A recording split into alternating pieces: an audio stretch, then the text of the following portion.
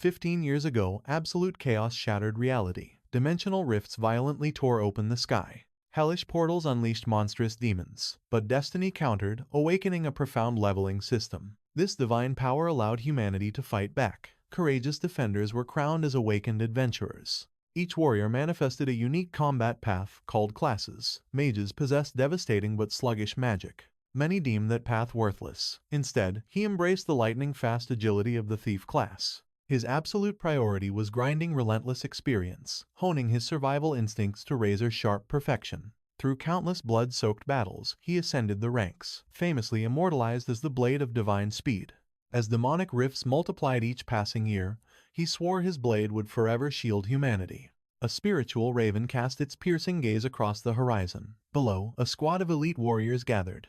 Stepping into the Grand Guild Hall, they formed a solemn circle. Heavy tension choked the air. The guild master glared down at Ioma. He was officially banished from the Sword of Glory. Shock shattered Ioma's world. His voice trembled in pure disbelief. What did I do? The supposed hero scoffed with ice-cold arrogance. Do not play dumb, you know exactly why. Their female companion averted her eyes in profound sorrow, while the arrogant leader mercilessly laid out reality. Monster evolution is accelerating rapidly. Your pathetic dagger strikes cannot even scratch high-ranking demons. Without healing or defensive buffs, you are dead weight. Ioma ground his teeth, swallowing bitter humiliation. His fist shook with helpless fury. The leader sneered, declaring the golden age of thieves utterly dead. Your fragile class is only good for scavenging low-tier trash mobs. In high-stakes raids, we desperately need a mage's devastating destructive damage. He shot a knowing glance toward the girl. The association is also stripping your S-rank title. These new abyssal rifts would instantly slaughter you. Ioma desperately grabbed the leader's collar, roaring in protest. He knew his explosive damage lacked power. But this betrayal was unforgivable. He bled for this guild. In venom mastery, he reigned unrivaled. With the right toxins, he could slay anything. But the leader ruthlessly cut him off, making one demand.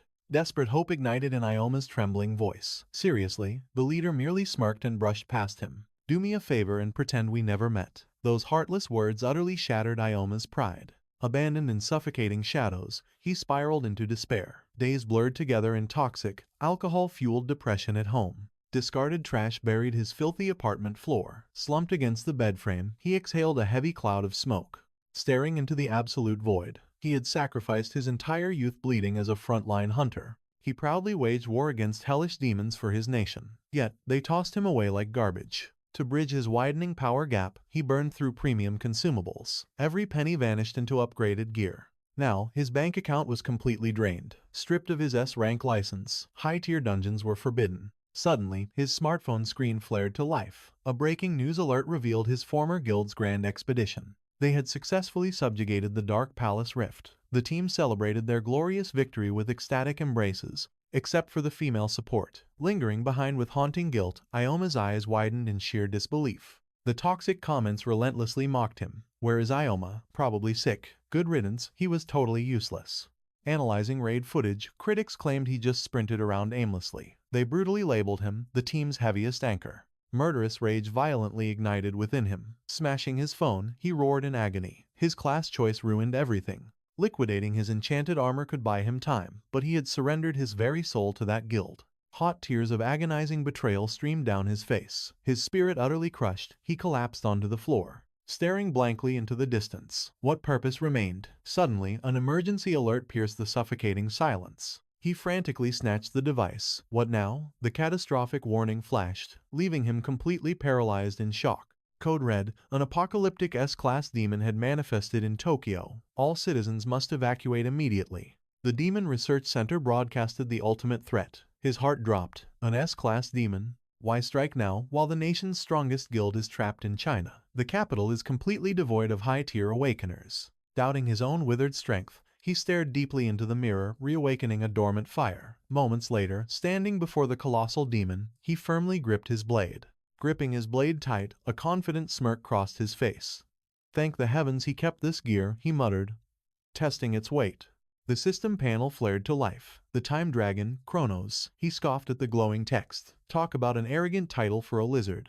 Locking eyes with the beast, his aura flared. Burn this day into your memory, Chronos, because it will be your absolute last. His bold declaration hung in the air, fueled by absolute confidence. In response, the colossal beast unleashed an earth-shattering roar. Debris exploded outward from the sheer sonic force. Embracing his adventurous spirit, Ioma lunged forward like a striking viper. The civilians were safe. He just had to survive until backup arrived. Suddenly, the dragon jaws unhinged, glowing with primal fury. A devastating torrent of hellfire erupted. Ioma twisted and weaved through the inferno, but the relentless beast gave no quarter. Cold sweat mixed with exhaustion as he gritted his teeth. The speed of this behemoth was absolutely terrifying. A total nightmare. Crack. The beast struck, shattering his trusted dagger into countless useless shards. Left defenseless, Ioma instantly pivoted and sprinted for his life. Skidding to a halt, he glanced back. A massive crater had been annihilated into the earth, raining down jagged boulders. Suddenly, a blinding radiance swallowed the battlefield. Senses tingling with mortal danger, Ioma cautiously peeked over his shoulder. The behemoth was already there, charging like a runaway freight train. Death was closing in. He desperately needed to create space. Extending his arm, mana surged through his veins. He hurled his enchanted weapon through the air, deploying the lethal poison sickle. Clang! The cursed blade violently ricocheted off the dragon's scales. He always knew this legendary armor was nearly impossible to pierce. But this level of invincibility, it was mind-numbing. Frozen in absolute shock, he watched the titanic claw rise for the killing blow. The gap in their levels was an endless abyss. Without his extreme speed, mastery, he would have been a bloodstain minutes ago. Backed into a corner, he made a desperate gamble. Gripping his rope tightly, he spun it into a blazing arc of momentum. Mana flared as he activated his signature class skill. The ultimate rogue technique. Thief Claw roared to life. This divine ability could forcefully plunder an enemy inventory. Surely, an apocalyptic beast hoarded unimaginable treasures.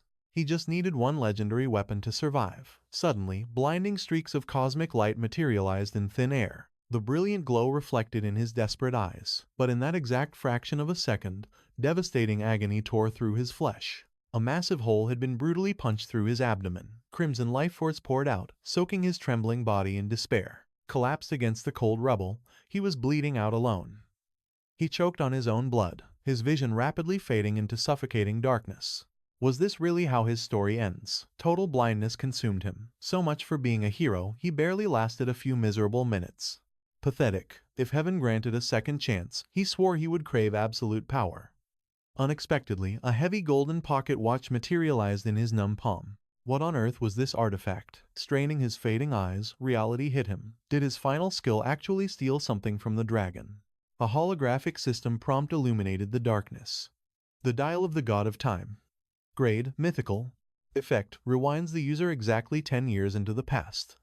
Warning, this divine artifact will be permanently erased from existence upon activation. His fading pupils dilated in sheer disbelief. A mythical grade, an artifact that literally bends the absolute laws of time. Squinting through the blood loss, his mind raced. Mythical items were nothing but rumors. Could this actually reset his tragic fate? The shadow of the dragon descended, claws raised for the final execution. Staring death in the face, Ioma knew his clock had run out. Clenching the golden artifact with his last ounce of strength, he roared, "Fine, let us rewind this pathetic timeline." The monstrous talons slashed mere inches from his eyes. He stared at the glowing dial, betting his entire soul on a miracle. Shredding flesh, the catastrophic blow instantly annihilated his body, sending him flying like a broken doll. But then, an otherworldly sensation washed over him. Was this the afterlife? A nauseating vertigo twisted his stomach. Blinking rapidly, he suddenly materialized in a familiar bedroom, clutching a smartphone. Staring at the familiar ceiling, his eyes locked onto the digital clock. 8 a.m., Friday, September 13th, year 2030.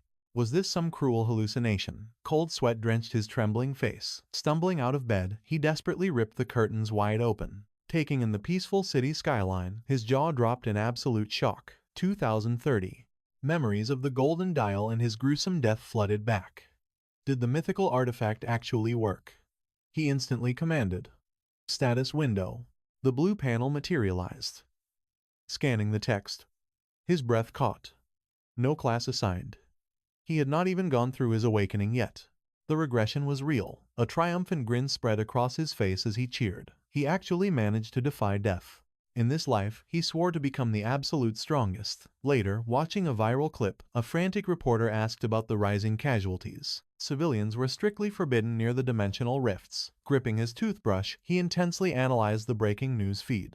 The broadcast warned of an escalating crisis. Monster threats are rapidly mutating in scale and power. Humanity stands on the brink of annihilation. The undeniable truth settled in. He had truly leaped a decade into the past. Armed with future knowledge, he would rewrite history itself. High levels ruled this era, but returning from the future granted him an insurmountable edge. He had to devour experience and hoard rare artifacts. Future knowledge was his ultimate weapon, but first, he desperately needed a class awakening. The absolute requirement: hit level 10. Thankfully, unawakened rookies had access to specialized beginner rifts. Plunging into an unregulated, chaotic goblin cave, a thrilling rush of adrenaline washed over him. This was the perfect hunting ground. He was blazing toward level 6 in this F-rank dungeon. Suddenly, with a savage roar, someone obliterated a goblin nearby. Foul monster blood splattered everywhere. The mysterious swordsman spun around, flashing a glaringly bright, unbothered smile. He warned the rookie to stay alert, asking if he was hurt.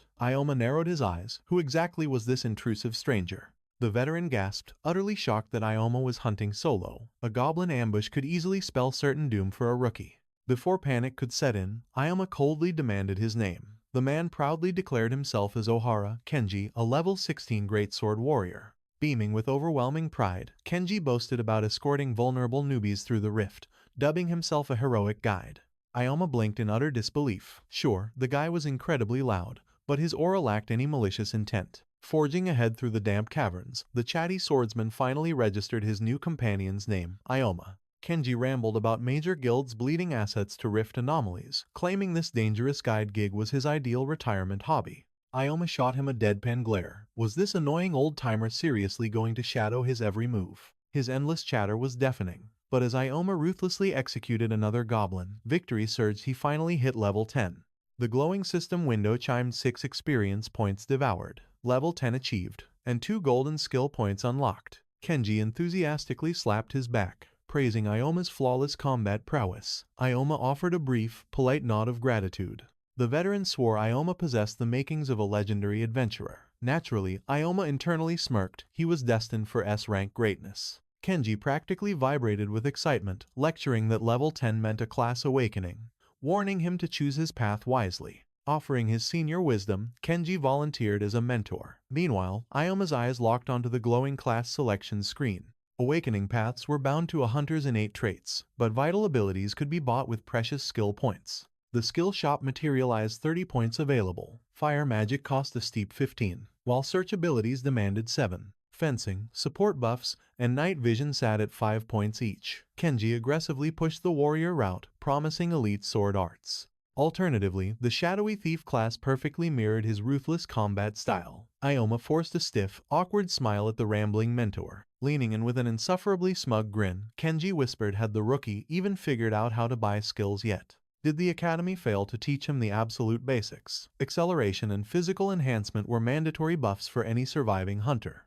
Maxing out those raw physical stat boosts was the undisputed golden rule for all beginners. But Ioma knew the future's hidden truth. True apex predators never squandered early points on pathetic generic buffs. His eyes locked onto a seemingly useless ability. Without hesitation, his finger hovered over the glowing selection. Absolute terror warped Kenji's face as he screamed for Ioma to stop. The system chimed 5 points dumped into soft fall. A trash skill meant merely for gravity resistance. The veteran frantically yelled that such a niche ability was completely worthless. Clutching his chest in sheer agony over the wasted points, Kenji sputtered in disbelief. Why pick such a pathetic utility skill? But the veteran's protests fell on deaf ears. The ruthless system confirmed the purchase, instantly draining 5 golden points. Smirking at the glowing interface, Ioma casually declared it a perfect start. Kenji violently scratched his head, utterly bewildered. Stuttering in shock, the guide argued there were barely any cliffs here. He begged the rookie to save his remaining points. Ignoring the frantic warnings, Ioma's fingers danced across the holographic interface with ruthless, calculated precision.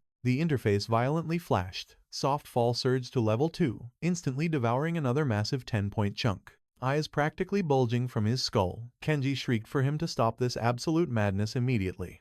Unfazed, Ioma coldly tapped the glowing rune again. The system roared as soft fall maxed out at level 3. 15 more points instantly vanished. Kenji dropped to his knees, violently tearing at his hair in absolute despair. He shrieked in horror, devastated that this stubborn rookie had just completely ruined his entire awakening by ignoring his veteran advice. Ioma cast a chilling, indifferent glance at the weeping man. Defeated, Kenji shakily climbed back to his feet, heavily sighing. He bitterly groaned that with such a garbage skill tree, Ioma was doomed to awaken as a pathetic peasant class. Ioma merely smirked at the veteran's ignorance. The golden system flared, displaying his options: swordsman, peasant, and gravity master. He confidently locked in his destiny. The ultimate hidden class, Gravity Master, unlocked exclusively by dumping every single point into the abyss. As for the soft fall skill, it remained hidden for ages due to its insane unlock conditions. Even after unearthing this obscure class, no one dared to select it because of its pathetic base stats. A decade later, the true mystery of Settle Scent. This power remained unsolved. But having lived as an S-rank adventurer, he knew the absolute truth. Gravity Master is actually the sect most overpowering class in existence. The system window flashed its golden light, asking to confirm his destiny as a Gravity Master. Class. Kenji's face went pale with absolute terror. He screamed at him to stop this madness, begging him to drop the magic class. He could still walk the path of a swordsman, but Ioma just smiled with unshakable confidence. No, this is his chosen fate. The system window chimed, locking in the Gravity Master class. The divine arts of gravity, magic, and absolute space control were finally his. He clenched his trembling fists, aura surging through his veins, before jumping up in pure ecstasy and roaring to the heavens. He finally claimed this legendary power. With this path, he would ascend as the absolute strongest adventurer in the NIS entire world. His tragic past would never repeat itself. Kenji stared at him in utter disbelief and warned, Ioma, the way. Fragile magic class is a death sentence. The chances of surviving out there are close to zero. This path makes fighting an absolute nightmare. So, he should abandon his dreams of being an adventurer right now. Melee fighters always dominated the food chain compared to everyone else. Suddenly, a blood-curdling shriek pierced the air. Kenji froze in pure shock and yelled out in panic. After that, the deafening sound of battle echoed through the area. A terrified girl was trembling on the ground, peeking through her fingers at the Monosaner. Nightmare unfolding before her. A bloodthirsty goblin was wielding a wicked blade. The system window glowed ominously. Red Hood. Level 17. Kenji stepped back, his face completely drained of color. Is this a sick joke? How did a high-level nightmare spawn here? The monstrous goblin locked its deadly gaze on him. He shielded the crying girl with his own body and screamed out. This elite variant is impossibly rare. He came to this zone to avoid terrifying life or death battles, and if it escapes into the wild, it would be a massacre. The local adventurers haven't even broken past level 10 yet. He had to make a sacrifice. Suddenly, he roared at the top of his lungs, Ioma, run away and dash. Leave the distraction to him. Gripping his sword with shaking hands, he charged headfirst into hell. Ioma watched the reckless dash and analyzed. A red cap. Ohara's current stats are way too low for this. Kenji clashed with the towering beast, desperately parrying the heavy blows with his blade. But the goblin's brutal slash overpowered him, sending him crashing to the dirt. The deafening clang of steel rang out, and Ioma instantly read the situation. Kenji lacked the experience to handle an elite predator like this. Kenji glanced around frantically and screamed, Is there any level 15 warrior willing to risk their life? The surrounding crowd just watched the slaughter in absolute horror. Isn't he level 16 himself? There's no way he can survive a clash with that monstrous strength. Against such overwhelming killing intent, one single misstep means instant death. Ioma analyzed from the shadows of the terrified crowd. He can't step in recklessly, the level gap is currently too massive. He can't even track the beast's movements. And his newly acquired gravity magic lacks raw power. He hasn't fully mastered his new class abilities just yet. Suddenly, a memory flashed in his mind. Kenji flashing a warm smile, telling him to stay safe and asking with genuine care, Is he hurt? A wave of guilt crashed over him. He couldn't just abandon a comrade with such a golden heart. He truly respected the guy. Without hesitation, he snatched up a blade and rushed into the fray, roaring that he wouldn't leave a brother behind. Kenji spotted him and screamed in horror, Ioma, he needs to stay back. This demonic beast will slaughter him in seconds. A beginner magic class is practically defenseless. With such a massive gap in raw combat power, it's pure suicide. Ioma roared out, Red Hood. His eyes locked onto the bloodthirsty predator, declaring that he would test his legendary awakening on its flesh. He was completely prepared to wager his second life, to witness the absolute limit of the strongest class in existence. If they failed to crush this beast, death would be their only escape anyway. He prayed to the heavens that his mythic class wouldn't fail him. Now, at that exact moment, the monstrous goblin charged with a blood-chilling roar. Right past the paralyzed Kenji. Kenji shrieked in absolute panic. Ioma, he needs to run for his life. The berserk beast locked onto Ioma, thrusting its lethal blade forward. The fatal flaw of any magic class has always been their fragile physical endurance. Spellcasters were heavily reliant on vanguard tanks for survival. However, the Divine Gravity Master shattered those rules. This legendary path allowed one to exponentially boost physical stats by burning mana. He instantly chanted his new spells: Gravity Control, Gravity Weakening. Suddenly, an intense purple aura erupted from his core, engulfing his entire being. He glared at the beast with eyes of a predator, making the creature halt in its tracks. Kenji's jaw dropped in absolute shock as he gasped. Is he moving at the speed of sound? By nullifying his own gravity, his velocity reached superhuman levels. Though his trajectory was linear, it truly didn't matter how ferocious the enemy was. As long as he possessed absolute combat foresight, the monstrous goblin launched a vicious assault, twisting its face into a demonic sneer, baring its jagged fangs as it executed a deadly leaping slash.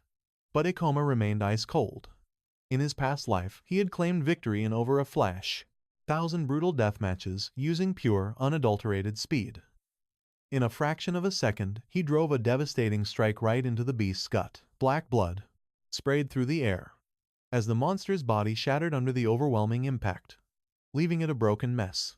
Kenji could only watch in mind absolutely blown. He demanded to know how a mere low-level magic user could ever scratch the terrifying red hood. The Gravity Master isn't just magic. It boasts monstrous physical prowess, with precise mana control and the right awakened skills. The absolute ceiling of this class defies the heavens. In these early stages, low-level monster movements are practically in slow motion. Using that overwhelming speed, dodging its desperate strikes is absolute child's play. Kenji, with eyes wide in shock, finally stammered out, "Ioma, you just..." But his sentence was cut short by a blood-curdling screech. "Hurry, we have to strike it down now." The beast crouched menacingly before Ioma. Right behind him, Kenji shook off his paralyzing shock, his face hardening with sudden resolve. Charging into the fray, he roared a mighty battle cry. He aimed his blade at the goblin, who hissed a confused warning. But the blinding aura of his blade was already illuminating the battlefield. Meanwhile, perfectly positioned behind the distracted beast, Ioma had already manifested a brilliant magic circle. A confident smirk crossed his face.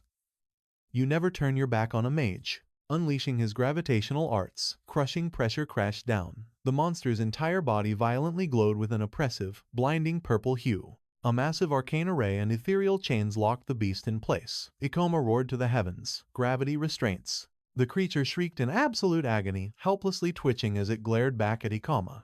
Seizing the perfect opening, Kenji swung his aura-infused blade, roaring with absolute fury. His blade cleaved its chest, utterly obliterating the creature in one devastating strike. The system chimed, 25 experience points granted, level up to 12. A wave of relief washed over Ioma. They had actually conquered the nightmare. That clash was absolute madness. With the legendary potential of the Gravity Master class, reaching the absolute pinnacle is actually possible. The surrounding spectators stared in breathless awe, doubting he was merely a rookie. He actually annihilated the infamous Red Hood.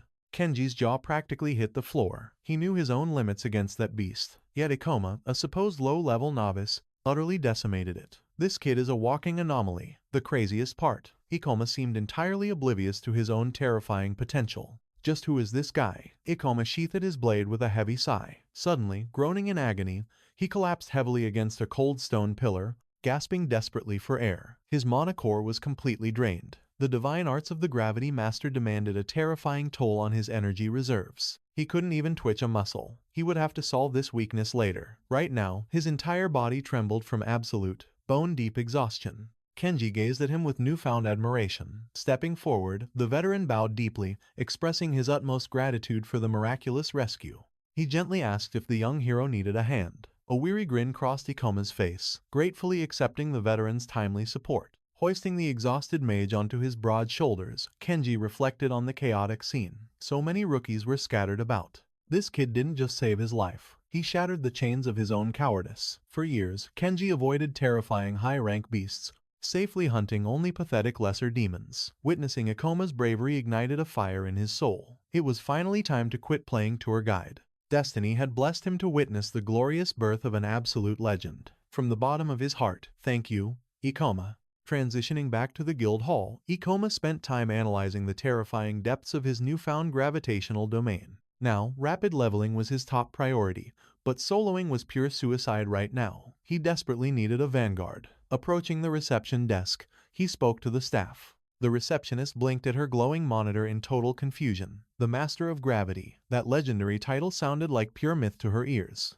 It registered as a magic class, yet his base stats were tragically abysmal. Could this guy even survive a real fight? Ignoring her doubt, Ioma held a fierce gaze, prompting her to politely ask if he was seeking a temporary mercenary party. The guild currently had several rookie squads available. Ikoma's eyes lit up, requesting an immediate introduction. The receptionist hesitated, biting her lip. She could arrange it, but his pitiful stats. She feared he would face brutal rejection. A shadow fell over Ikoma's eyes. Having an obscure, unverified class was a massive double-edged sword. Naturally, traditional parties would treat him like dead weight. Pushing past the sting, he politely insisted on meeting the party leaders anyway. Suddenly, an arrogant voice sliced through the bustling guild hall. What in the world is all this pathetic begging about? Is our lovely receptionist being bothered by trash? Stepping out of the shadows, a flashy, blonde-haired rogue swaggered aggressively toward Ioma. Ioma shot him a cold glare, demanding to know who he was. The golden-haired intruder scoffed, flashing a mocking grin. Are you living under a rock, kid? I am Atsunami, the glorious captain of the legendary Thunder Knights. Unfazed by the flex, Ioma calmly asked if he was a vanguard warrior. Atsunami snickered condescendingly. Obviously, it is common sense that magic users are absolute garbage. Mages are just cowardly weaklings, terrified of spilling blood on the front lines. That is exactly why they die early. If you chose to be a fragile spellcaster, you can only blame your own pathetic ignorance. You just rolled a rare class with trash tier stats. Sure, my awakening is rare too, but my power actually dominates the battlefield, unlike your parlor tricks. Ioma tilted his head, genuinely curious now. Oh? You have a rare awakening too. Atsunami's ego inflated instantly, mistaking the genuine question for absolute awe. Fine, bask in my absolute superiority. He unsheathed his magnificent blade, and violent, crackling arcs of golden lightning suddenly erupted into the air. He hoisted his sparking greatsword toward the heavens, and, lightning strike, he roared. Instantly, a blinding golden aura erupted, swallowing the entire hall in an overwhelming brilliance. As the energy faded, he smirked, and proudly declared, Thunder Knight, an exceptionally rare class, boasting massive base stats and devastating skills. A perfect fit for his enormous ego. The surrounding hunters gasped in pure shock, whispering among themselves, is that awakening skill really that overwhelmingly powerful? What an absolute god-tier class. As he muttered smugly to himself, the frustrated guild receptionist suddenly interrupted his grand performance. She strictly reminded him that unleashing magic inside the guild was absolutely forbidden. Turning to her, he scoffed, casually explaining he was just flexing his might. To the pathetic newcomer, elite squads do not carry useless trash, and no veteran would accept a random stranger. Aren't you being completely delusional?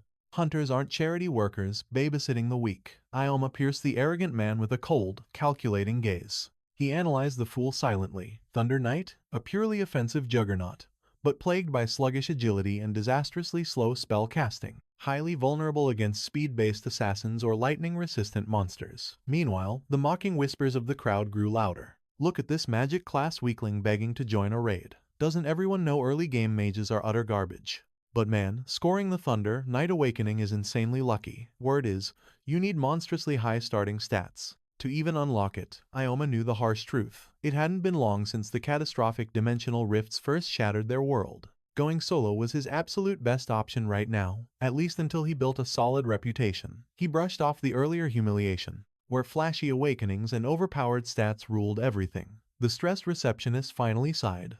Atsunomiya, please stop causing trouble. Unbothered, Ioma calmly waved it off, stating he had simply changed his mind. He would walk the solo player path. Sai sneered, arrogantly advising the weakling to abandon his foolish hunter dreams immediately. Above all else, he should prioritize not becoming monster food. Ignoring the taunts, Ioma silently turned on his heel. He casually waved over his shoulder, sarcastically thanking the loudmouth for the advice. The veteran watched his retreating back with a sharp grin. Inside the guild's archives, Ioma flipped through a dusty monster manual, muttering to himself, joining temporary pickup groups won't cut it. I need to form a permanent, elite strike squad. More importantly, I must heavily strategize around the unique synergy of my gravity manipulation powers. But first, he desperately needed to grind levels and secure some system achievements. Slaughtering the Red Hood Beast was absolute child's play. Trash-tier monsters had painfully predictable attack patterns, making his gravity magic devastatingly effective. The plan was simple: power level through the basics, then conquer the high-rank dimensional rifts. Snapping his fingers in realization, he slammed the manual open. Was this the perfect hunting ground? The level 25 Stone Temple Dungeon, a beginner-friendly resource zone designed for mining mana stones and grinding EXP, totally monopolized by the guild. Living gargoyles spawned here, and served as incredibly easy cannon fodder. Any mediocre mid-tier hunter could safely farm these golems, easily hoarding valuable loot, while rapidly boosting their stats. Basically, an advanced tutorial zone. If he could solo clear this, recruiting a top-tier guild party would be a total breeze. However, a glowing blue system prompt hovered menacingly. Player Ioma is currently level 12. Could he really survive and siphon enough experience without triggering the boss room? He had no other choice. Shutting the heavy tome, a spark of resolve ignited. If I grind the Stone Temple, maybe I'll unlock a hidden class perfectly tuned for gravity magic. With his destiny set, he marched out toward the glowing portal. Hours later, the familiar system chime announced his arrival at the Stone Temple. Inside the ruins entrance, a battered hunter stumbled down the ancient steps, hacking up blood and wailing in absolute agony. You shouldn't listen to the despair. Never let the terror of the weak infect your mind. The broken man sprinted wildly, screaming, "No," before violently collapsing onto the cold stone, crimson violently pooling from his shattered ribs. His eyes bulged with unimaginable horror as he glanced backward. Then, without warning, a deafening blast of blinding energy ripped through the chamber. Shockwaves shattered the pillars, sending jagged shrapnel flying everywhere. From the dust, a towering, blood-soaked gargoyle materialized from the shadows. Meanwhile, back at the guild, the terrified receptionist stared in absolute disbelief. "Are you completely insane? A level 12 entering the Stone Temple?" she shrieked. Ioma calmly slid his dungeon permit forward and smirked. "The guild system doesn't restrict it, does it?"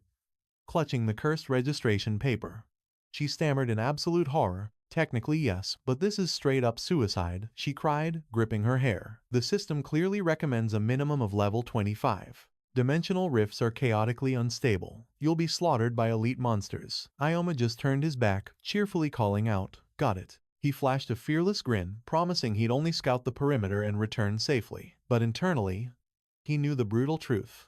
True power requires deadly risks. He had to hunt apex predators if he wanted to survive this hell. Anything to shatter his limits. He confidently marched straight into the swirling blue vortex. The plan was simple: in and out. Slaying just one mob would grant enough system EXP to trigger a massive level up. As he crept past the dormant stone guardians, a deafening grind of rock echoed. One massive statue hoisted its claymore, cleaving straight toward his skull. Ioma blinked at the sudden ambush, his lips curling into a mocking smirk. What an utterly pathetic jump scare. Suddenly, a glowing system interface materialized before his eyes. Level 20 already. He smirked at the slow beast, its blade grasping at thin air. "I think we are done here." The creature roared, slashing its massive blade, but Ioma possessed ghostly footwork, effortlessly dodging every desperate strike. Not a drop of sweat on his face. "Too slow," he whispered, a confident smirk curling his lips. The stone golem towered over him. Mana surged. He activated his gravity reduction skill, bathing his body in brilliant, crackling sparks. In a flash, he bolted in the opposite direction. The mindless statue stood frozen, completely losing its target. A monster of this tier was a joke. Every clumsy movement was an open book to him. Closing the distance instantly, his hands became a blur. He unleashed a devastating barrage of lightning-fast strikes. Yet, the golem merely scoffed. Ioma narrowed his eyes. Incredible durability, but absolutely zero offensive threat. The massive beast roared, launching its heavy body forward. But Ioma just sighed, readying his next move. "You know I completely outspeed you, yet you still charge in blindly. What a foolish creature." He tapped into his gravity magic once more. Pulsing, azure mana erupted from his very soul. He launched himself at the beast. "Double gravity," he roared. With crushing force, he drove his blade straight through its stony core. His weapon erupted with blinding light. In one clean slice, the massive statue was cleaved in two, crashing heavily into the dust. He smirked at the rubble, halving his weight for explosive speed, then restoring mass right at the point of impact. A flawless, devastating combo. Gained 25 experience points. Leveled up to 16. Gained 8 skill points. His eyes widened in shock. Multiple level ups from one kill. And a massive stash of skill points, too. Time to spend this loot. The glowing prompt appeared. Upgrading gravity magic to level 2 requires exactly 10 points. Gravity Control Level 2. This system upgrade grants absolute mastery over the personal gravitational field of the host. He stroked his chin, deep in thought. He could only afford one upgrade right now, and gravity was his ultimate weapon. The choice was obvious. He slammed the confirm button, triggering another magical system notification. Gravity Control has reached level 2. 10 points well spent. A satisfied grin crossed his face as he felt the newfound power. No longer just altering his weight. The system interface glowed, revealing his terrifying new capability. He could now manipulate the exact vector of gravitational force. His grin widened into a predatory smile. This changes everything. Used creatively, this skill was absolutely broken. Mission accomplished. He knelt to grab his prize. A crimson orb pulsing with raw mana. A genuine demon core. A magic stone. More than enough proof of his triumph over the Stone Guardian. Clutching the warm core, he knew it was time to extract. But his mana reserves were still practically overflowing. A wicked smile formed. Why not test drive this new awakening? Suddenly, the dark abyss shattered. A blinding flash of lightning tore through the rift, obliterating everything.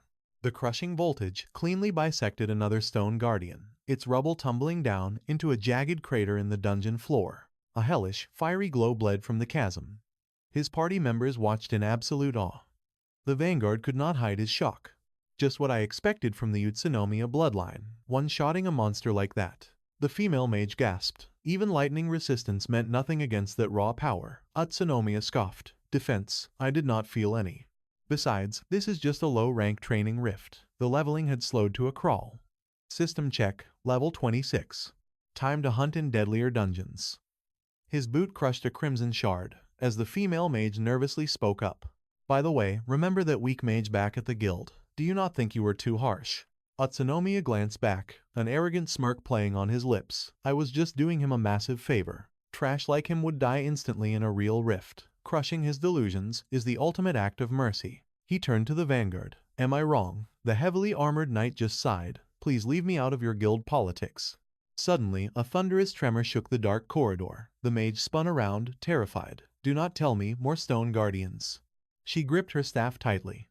But wait, why do those footsteps sound so massive? Utsunomiya simply grinned, welcoming the challenge. Relax, he chuckled confidently. Even low-tier mobs have genetic variations. Just then, a nearby statue completely crumbled into absolute dust. The party froze in sheer terror. Whatever was coming, this was not just a simple stat variation. The killing intent was suffocating. Now this is getting interesting.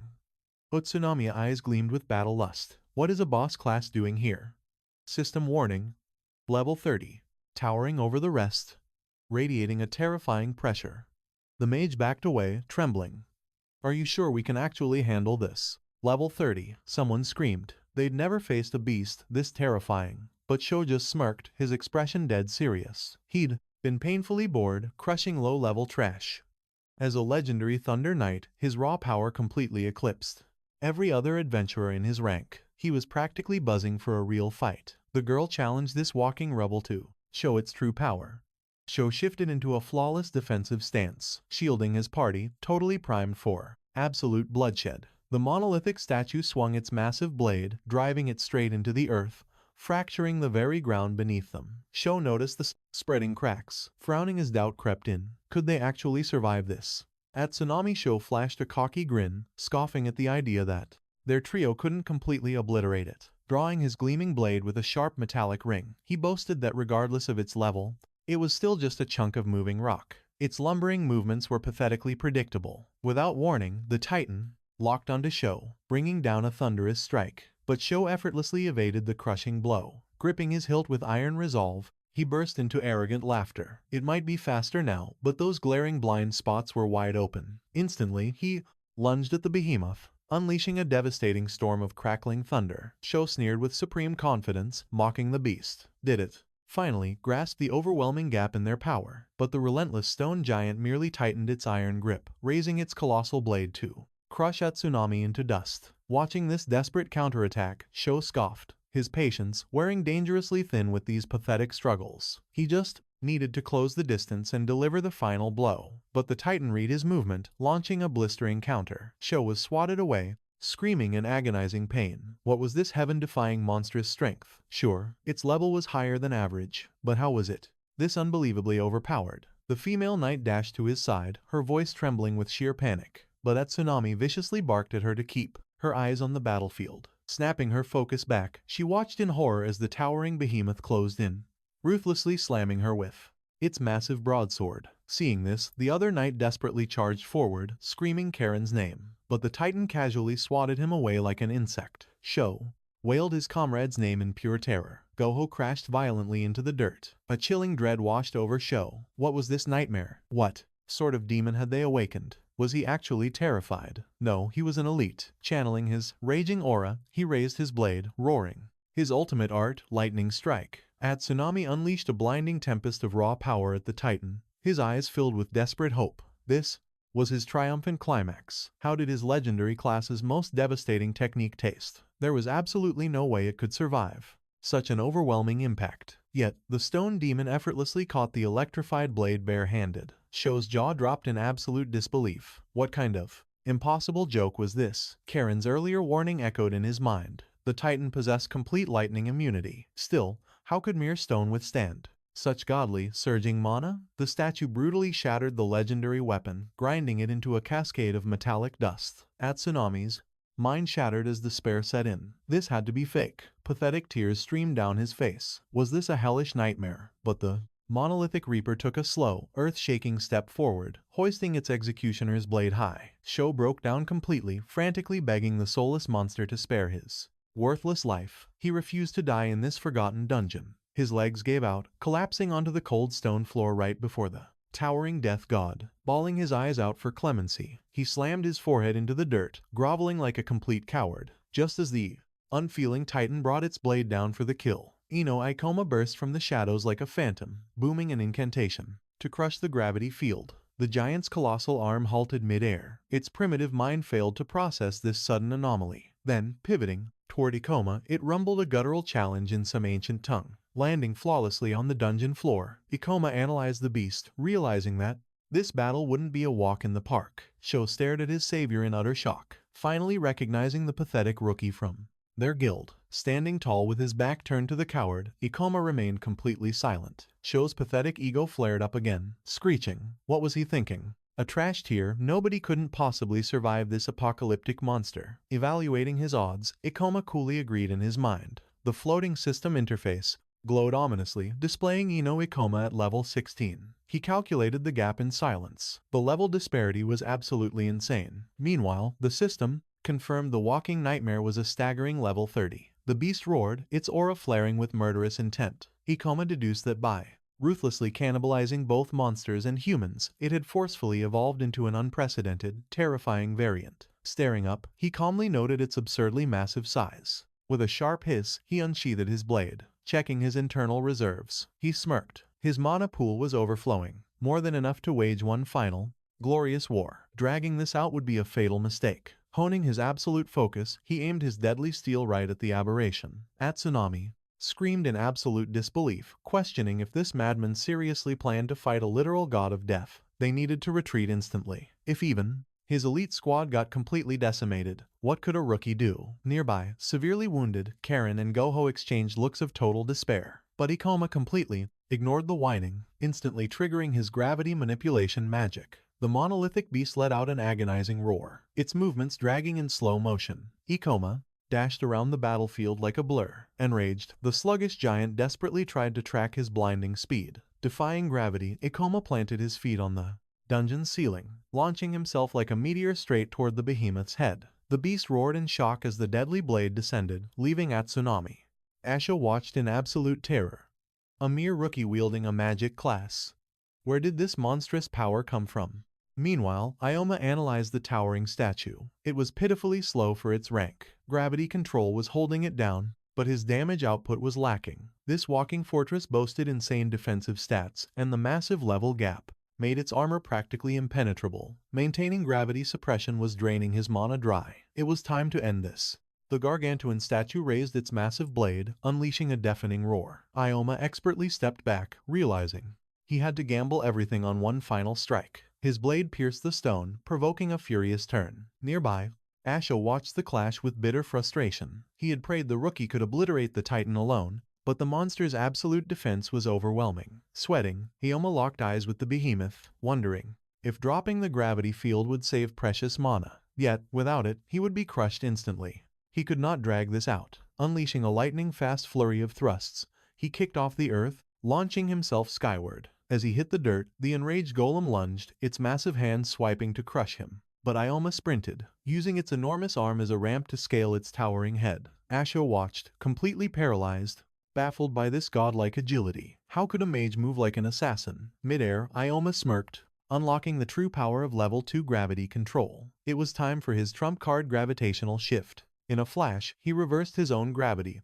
planting his feet firmly against the dungeon's ceiling. The mechanics were flawless. Now for the finale. He instantly chanted his next miracle, double gravity. The amplified force pulled him down like a comet. Plunging straight toward the roaring beast below, he screamed his ultimate attack, Meteor Fall. The devastating impact shook the cavern, sending a massive fissure splintering through the unbreakable stone. The colossus shattered into dust. A glowing system prompt confirmed. 524 experience points gained. His level skyrocketed to 23, and 14 skill points were acquired. Breathing heavily, Ioma turned back. Was Asho all right? He had just casually annihilated a titan way above his league. Slowly, he sheathed his humming blade, exhaled sharply, and collapsed onto the rubble. The system notified him that his soft fall passive hit level 3, heavily negating drop damage while boosting gravity resistance. Exhausted, our hero slumped against a boulder, realizing his mana core was practically empty. Across the room, Asho was trembling. What terrifying, monstrous power! His own ultimate lightning magic had not even scratched that beast. Never, in his wildest dreams, did he imagine this despised rookie would be his savior. Why rescue him after all those insults at the guild? A horrifying thought struck him. Was this the ultimate form of revenge, sparing him just to humiliate him? But Ioma calmly approached, offering a gentle hand. Can you stand? The arrogant veteran flinched, then swallowed his pride, accepting the grip with a shameful, grateful smile. Later, under the blazing sun of a clear afternoon back at the Adventurers Guild, the receptionist's jaw hit the floor. Did he seriously cross paths with a level 30 walking statue and slaughter it? Ioma casually nodded, but the clerk refused to buy it. He was just a low-tier novice who ventured into the deadly dungeon entirely alone. Smirking, Ioma slammed a massive, glowing crimson core onto the counter. Trembling, she inspected the crystal. The overwhelming energy radiating from it undeniably belonged to a level 30 boss. Astounded, she registered his legendary feat. Did he wish to cash out? She estimated this supreme treasure would fetch an easy 200,000 yen. Ioma grinned, a perfect starting fund. As he turned to leave, a familiar voice echoed through the hall. Asho stood there, stripped of his former arrogance. With a respectful bow, he expressed his deepest gratitude for the miraculous rescue. But that was not all. He brought a game-changing offer. A confused Ioma listened as Asho formally invited him to join the Knights of Thunder. The entire guild hall gasped. Drafted into the elite Thunder Knights, they were the absolute pinnacle of rookie factions. Asho proudly stated that earning this golden ticket was a once-in-a-lifetime privilege most warriors begged for. Ioma scratched his head awkwardly, hesitating to drop the bomb. Misreading the silence, Asho warmly reassured his savior that his spot was guaranteed. But Ioma's calm voice shattered the illusion. He would have to pass. The surrounding adventurers nearly choked. He just rejected the most prestigious guild in the city. Asho's jaw dropped. Was he not desperate for a party, Kali?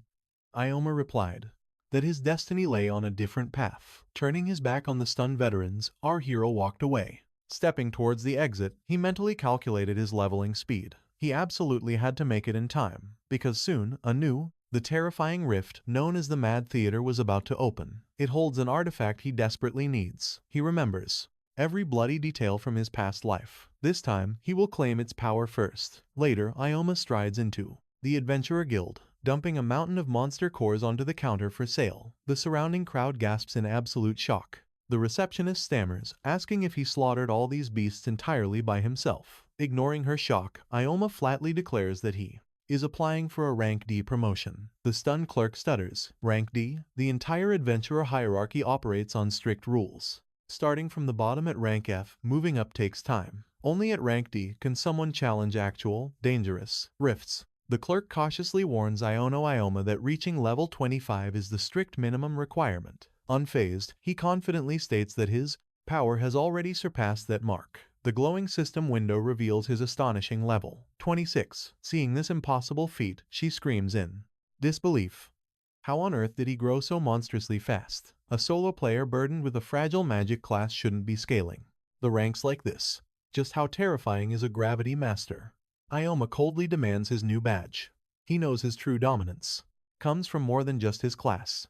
In his past life, he was a Supreme S rank. 10 years of brutal battlefield mastery flow through his veins. He must ascend the ranks flawlessly. Securing this D rank plaque finally unlocks the gates to high-tier rifts. Furthermore, this new status grants him absolute freedom to accept premium guild quests. After all, the catastrophic Mad Theater is destined to tear open soon. That very dungeon hides a mythical, game-changing weapon. In his previous timeline, the fool who claimed it was consumed by its overwhelming, demonic power. The hunter went completely insane, slaughtering innocent allies. Ioma refuses to let that catastrophic tragedy repeat itself. To conquer that nightmare dungeon, he urgently needs capable party members. Scanning the bustling guild hall, he mentally calculates that bringing a massive squad would only drag him down. Comrades must be selected with absolute precision. For this raid, a perfectly synced duo is the ultimate strategy.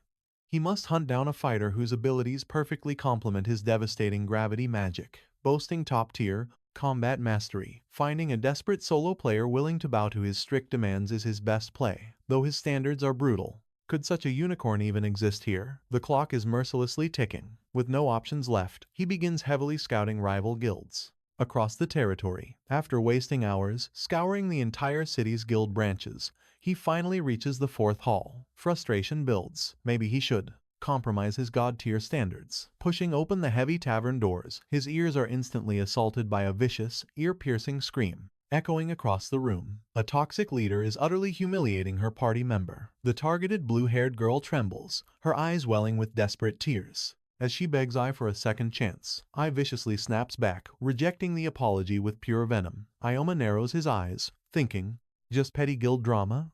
I ruthlessly announces she is kicking the sobbing Satsuki out of their squad forever.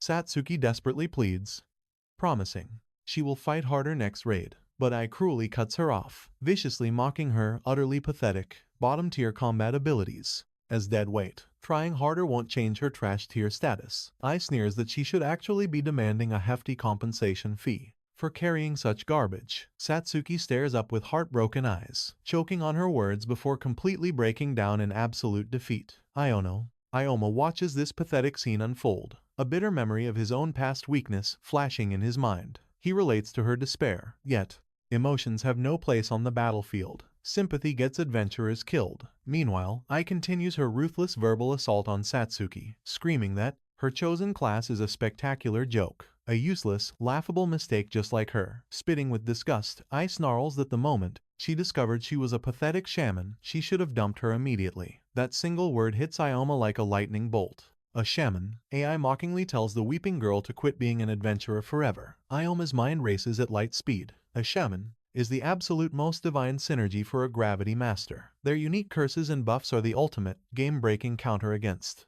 the catastrophic boss of the Mad Theater. Suddenly, I glares at his towering presence, viciously barking at him to stop staring. This isn't a free circus show. Unfazed, he coldly introduces himself as Ioma. A glowing holographic system window dramatically reveals his mighty stats. Gravity Master, Rank D, Level 26. Ioma casually states he merely entered the guild seeking a powerful raid partner. Eyes arrogant, attitude instantly vanishes. A D-rank veteran? What incredible luck. She just dumped her dead weight. Switching to a sickeningly sweet, fake smile, she warmly offers him the newly emptied spot in her elite party. Ignoring her completely, Ioma strides directly toward the shattered Satsuki, demanding she form a pact with him. Satsuki gasps, her jaw dropping in sheer disbelief. Humiliated and furious, I shrieks, what? Ioma internally celebrates his unbelievable luck in finding this hidden gem. He absolutely refuses to let her go. I frantically protests, screeching that the blue-haired girl is utter trash, begging him to join her instead. Satsuki sadly stammers that she would love to accept, but he is a mighty Kana, D-rank hero. While she's stuck at a pathetic level 10, Ioma firmly grasps her hand, his steady aura washing over her. Levels are merely numbers he can grind. It is her unique power he craves. Still traumatized, Satsuki weakly protests she is useless and will only drag him into an early grave. Staring into her eyes, Ioma vows to forge her into an absolute legend. Her doubts waver. Is this destiny? Giving up on being an adventurer seemed like her fate. But Ioma boldly steps forward, asking for a moment. He promises to awaken her true potential. Satsuki bashfully nods, deciding to entrust her future to him, if he truly doesn't mind. Ai scoffs with sheer disgust, calling her completely worthless. She warns him not to regret picking up such trash. Her companion sighs heavily, mocking this doomed alliance. Walking right past them, Ioma casually thanks them for the unwanted advice, adding with a smirk that he understands his own power perfectly. As Satsuki nervously follows, Ai glares at their retreating backs, with blazing resentment.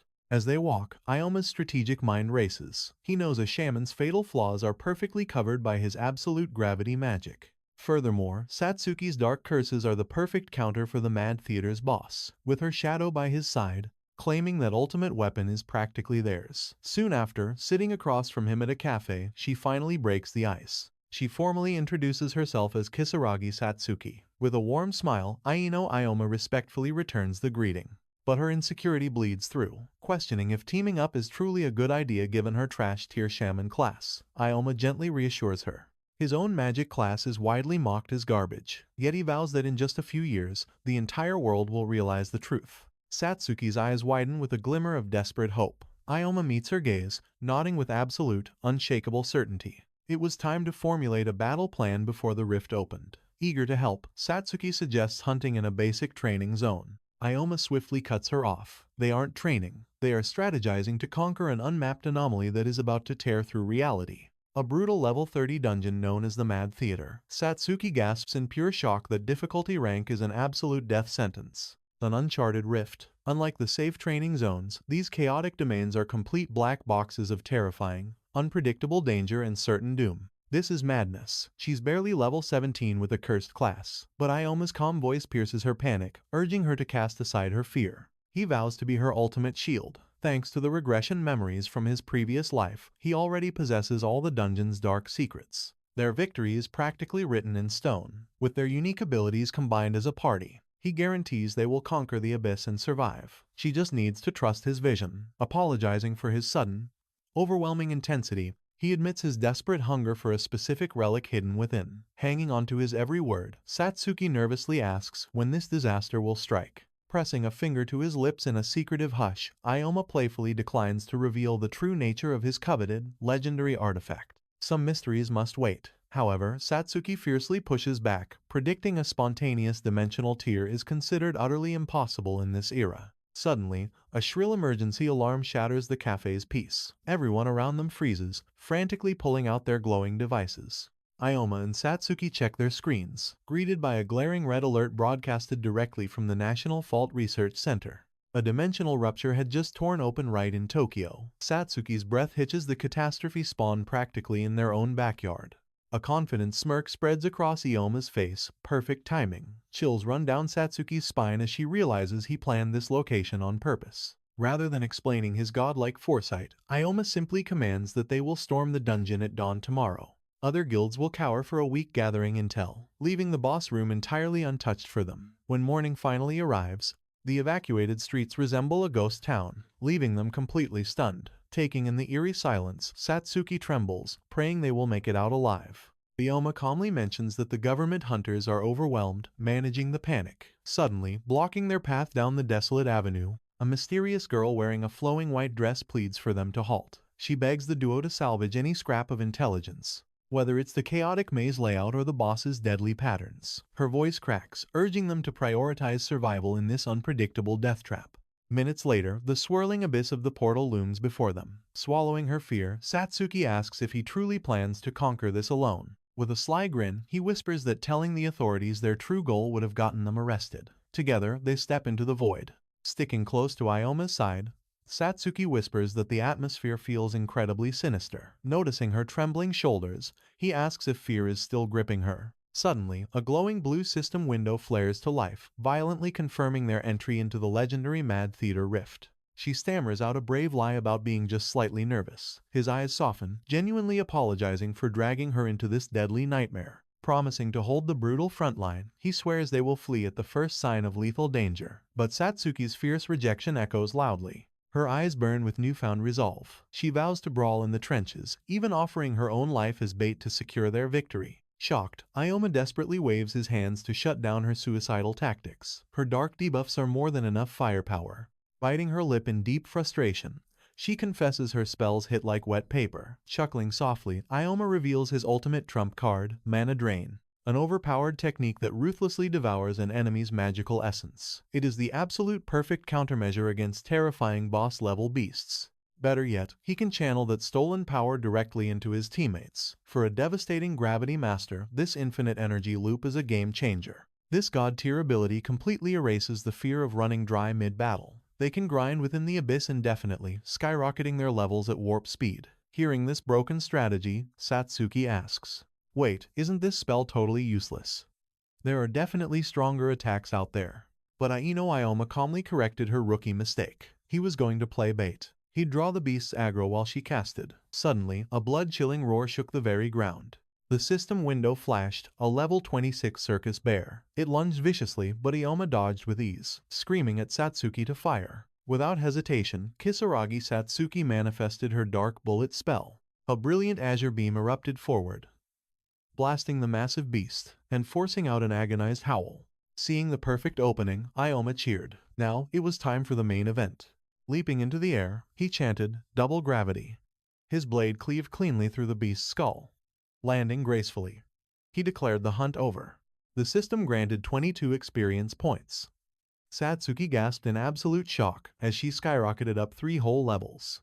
Despite her obvious joy, a heavy guilt weighed on her heart. Was she just deadweight? Ioma quickly shattered those doubts. Her raw magic was vital. Plus, powering up together was exactly what true allies did. Satsuki murmured the word. Allies. Why did that make her heart flutter? Past parties only used her, but this felt entirely different. Meanwhile, Ioma proudly announced his own level up. Flashing a bright smile, she promised to give it her all. Ioma chuckled warmly, warning her not to push past her limits. Watching his back, Satsuki realized his gentle strength was slowly melting away her deep-seated insecurities. Her combat senses were sharpening perfectly. She swore to herself she would crush the boss and claim that rare loot.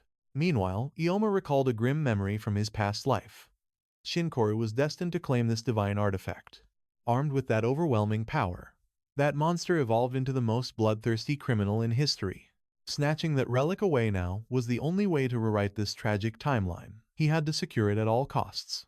Since Kaoru wouldn't invade this dungeon until much later, their current window of opportunity was perfectly safe. Yet, deep within that very same rift, a terrified hunter swung a massive war hammer, desperately targeting a crimson-haired youth. The youth ducked effortlessly, chanting a deadly thrusting skill, before plunging his blade right through the hunter's vitals, twirling his blood-soaked dagger.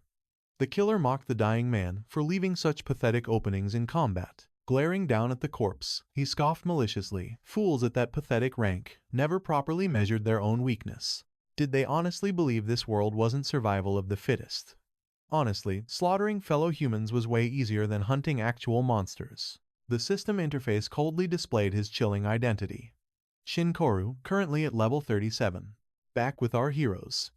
Ioma unleashed another double gravity. A blinding orb crashed into their target, instantly obliterating it. The system confirmed the death of a level 27 killer doll. Satsuki watched in pure awe, completely amazed that spamming spells from the rear guard was boosting her stats this insanely fast. The window updated their ranks. Satsuki hit level 22, while Ioma reached 27. She bowed apologetically again, deeply feeling like she was dragging down his otherwise lightning-fast solo grinding pace. But Ioma brushed it off with a smirk. At their current rank, these beasts had painfully predictable attack patterns anyway. He reminded her that mages were late-game powerhouses. Satsuki nodded gratefully, but nervously suggested they retreat for now.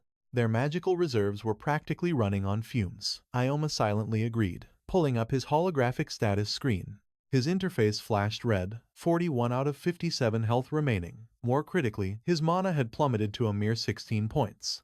Since he relied heavily on gravity manipulation for combat buffs, Satsuki rightly pointed out that dropping below 50% mana meant an immediate mandatory retreat to the guild. Ioma sighed in agreement. It was time to pull out. Suddenly, Satsuki gasped as a vile creature blocked their path. The system identified it, a level 24 goblin clown. But Ioma just flashed a sinister grin. Perfect timing. Moving like lightning, he brutally grappled the struggling goblin. He roared for Satsuki to activate her mana drain curse.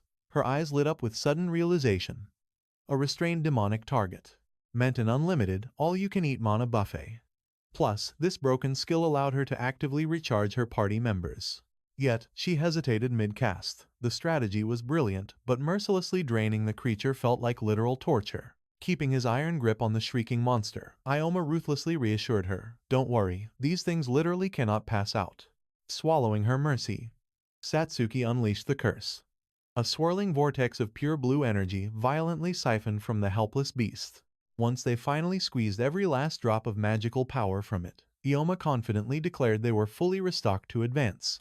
Glancing back at the hollowed-out goblin corpse, Satsuki whispered a quiet apology. This brutal dungeon crawl was far from over. Ioma declares it is time to restore his mana. He urges Satsuki not to be shy. She nods in agreement. Ioma takes a seat, and Satsuki channels her energy to replenish him. Checking the system window, he nods. His mana pool has surged from 16 to 25 points. Kisaragi, Satsuki frowns in disappointment. Her skill only restored a measly 9 points of energy. But Ioma brushes it off. They just need to hunt 6 more goblins. Satsuki gasps in shock. 6 more? He smirks calmly. It is the perfect chance to level up. Soon enough, Ioma clashes with another grotesque goblin. Delivering a punishing blow, he declares it the final victim. The 6th target falls. How is her mana holding up? She confirms her reserves are full. Suddenly, the system window glows brightly, announcing Kisaragi Satsuki's rank has skyrocketed to level 24. Meanwhile, Ioma reaches level 28. She beams, realizing this aggressive strategy guarantees rapid growth. Ioma agrees but warns her to pace her mana recovery. One single misstep in battle could spell utter doom. However, with flawless execution, they could effortlessly slaughter 100 demonic beasts. Staring at their glowing stats, Satsuki marvels at her explosive growth in a single day. She has never experienced such a thrilling power surge. Back in the guild, they were strictly forbidden from fighting monsters of an equal or superior rank. Ioma scoffs at the memory. He firmly states that the guild's cowardly methods teach him absolutely nothing. True power requires risking everything on the battlefield. Hearing his unyielding philosophy, Kisaragi Satsuki furrows her brow in thought. Plunging deeper into the rift's dark corridors, a chilling realization washes over her.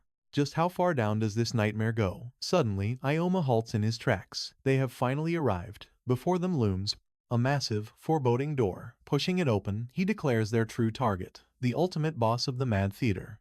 Nobody expects anyone to clear this hellish dungeon on day 2. Satsuki stammers in panic. She has never faced a boss. This will be her first real trial by fire. Ioma gazes at her intently. If the fear is too overwhelming, they can always retreat. But she fiercely shakes her head. I always scolded her for being a trembling coward, and she is desperate to break that cycle. If he needs her magical prowess, she will not falter. Impressed by her resolve, a confident smirk spreads across Ioma's face. Perfect. Then let us crash this boss's stage.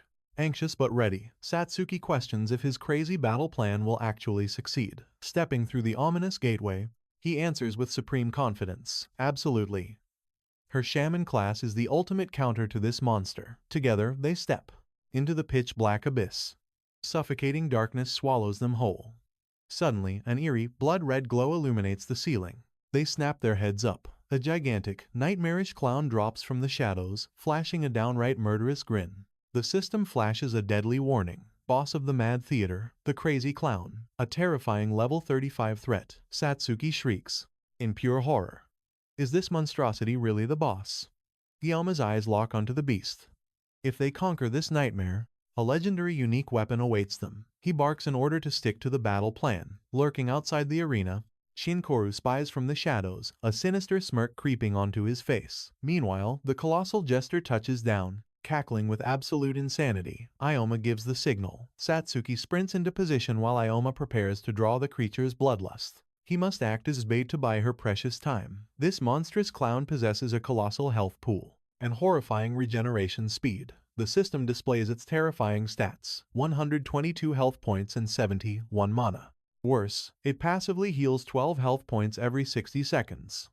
Compared to that hulking beast, Ioma possesses only 47 health out of 60, and 45 mana out of 48. Kisaragi Satsuki is even more fragile, sitting at 32 health out of 45 and 43 mana.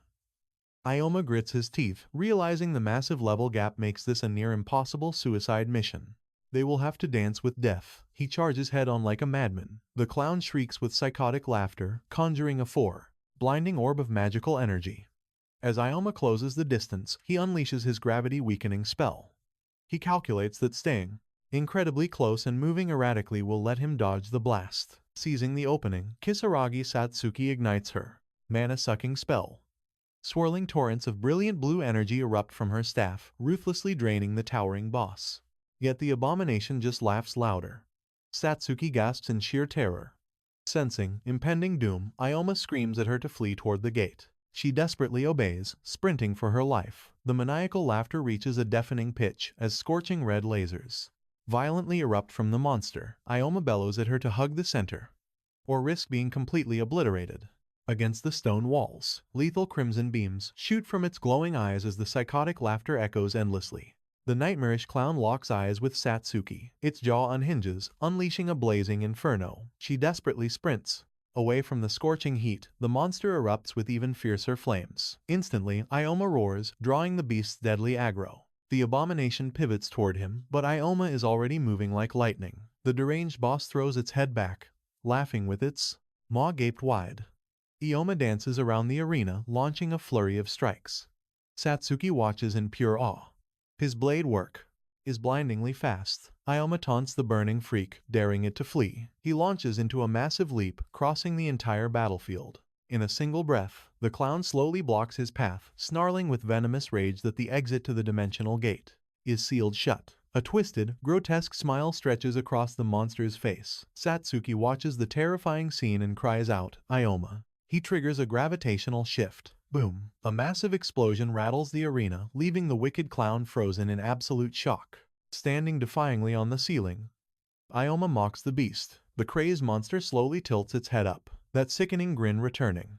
Ioma smirks inwardly. The gravity skill's output exceeded all expectations. He quickly recalls Satsuki's earlier battle strategy about engaging the enemy from afar. The Mad Theater boss strikes with lethal speed. If it sluggishly telegraphs its moves, it burns out fast. But ranged strikes will completely cripple this beast. Suddenly, Satsuki unleashes her ultimate magical trump card, a devastating mana drain. The clown's maniacal laughter instantly chokes, but Satsuki gasps in terror. Oh no, Ioma is totally exposed. Did the blast catch him? She frantically summons a magical barrier. The monster lunges for her, but Ioma instantly realizes the tides have turned. He shouts triumphantly. The beast's mana core is completely dry, spitting hellfire and moving at blinding speeds. Burns extreme amounts of energy. This crazed boss is nothing without its mana. Panicking, the deranged freak turns to desperately flee. But Ioma's eyes flash with killing intent. He dashes forward like a predator. Time to end this. Witness the spell, Fall of Meteors. He unleashes a crushing strike. Without its magical buffs, the beast is pathetically slow. Ioma vaults onto the monster's back, pressing his cold steel against it. Don't even dream of escaping. Seizing the perfect opening, Satsuki raises her glowing staff. She chants her spell and screams, "Fire!" The clown shrieks in agony, but Ioma relentlessly follows up with a crushing double gravity art. He leaps into the air, delivering the final execution. Sheathing his blade, Ioma confirms the terrifying boss of the Mad Theater is finally dead. The system chimes, granting 1043 experience points. His level surges to 30. He gains 6 skill points. Satsuki beams with absolute joy, screaming that they actually achieved the impossible. We survived. What now? Ioma casually notes that the dungeon gate is collapsing, so they need to evacuate this sector immediately. Satsuki nervously stammers, asking what happens if they are trapped inside. Ioma glances over his shoulder, flashing a reassuring smile, telling her to relax. They have half a day before the portal vanishes completely. Blushing slightly, she awkwardly rubs her head and sighs. I see.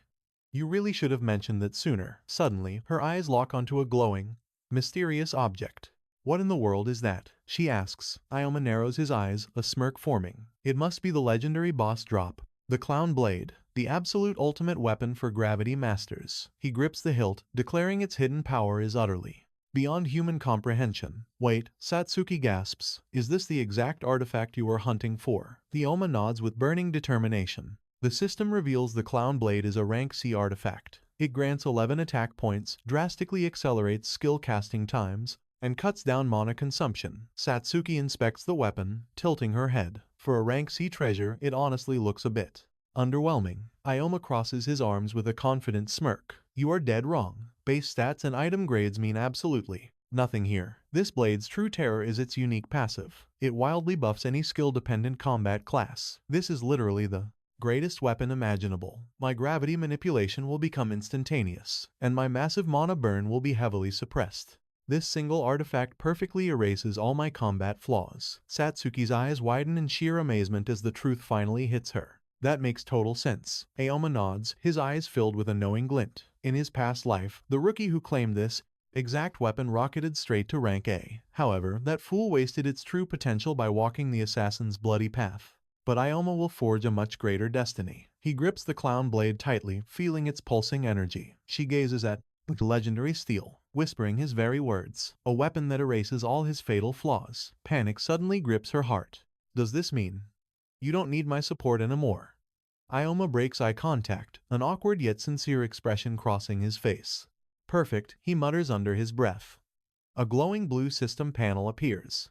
Gravity magic has officially leveled up to stage 2, costing him 10 precious skill points. Furthermore, his gravity control hits mastery rank number 3, draining 15 more points. Ioma squints closely at the shimmering text. Wait a minute, a hidden skill unlocked.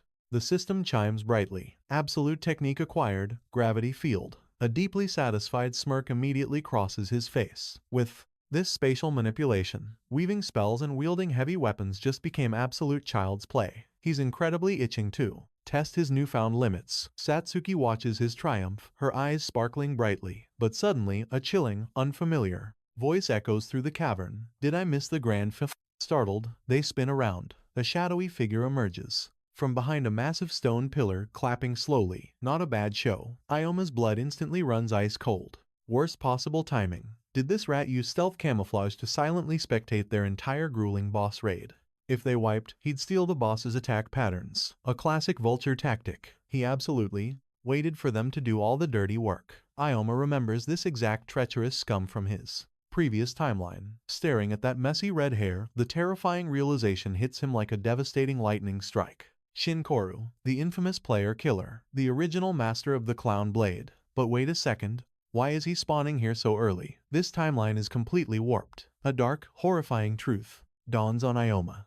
In his past life, Shin maliciously slaughtered the exhausted raid survivors just to claim this very artifact. Cat got your tongue? Shin sneers, his greedy eyes completely locked onto Ioma's new weapon. That's a boss drop, right? Let me inspect it. Ioma grips the heavy hilt firmly, smirking coldly.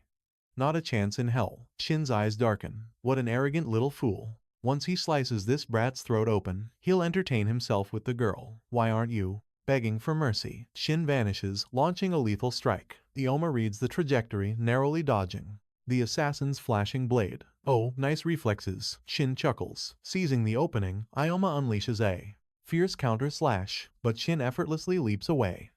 Ioma clicks his tongue in sheer, absolute frustration. His gravity strike completely missed. The enemy's agility is monstrous. The level gap is absolutely terrifying. Shin lands smoothly, tilting his head. Color me impressed. How did you easily predict my ambush? None of my previous victims ever dodged that. Satsuki trembles, her voice breaking. Who exactly is he? Ioma roars a warning.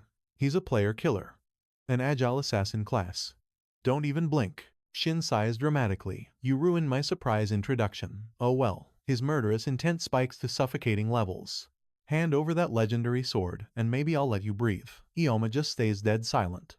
The golden rule of dungeons, what happens in the abyss, stays in the abyss. There's basically zero chance this psychopath leaves any witnesses alive. Reading Ioma's defensive stance, Shin bursts into manic laughter. Dingo, you're sharp, but that brain won't save you from a very painful, bloody execution. Shin lowers his stance, bursting with lethal aura. Ioma glares back, stealing his own trembling nerves. The tension is suffocating. This monster hunted high-ranking hunters for sport. Ioma constantly curses his own oversight. He completely forgot the timeline could shift. This fatal error might cost both their precious lives. Frozen by the overwhelming pressure, Satsuki cries out in pure terror, stepping forward quite helplessly. Stay back, Ioma bellows, completely stopping her in her tracks. Assassin rules: always eliminate the squishy mages and healers first. If she dangerously enters his strike zone, she's as good as dead. Keeping her safely behind him, Ioma promises he'll finish this solo. Sweating profusely, he rapidly analyzes Shin's flawless combat posture. Even in a fair fight, Shin is a walking, breathing natural disaster. The stat difference is an insurmountable mountain, not to mention his ruthless targeting of innocent Satsuki. Suddenly, Shin flourishes his dagger towards Satsuki with a psychotic battle cry, completely paralyzing her entirely. Instantly, Ioma activates a gravity reduction buff, leveling his blade. Shin pauses, genuinely amused by this. First time fighting to the death, kid? Shin mercilessly taunts as Ioma shifts into a defensive guard. I've painted these dungeons red with player blood. Shin grins wickedly, relishing the impending, brutal slaughter. Kaoru expected an easy kill. Ioma clenched his jaw, his eyes tracking the deadly strike, tearing through the air. He could barely endure the overwhelming pressure, finding absolutely zero blind spots. Channeling his aura, he aimed his magical energy straight at the assassin. Suddenly, panic flashed across Koru's face. His blade is not trembling anymore, he realized. Was I being played this whole time? With every single clash, the kid evolves. This defies logic. Meanwhile, Satsuki gripped her glowing staff tightly against her pounding heart. The assassin gritted his teeth. His level is complete garbage. Deep sorrow shimmered in Satsuki's trembling eyes. Watching Ioma fight with such fierce determination, she finally understood a breathtaking truth. His battle IQ was god tier, and his sheer willpower was absolutely unmatched. A dazzling magic circle erupted, and he thought, locking eyes with Kaoru, thank heavens we looted the clown blade. With its insane skill acceleration boost, my combo chaining is lightning fast. It is an absolute game changer in this death match. Plus, the massive mana reduction keeps me in the fight. Pure rage twisted Koru's face. He roared furiously, you are really pissing me off. Playtime is officially over. Suddenly, a brutal shockwave smashed into his jaw, sending him flying. Gathering his dark aura, he stabilized his stance, glaring at Ioma with pure murderous intent. Without missing a beat, Ioma unleashed Poison Needle, blasting concentrated mana straight at his enemy. Shock shattered the assassin's confidence. What the hell? This is literally impossible. He froze in absolute disbelief. Did he just snipe a toxic projectile from that insane range? Kaoru glared daggers, barking that it was just a pathetic fluke. Fueled by wrath, he exploded forward like a shadow and screamed, know your place, trash. Ioma was trapped right in his kill zone. A wicked grin split Koru's face.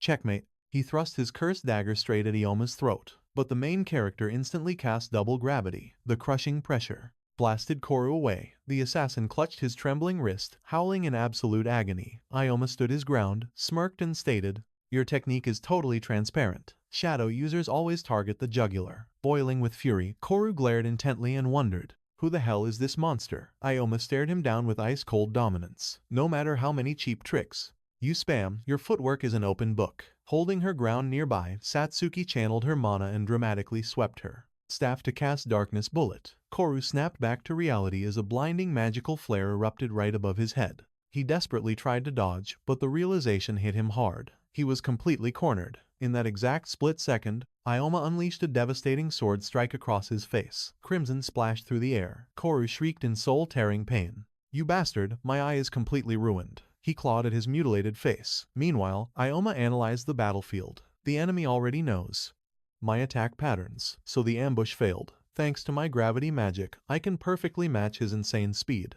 But my mana pool is the real crisis. Surviving that raid boss drained everything. The glowing system window flashed a warning. Level 30. Health at 35 out of 64. Mana critically low at 8 out of 51. The clock is ticking before my energy completely zeroes out. When that happens, I am dead meat. Gripping his blade, he leaped into the air and shouted, this ends right here and now. Kaoru clenched his dagger, a cold sweat dripping down his spine. Clutching his bleeding face, he stared down Ioma with his remaining eye. What kind of sorcery is this? Why am I completely powerless against him? The battle drags on, and this kid keeps downloading my moves. Where does this monstrous strength come from? Think fast, idiot. Suddenly, Ioma vanished into thin air. You cowardly freak, hitting my blind spot. Kaoru cursed. Instantly, Ioma launched himself skyward, diving straight at the assassin. Kaoru activated Shadow Jump. Ioma hesitated, sensing a deadly trap, and unleashed a fierce, blazing sword slash. Kaoru watched the desperate attack and grinned. I have the upper hand. There is no need to rush my kill. A sinister smirk stretched across his bloody face. It finally clicked. This kid has not had time to recover from his previous boss raid. The boy is definitely a powerhouse. If he made it out alive, his legend might have become immortalized. But his story ends right here. Absolute triumph surged through Kaoru's corrupted veins, after which he roared that Lady Luck was on his side. Standing their ground, Ioma and Satsuki stared into his eyes. With absolute exhaustion, a spine-chilling cackle echoed through the ruins. Smelling their fatigue, the assassin lunged forward to come closer to his prey. Satsuki refused to surrender. She cast another darkness bullet. The entire battlefield exploded in dazzling sapphire light as the swirling magical vortex roared toward Kaoru, but the assassin just smirked, utterly unfazed. Chanting his dark arts, he activated the Shadow Leap spell and effortlessly escaped her destructive blast. Pure terror gripped Satsuki's heart. She realized that she could not land a single hit. Kaoru instantly materialized right in front of Ioma,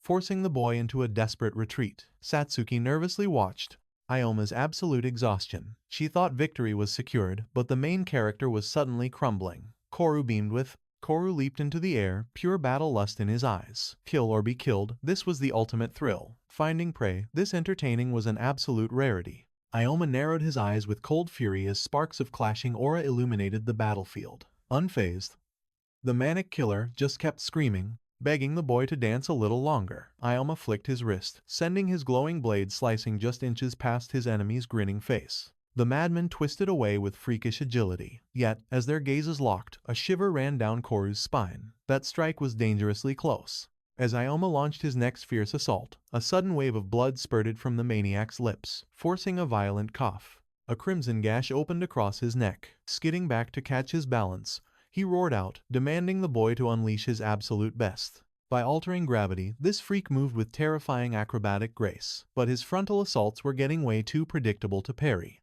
Could this psycho sense his draining magical reserves? Barking another insane laugh, Kaoru vaulted into the sky, shocked that his prey was still standing strong. They landed yards apart, the deadly tension between them thickening, as the killer deduced Ioma was relying on body enhancement arts. The second that aura faded, it would be an absolute slaughter. A twisted smirk crept across his face as he taunted the boy. Running on empty already, now the real fun begins. Blinding arcs of energy erupted from Ioma's core. His spiritual vessel was running dangerously dry. This next strike had to be the fatal blow. The madman dashed forward, reaching out with a bloodthirsty claw, screaming at his prey to just lay down and die.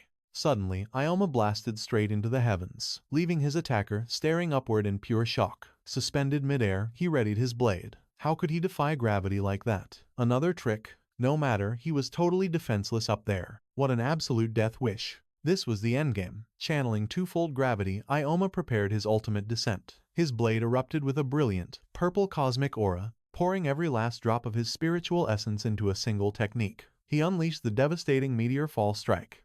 A blinding violet flash consumed the battlefield. The sheer gravitational pressure slammed the crazed killer straight onto his back, shattering the earth beneath him like fragile glass. Paralyzed by shock, he could only watch the descending blade. Terrified by this monstrous power, clang, steel screamed against steel in a cataclysmic clash.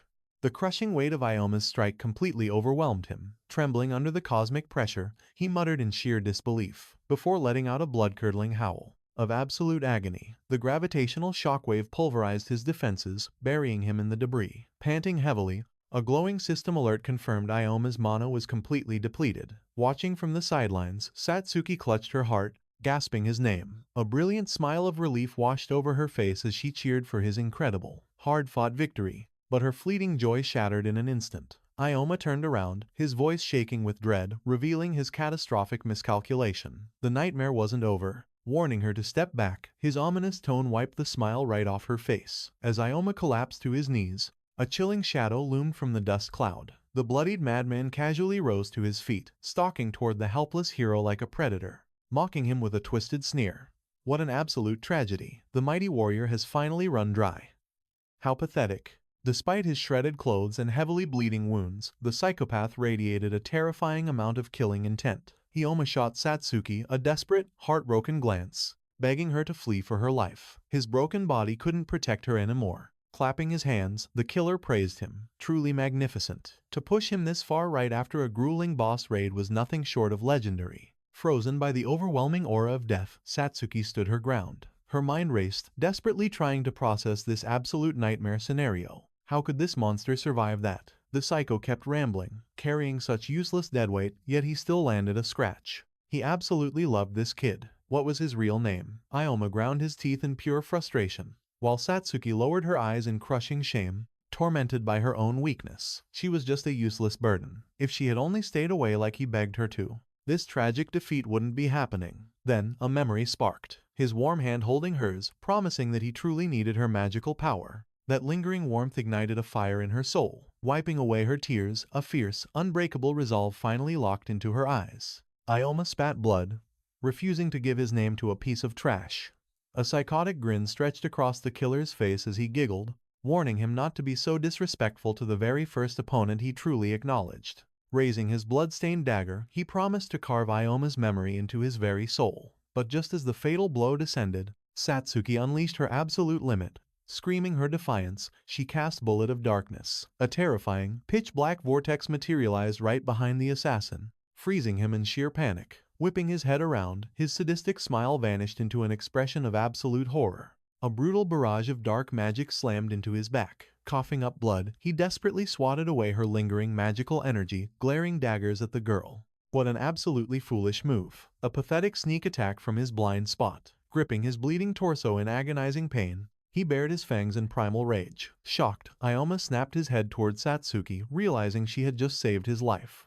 Desperation fueled her steps. She gripped his shoulder tightly, screaming that they had to escape this nightmare immediately. His eyes held only sorrow as he confessed his energy was drained. Ioma, she shrieked, refusing to let him give up. Brilliant sparks of magic ignited in her palms, channeling her newly restored mana. She pressed her trembling hands firmly against his back. He stared in sheer disbelief, but from the shadows, the traitor Kaoru noticed her healing spell and crept up behind her. Gripping a wicked blade, he snarled that her interference had sealed her fate, and now she would pay with her life. He unleashed a lethal attack spell. Sensing the killing intent, she spun around sharply, frozen in pure terror as death approached. Suddenly, Ioma's aura exploded through the darkness.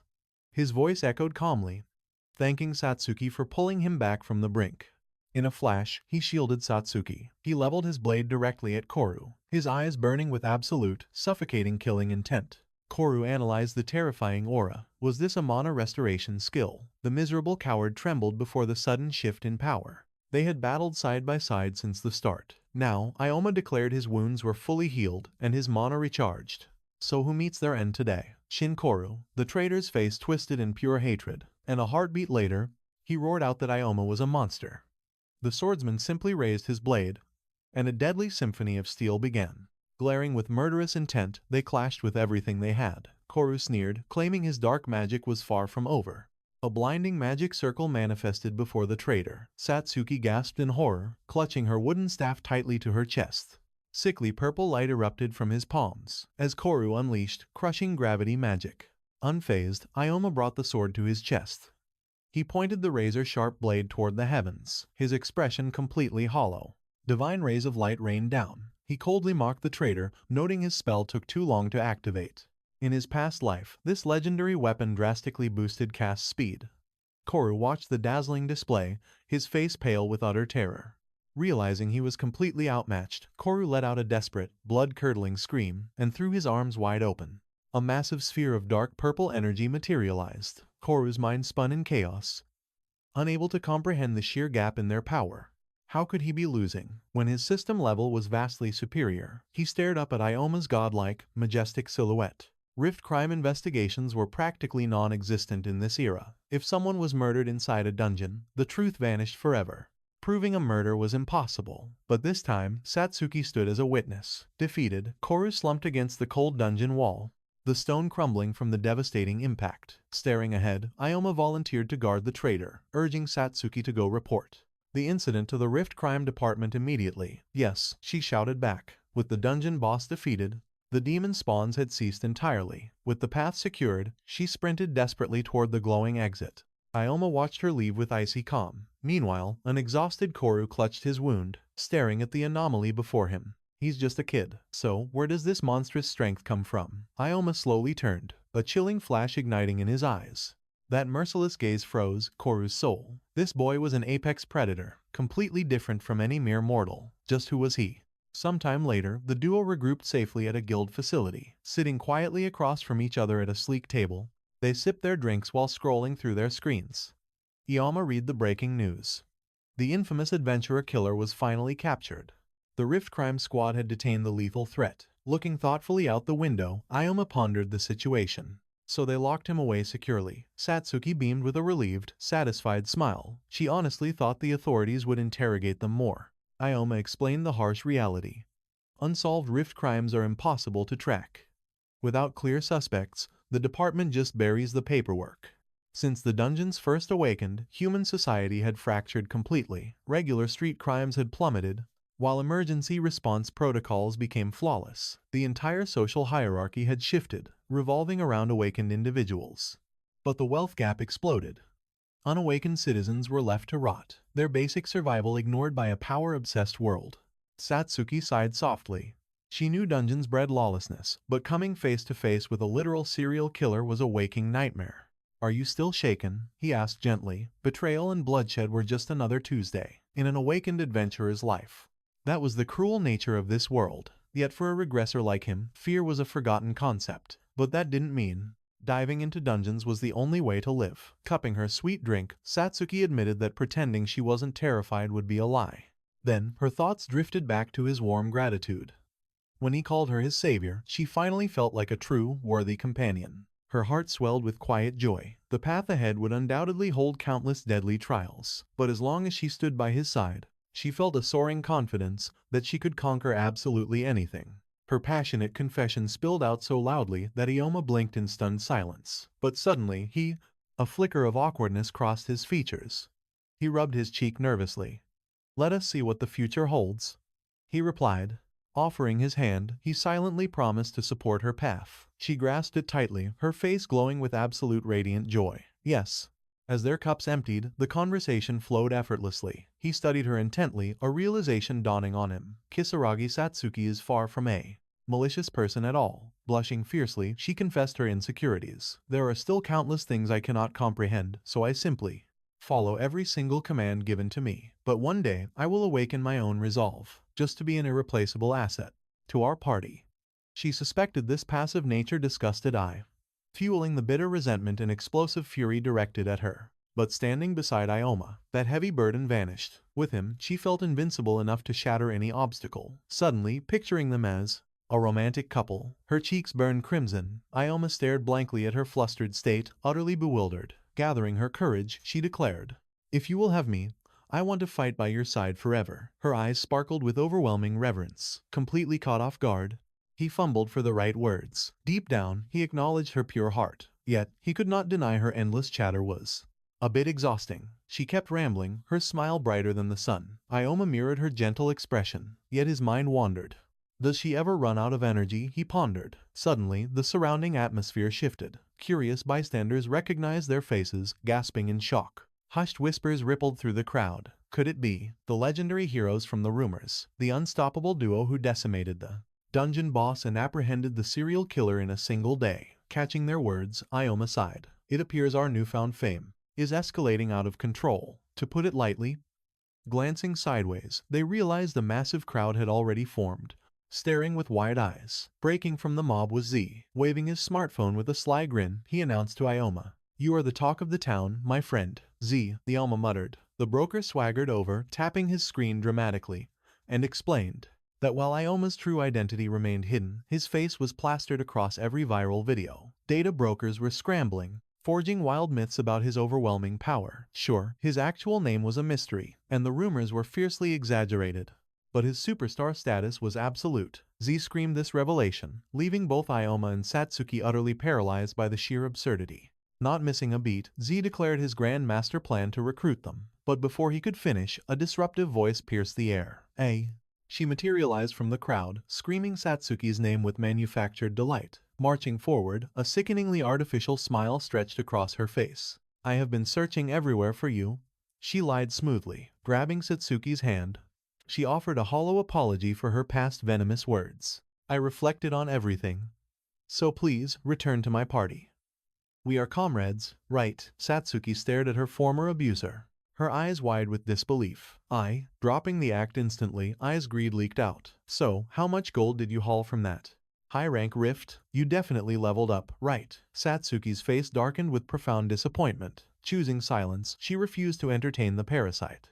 Undeterred, I bragged about how Satsuki's new power would perfectly serve her guild. Ignoring her entirely, Satsuki shifted her gaze toward Ioma, who sat unfazed amidst the chaos. "The atmosphere here is suffocating," she whispered, subtly pleading for an immediate escape. Catching her drift, he nodded in agreement. Without a second glance, the duo abandoned the infuriated Z and an utterly humiliated I.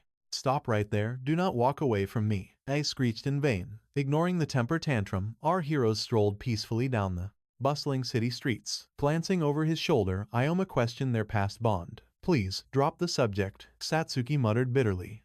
"She is nothing but a stranger to me now." Caught off guard by her icy resolve, Ioma nodded gently, respecting her boundaries. Changing the topic, she brought up the explosive viral video of their dungeon raid. Ioma calmly explained the modern reality. Rift content is an absolute goldmine. Massive corporations host these recordings on elite streaming platforms. From advanced raid strategies to dungeon ASMR, and even life-threatening live broadcasts. Hunters do not risk their lives for thrills. It is a ruthless scramble for astronomical views and infinite wealth. Do these viewers even grasp the lethal danger?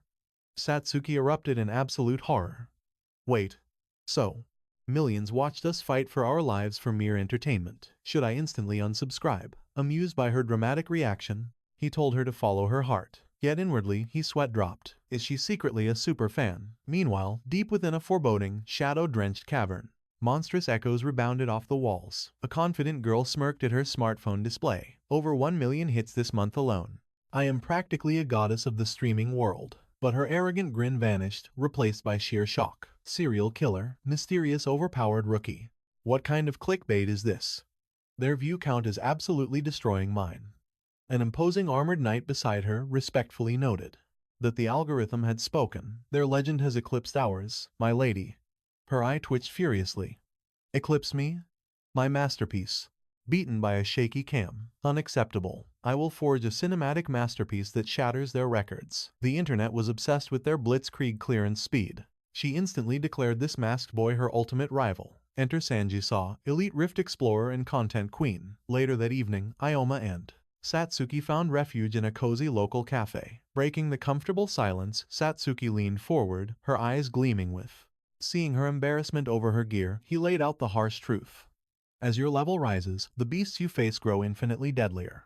That makes top-tier weapons the absolute lifeline for any adventurer. To cover a shaman's natural lack of raw destructive firepower, they desperately need a high-end staff." His goal for their next rift dive: amass an absolute fortune. Satsuki's gaze dropped, sorrowfully admitting, clutching her chest, that such premium staves were utterly beyond her budget. He flashed a reassuring smile, telling her to brush off those worries. He simply wanted his comrade armed with the very best. The word comrade struck a deep, echoing chord within Satsuki's heart. Comrades. Yes, to him, they were bound as true battlefield companions. Taken aback by her sudden blazing enthusiasm, Ioma replied with a hesitant yes, utterly bewildered by her dramatic shift. Inwardly, he could not help but chuckle at her pure, untainted innocence. He silently prayed this cruel world would not break her. Pulling out his tablet, his fingers danced across the screen, hunting for digital intel. Satsuki leaned in, curiosity peaking. "But which rift are we targeting?" Flipping the glowing screen her way, a confident smirk crossed his face. He had the perfect hunting ground in mind. "Welcome to the Tomb of the Ancient Kings. Discovered mere days ago, this dungeon boasts an astronomical drop rate for legendary loot. It is a once-in-a-lifetime goldmine. Right now, the masses are completely blind to the fact that this tomb is actually a hidden rare-grade rift, a priceless secret he retained from the fragmented researcher notes of his past life. The artifacts hidden inside fetch exorbitant fortunes. Memories of past trade empires flooded his mind. Here, harvesting elite-tier materials is child's play, yielding absurdly rare items. Better yet, Zero competition. As the guild networks have not leaked its true value. His eyes darkened, with a terrifying, predatory glint sending a sudden shiver straight down Satsuki's spine. Before long, the duo stood before the imposing gates of the ancient king's tomb, stepping boldly into the abyss. Paranoia gripped Satsuki, her eyes darting nervously through the gloom. Shadows danced, amplifying her dread. Suddenly, a monstrous skeletal warrior materialized from the darkness, radiating the sinister aura of a level 29 threat. A bone-chilling roar ripped through the cavern. Ioma instantly drew his blade, his battle instincts igniting as he chanted a gravity-crushing incantation. His voice boomed with commanding power. A blinding pillar of pure energy erupted right beside Satsuki, scorching the dungeon's oppressive shadows away. The radiant flash forced her to shield her face. As her vision cleared from the dazzling afterglow, a breathtaking spectacle unfolded before her.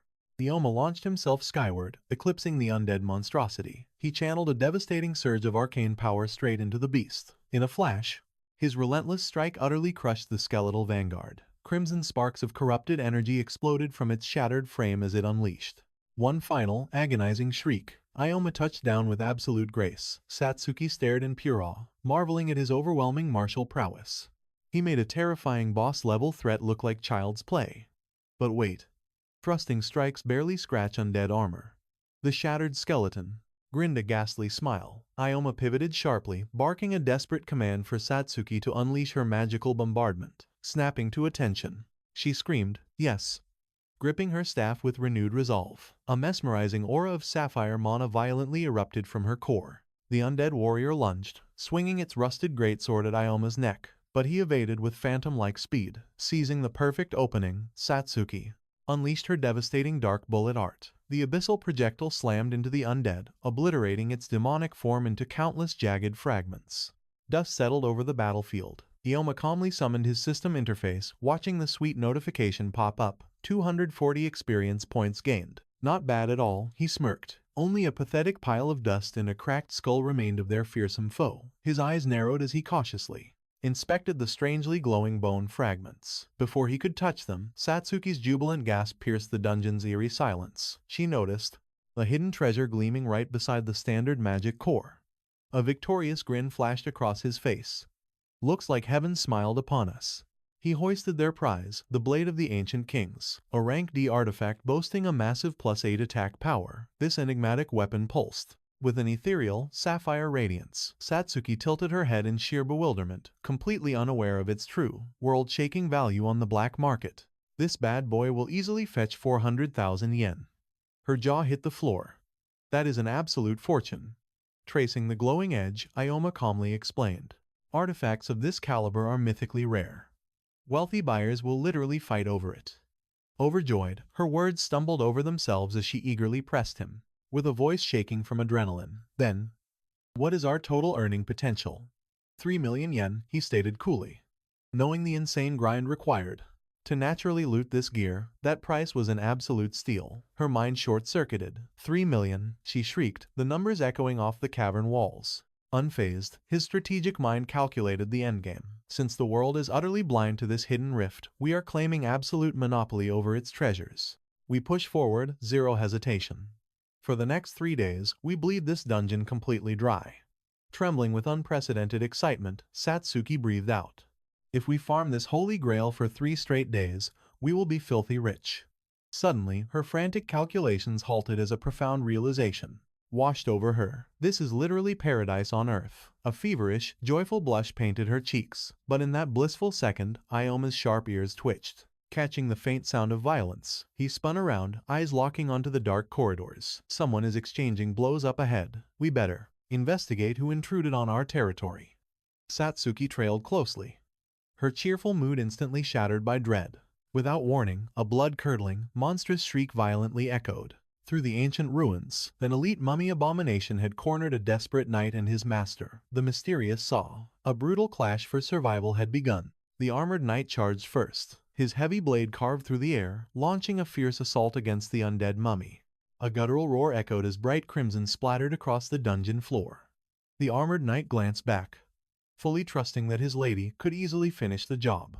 Sana smirked, tracking the beast's clumsy movements with her eyes. "Manager, is the camera fully ready?" He confirmed that everything was completely set. keeping his lens perfectly framed on the impending slaughter. Channeling arcane energy, she summoned a blazing fire blade to obliterate the undead monster. Every epic frame was captured perfectly. Her blade suddenly erupted into scorching, fiery light. With a blinding leap, she lunged forward to attack. A flawless, fiery slash tore through the monster. She landed gracefully, flashing a picture-perfect, joyful smile. Turning to the lens, she announced, "Hello everyone. Rift Explorer Sanji Sana here. Today, we are diving into a completely uncharted, mysterious dungeon." Panning the camera across the eerie cavern, she confidently made her report, boasting about obliterating that terrifying beast with a single, devastating blow. It seems this zone is not dangerous at all, but watching from the shadows nearby were Satsuki and Ioma. Stepping a little closer to observe the spectacle, Satsuki's eyes went wide with pure astonishment at the scene before her. She gasped in sheer delight. "That is a famous Rift streamer. I have definitely seen her dungeon clearing videos trending across several Fault websites. Thanks for the endless support, guys." Sana cooed to the camera, but suddenly, Satsuki's fangirling was replaced by a look of sheer bewilderment.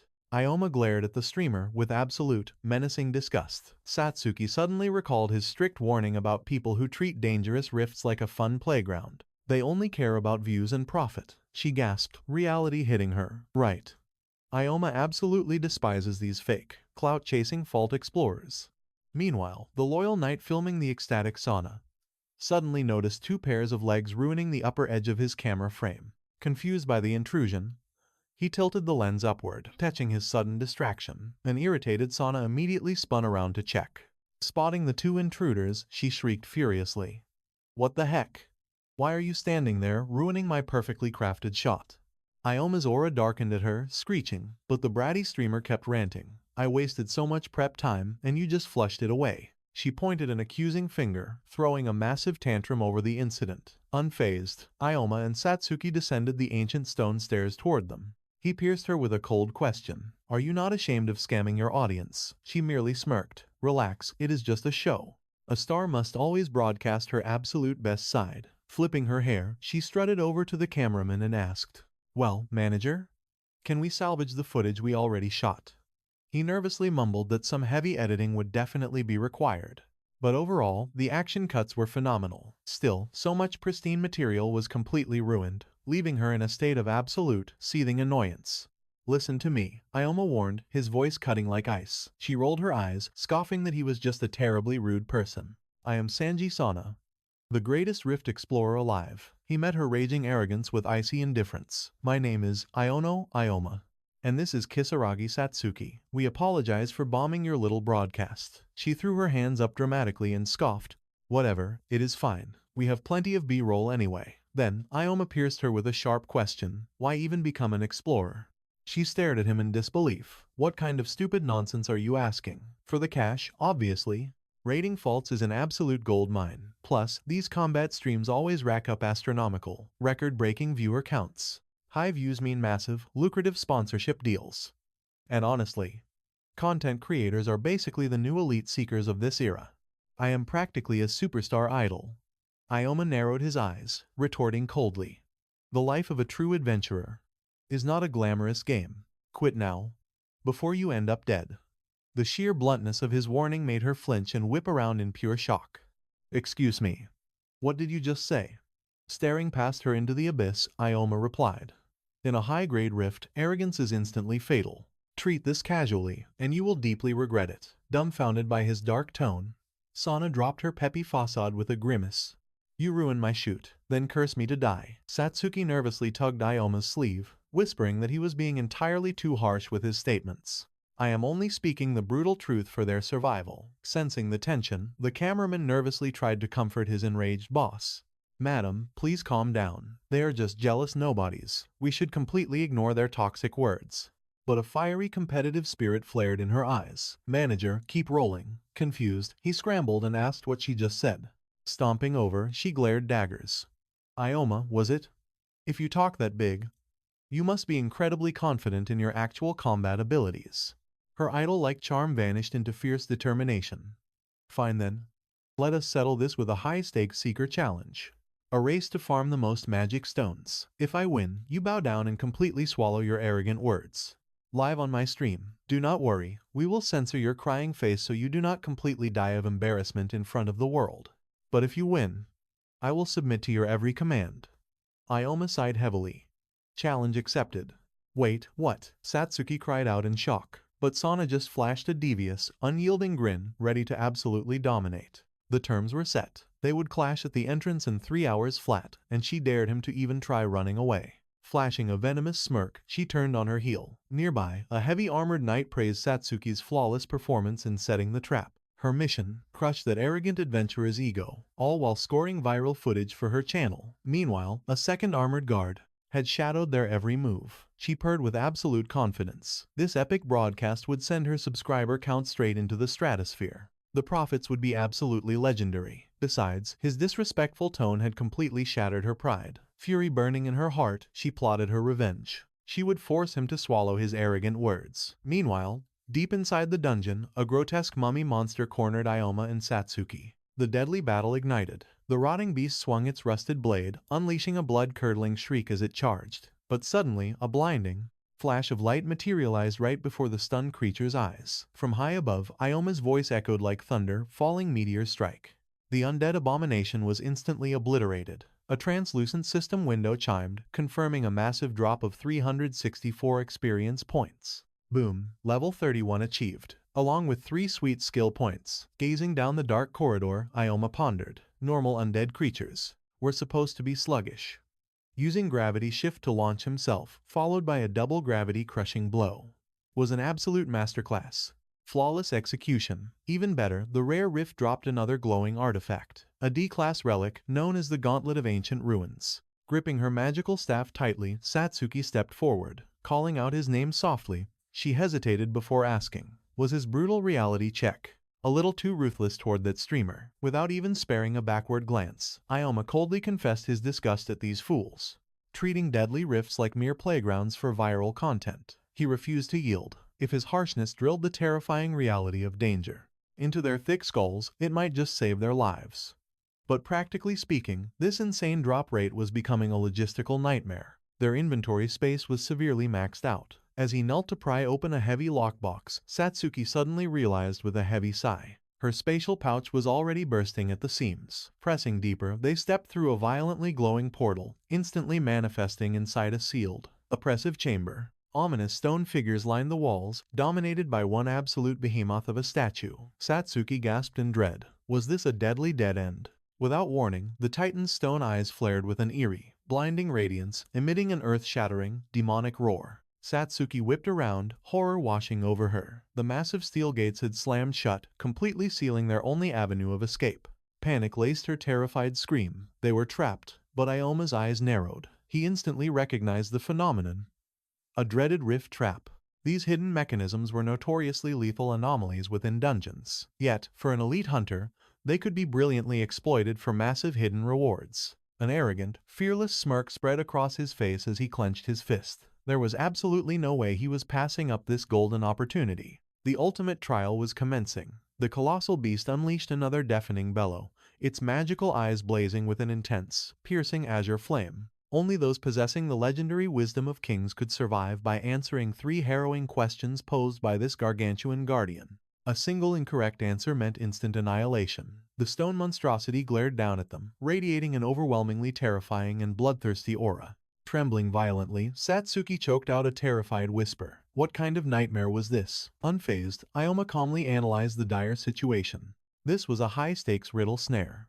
Fail to provide the exact answer, and they would be brutally slaughtered in a heartbeat. Engaging was their only option against such an overpowered entity. Satsuki shrieked in absolute disbelief. Had he completely lost his mind? He ordered her to stand down and trust him. Defeat was never an option. Suddenly, the towering golem's booming voice issued its very first impossible riddle. State the exact experience points required to ascend from level 1 to 10. Satsuki's jaw dropped in sheer desperation at the absurdly specific query. Who memorized system stats? But without missing a beat, Ioma declared with absolute authority, 45 points. The monster roared in agreement. Bring on the next challenge. A sly, triumphant grin graced Ioma's face. Thanks to his regression, every single obscure system secret was permanently burned into his memory. Fast forward, the furious beast thundered, Riddle 19. Name the abomination, possessing 3 ferocious heads and exactly 4 massive paws.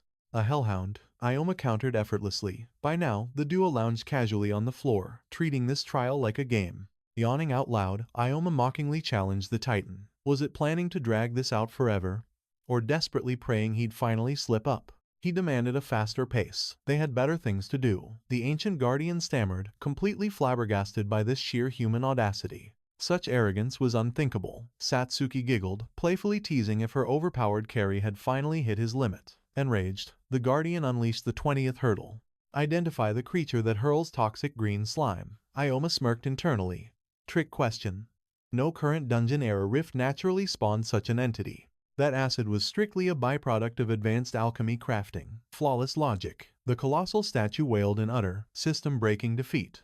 20 impossible riddles conquered. This logic defied all known probability. Instantly, the massive dungeon gates rumbled wide open behind them. Path cleared. The Ioma chuckled at the stone giant's paralyzed state. Any ordinary hunter would have been brutally wiped out by the very first question. Wait. Satsuki wildly pointed at the crumbling monument. A hidden treasure just dropped from the defeated dungeon guardian. Stunned, Ioma spun around. Could his insane luck strike twice? Lying majestically on the stone floor was an incredibly rare, legendary guardian bracelet. A B-rank spatial artifact. It holds a pocket dimension, scaling directly with the user's mana capacity. He cheered. This is an incredibly rare, top-tier drop. Satsuki blinked. Is it really worth that much? Gripping the treasure, he grinned. If we auction this off, we are looking at an easy 10 million. 10 million in a low-level rift. She gasped in pure shock. Could this be a hidden clear reward? Satsuki frowned. But we wasted so much time. What about the bet with Sina? He just smirked. This artifact secures our win. Equipping the bracelet, a confident smirk crossed his face. Total victory is already ours. Trashing mob monsters is a breeze, though skeleton warriors boast solid physical resistance. But while I hold aggro, Satsuki bombards them with magic. It is an absolute massacre. The mummies. Way too slow. My gravity magic crushes them instantly. Plus, mana drain completely wrecks them. A blue system window flashed. Ioma leveled up from 31 to 33. Awesome. He cheered. Exactly what you expect from a rare rift. He admired the twin drops in his hands. The system identified them as ancient ruined daggers. With a sharp command, he ordered, "Vault." The blades vanished into thin air. This spatial gear is utterly broken. He chuckled, leaving Satsuki totally speechless. We have bagged 6 magic cores. Ioma calculated. That is plenty. Our real mission here is pure profit. Time to farm more mobs. Meanwhile, Senna cheered breathlessly. We did it. You guys are ridiculously strong. She collapsed onto the dungeon floor. Her knight escort stood over a shattered mummy. One turned, his face grim. My lady, that was only 2 beasts. At this pitiful pace, clearing the rift is completely impossible. I know this is an uncharted dungeon, but surely those 2 are struggling too. What if we actually lose? I will just buy their silence with cash. Sina scoffed stubbornly. The knight's sweat dropped. But what about the live broadcast? Speak of the devil, Ioma and Satsuki strolled into the clearing, enjoying a little nap. Ioma mocked with a devilish grin. What? Sina shrieked, scrambling to her feet. She quickly masked her panic with a haughty glare. We are doing perfectly fine. How is your pathetic little stone hunt? Beg for mercy now, and I might cancel the bet. Ioma just tapped his wrist. Vault. Sina froze as a massive mountain of cores and weapons materialized. Her jaw hit the floor. Impossible. How did they hoard so much legendary loot? What kind of broken artifact is that? Ioma casually polished his bracelet. Cat got your tongue, he taunted endlessly. Grovel, now, and I might show mercy. Sina gritted her teeth, burning with utter humiliation. This battle is not over. She stormed off with her escorts. Ioma rolled his eyes at her childish retreat. Satsuki sidled up. Was not that a bit cruel? Ioma shrugged without a shred of guilt. I was just playing with her. Hopefully, she will not do something suicidal. Meanwhile, a fuming Sina aggressively stomped through the dark dungeon corridors. Her knights trailing closely behind. Back with our duo, Satsuki sighed. You are just getting petty revenge, right? Ioma's expression darkened. No. She treats this deadly abyss like a playground. It sickens me.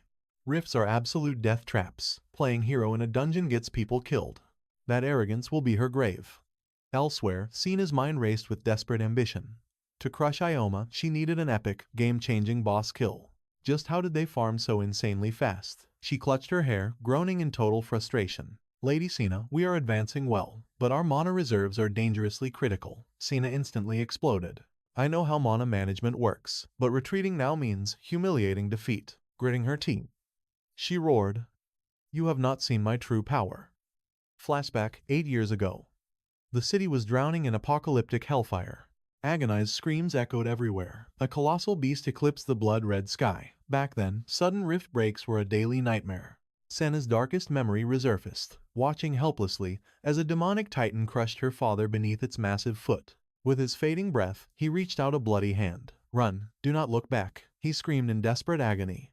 Trembling violently, Sina shielded her baby brother, giving her father one last, heartbroken gaze. She dragged her brother into the chaotic ruins, running blindly as hot tears streamed down her face. Later, in a bleak, curtained relief shelter, families huddled in despair. Two strangers peered into Senna's tiny, pathetic refugee corner, her little brother shivering against her chest. "Poor orphans," someone whispered. "Their father is definitely monster food by now." Such tragic, helpless little victims, the other man pitied. Hearing those words, young Senna's soul. Through the glowing screen, the broadcast echoed. "Make way for Kian, Japan's legendary rank 5 hunter."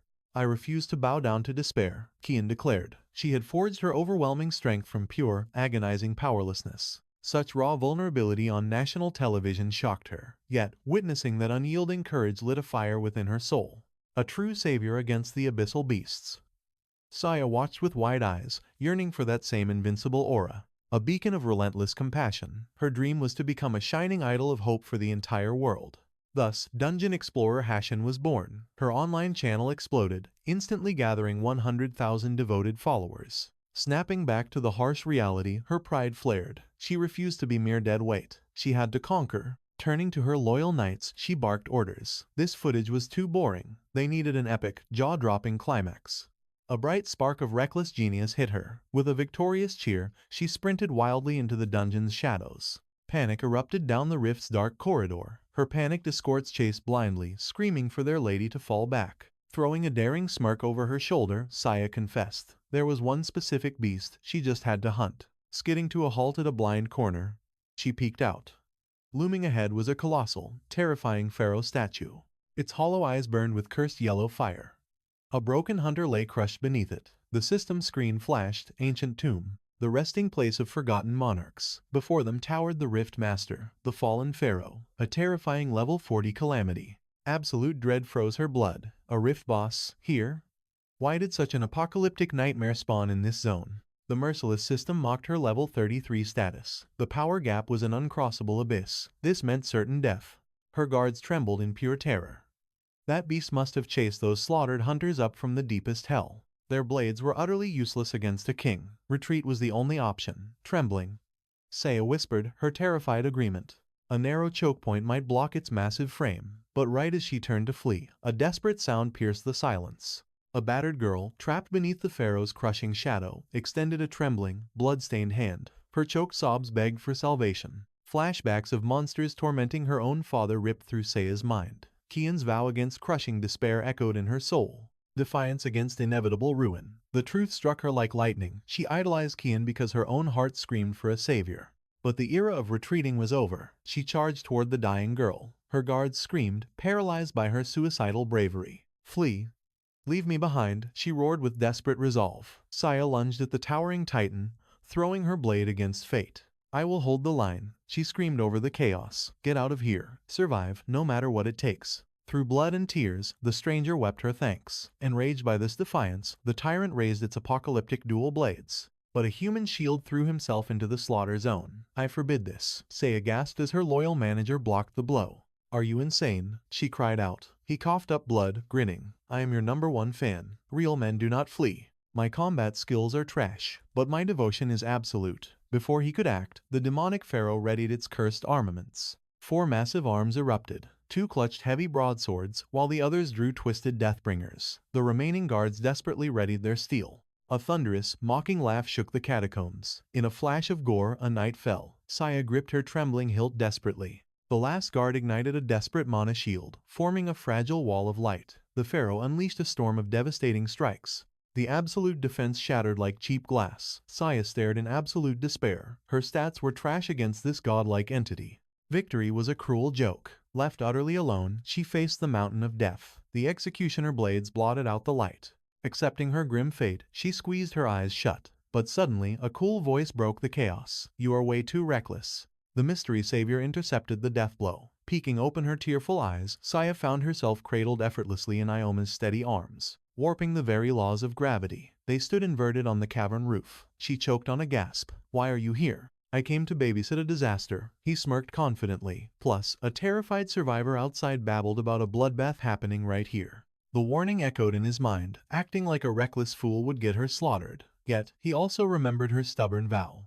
The bet demanding his apology upon her victory. Ioma flashed a roguish grin. "I lose. Consider my harsh words completely retracted." A primal roar shattered the moment. The pharaoh locked onto them. A colossal blade shrieked toward them, but Ioma instantly shifted gravity. Free falling like a meteor, he danced through the barrage. By making the heavy steel weightless, he easily parried the godly strikes. His halberd spun in a flawless symphony of deflection. Suddenly, Satsuki materialized beside the tyrant, triggering absolute domain of darkness. The king shattered the abyss with a demonic shockwave. Satsuki froze in horror. Her ultimate shadow magic barely left a scratch. Touching down, Ioma scanned the brutal carnage. He frowned at the mangled knights. "These wounds are fatal. They are out of time." Trapped with no way out. Their enemy is a towering high-rank rift boss. This is an absolute nightmare. The system window flashes a chilling warning. The fallen pharaoh is level 40. Ioma swiftly analyzes their grim reality.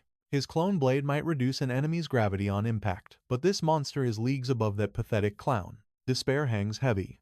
Sanji disintegrates her teeth. The fallen knight risked everything for her. Retreating is not an option. Hearing her resolve, Ioma tightens his grip on his glowing hilt, flashing a confident smirk. He tells her to stay calm.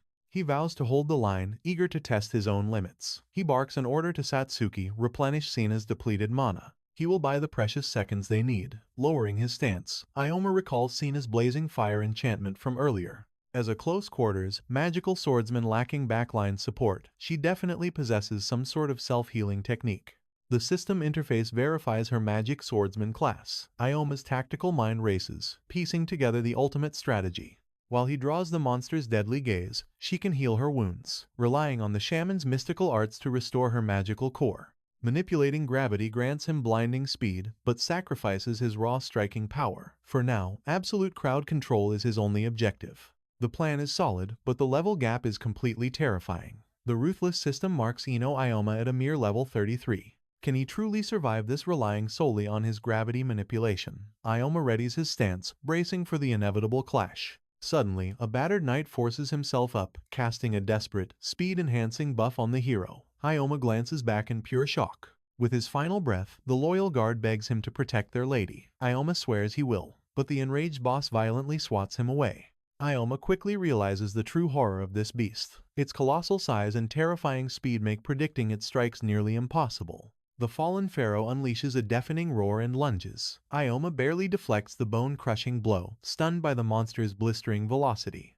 If he takes a direct hit, it is instant game over. He has to survive this lethal dance until the girls are ready. Meanwhile, another wounded guard scrambles to locate his master, only to witness Ioma locking blades with the titanic dungeon boss. He cannot believe his eyes. Such godlike agility and breathtaking movement. Trembling, he hastily grabs his recording device to capture history. Back in the chaos, Ioma fiercely scales the pharaoh's massive arm. He backflips into the air, landing a decisive phantom strike. The awestruck knight records every single frame, shouting that this mortal combat is absolutely legendary. Staring down the towering pharaoh, Ioma calculates his odds. So far, his gravity reduction has miraculously bridged the massive level gap. But agility alone deals 0 damage. Defeating this titan solo is impossible. Right on cue, Satsuki channels her mystical mana transfer into Sina. Power surging through her veins, Sina gratefully smiles, declaring that she is finally rejoining the hunt. Golden healing light envelops her body. Within seconds, she triumphantly shouts that her wounds are completely sealed. She draws her weapon, as Satsuki fiercely vows to provide magical covering fire. Catching their renewed auras, Ioma grins with satisfaction. The tides are turning, yet the shadow of death still looms heavily over them. This is no time for a war of attrition. They need an absolute one-shot kill. Suddenly, the boss's glowing eyes lock onto Ioma.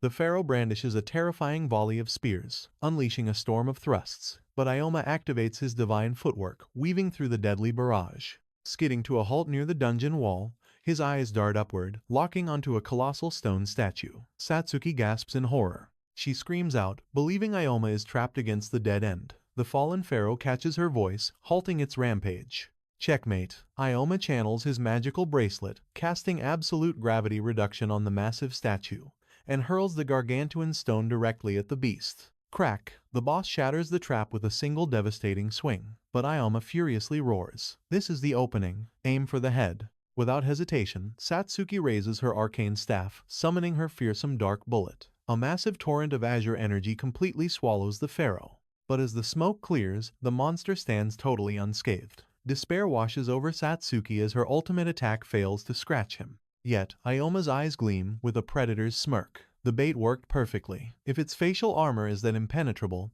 its true weakness hides beneath it. While the pharaoh remains distracted, Sina bursts from the shadows. She blitzes his exposed flank, screaming that she found his fatal blind spot. The monstrous guardian violently twists around, unleashing a savage counterattack. Sina barely dances out of the lethal strike zone. She instantly realizes the grim truth. Those massive forearms create an impenetrable defense. How on earth did Ioma manage to clash with this monster head-on? Cutting through the chaos, Ioma bellows his ultimate command. He will cripple the beast, paving the way for a devastating armor-breaking strike on its mask. As a magic swordsman, Sina possesses the legendary armor-piercing art. It demands precious casting time, but completely obliterates an opponent's physical defenses. Sina nods fiercely, trusting his insane strategy. She anchors her stance, channeling her explosive aura. But mid-chant, a sudden wave of confusion hits her. How exactly does Ioma plan to suppress such a titanic monstrosity? Before she can ask, the fearless protagonist charges headfirst into the jaws of death. Time slows down as Ioma analyzes the battlefield. The pharaoh's entire defense relies on those devastating forearms. Bind those monstrous limbs, and his speed vanishes, leaving him completely defenseless. Fueled by this desperate gambit, Ioma vaults into the heavens, unleashing his ultimate gravitational bond.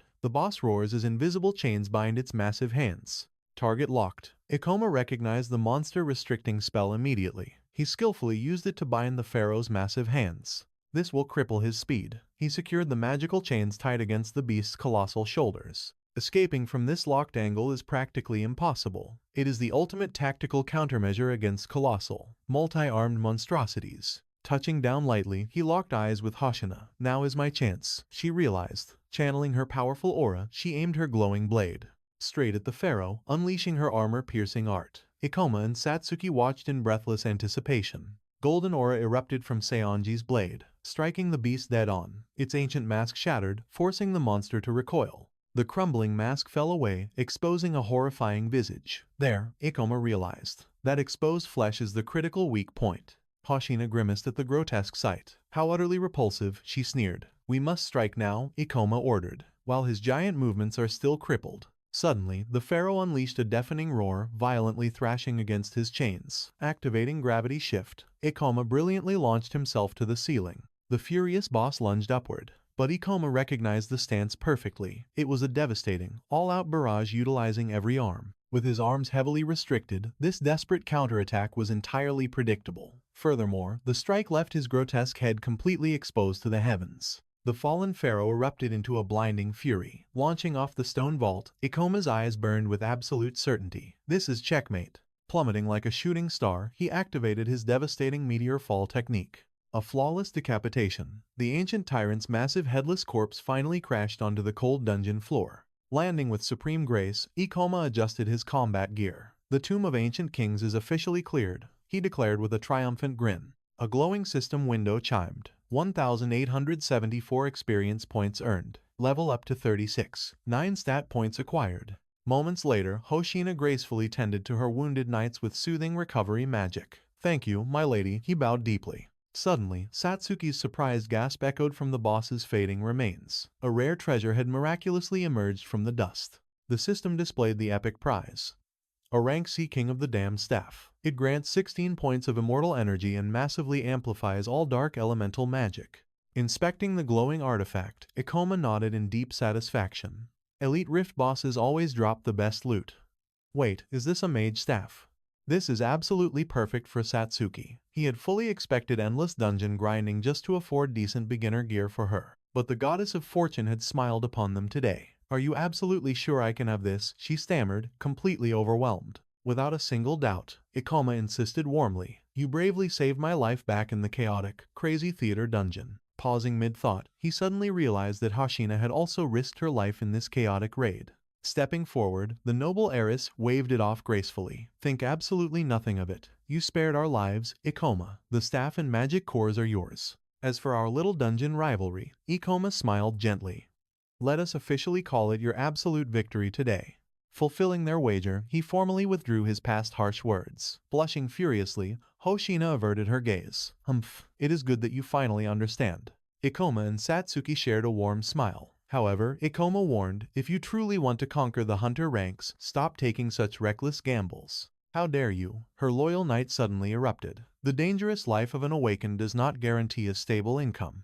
Elite hunters may drown in wealth, but the great catastrophe. It tragically took away Lady Sionji's mother's legs.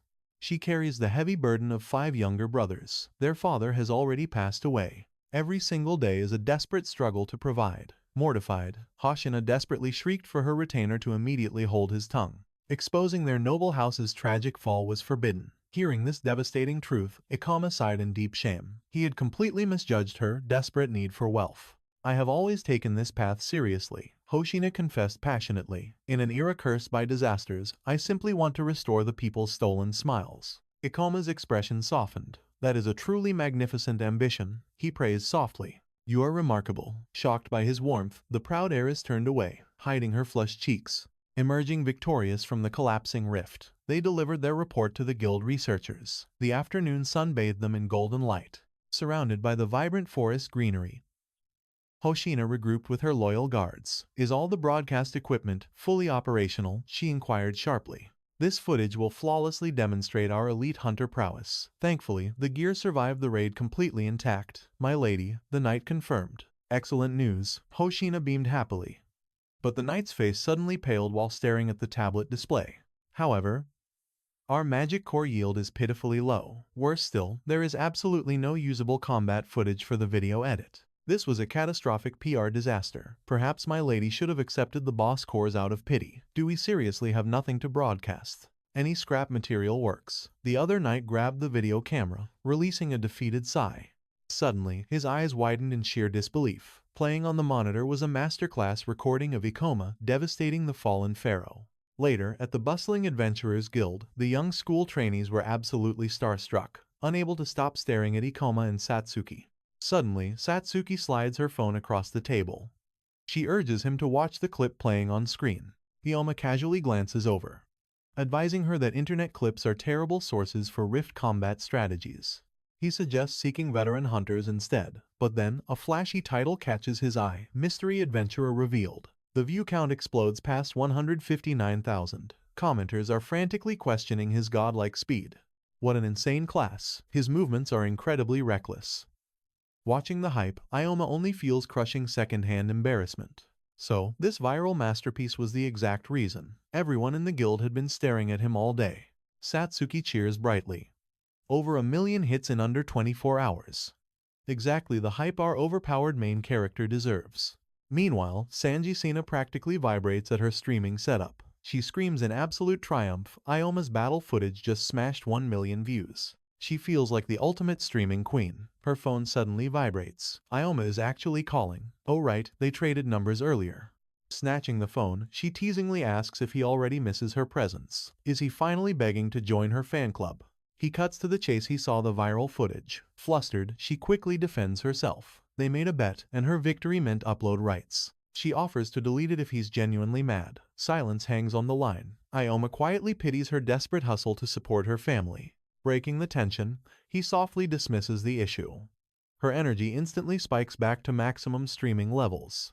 Fantastic. Since the algorithm is blessing them, they absolutely need to film a legendary collaboration. But the line goes dead silent. He completely ghosts her. Sina stares at her completely disconnected screen in disbelief. Beside the returner, Satsuki curiously asks about the streamer's chatter. He flatly lies, claiming he ignored it. But internally, his mind races. At this explosive growth rate, securing that mythical artifact is actually possible.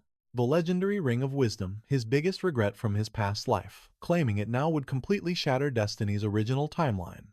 The glowing system panel confirms his status level 36. A solid step above the strict level 35 threshold for advancement. His rapid progression easily shatters the minimum requirements. A satisfying system chime rings out. His elevation to C-rank hunter is officially authorized. Leaving the stunned guild receptionist behind, Satsuki beams with pure admiration. Reaching C-rank this fast is absolutely unheard of. His talent is simply monstrous. With a gentle smile, he promises that her own awakening and rank up are fast approaching. Her system window hovers brightly at level 32. Meanwhile, the guild staff member remains completely paralyzed by Ioma's logic-defying growth speed. Ioma pushes forward relentlessly. Even he feels slight shock at claiming the fastest C-rank ascension record. He reflects on the brutal grind. Power leveling requires endlessly slaughtering higher-tier beasts without relying on advanced tactical knowledge. It is a near impossible survival feat. Satsuki cheers passionately. C-rank officially elevates hunters into the elite first-class territory. She vows to push her limits and stand by his side. But Ioma's gaze turns dead serious. He demands B rank within one single month. Her breath catches in pure shock. B rank. Reaching that elite tier in merely 30 days is mathematically impossible. Only a handful of supreme hunters ever taste that realm. Unfazed, Ioma reveals his true motive: a single, fate-altering artifact. It slumbers in a restricted domain strictly sealed behind B-rank clearance. The legendary high-tier dungeon, the Library of Mysteries Rift. That dungeon's nightmare boss hoards the coveted Ring of Wisdom. Satsuki's mind short-circuits. How could he possibly know unreleased boss drop tables? What god-tier stats does this accessory hold? Ioma smirks deeply, asking if she truly dares to learn the truth. This relic might hold the terrifying truth behind the very creation of rifts. Satsuki gasps in absolute, world-shattering disbelief.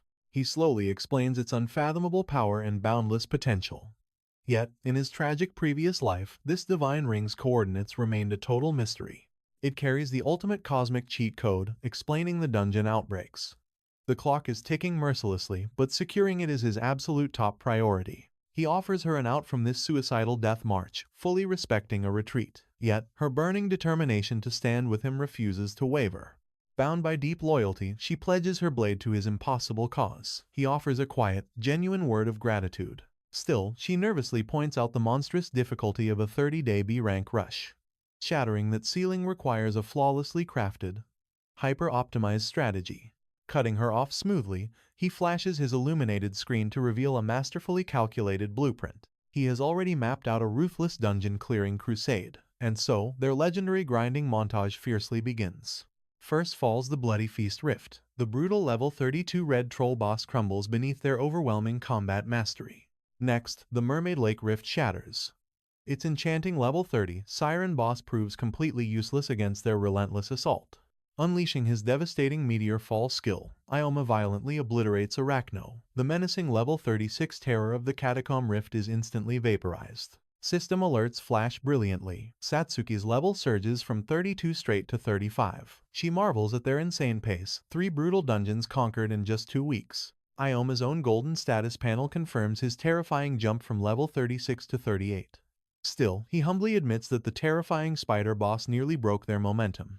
Dripping with newfound confidence, Satsuki fiercely declares that despite its lower danger tier, she will solo clear similar dungeons moving forward. Ioma observed coldly. The boss's attack patterns at this stage were painfully predictable. One couldn't expect any actual challenge. Glancing at his smartphone, he smirked, realizing his dungeon selection was flawless. These rifts were an absolute breeze to clear. He meticulously scrolled through the Tokyo Rift database, calculating their optimal progression path. If they crushed 5 more dungeons above level 30, that coveted B-rank promotion would be theirs. Shortly after, the bewildered guild receptionist at the front desk stared at their status windows. She swallowed hard, confirming their unbelievable achievements had fully shattered the minimum threshold. Leveling up this insanely fast. Were these two even human? Unfazed by her shock, Ioma coolly stated his immediate promotion to B rank. Still trembling, the receptionist stammered that ascending to such a high-tier rank required successfully passing a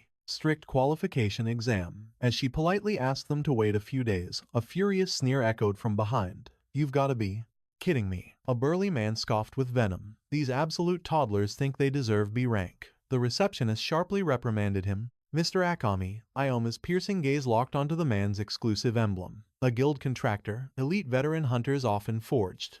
direct alliances with the association. Their duty is policing chaotic dungeon breaks and containing catastrophic anomalies. They act as heavy hitters during absolute nightmare raids, wielding massive political power within the guild. Akami stomped toward the front desk, sneering down at them. These pathetic runts want a promotion. He barked a cruel laugh. Absolute garbage. The receptionist nervously countered, but sir, they've already crushed level 40, boasting a flawlessly terrifying combat record. Akami's arrogant smirk instantly shattered.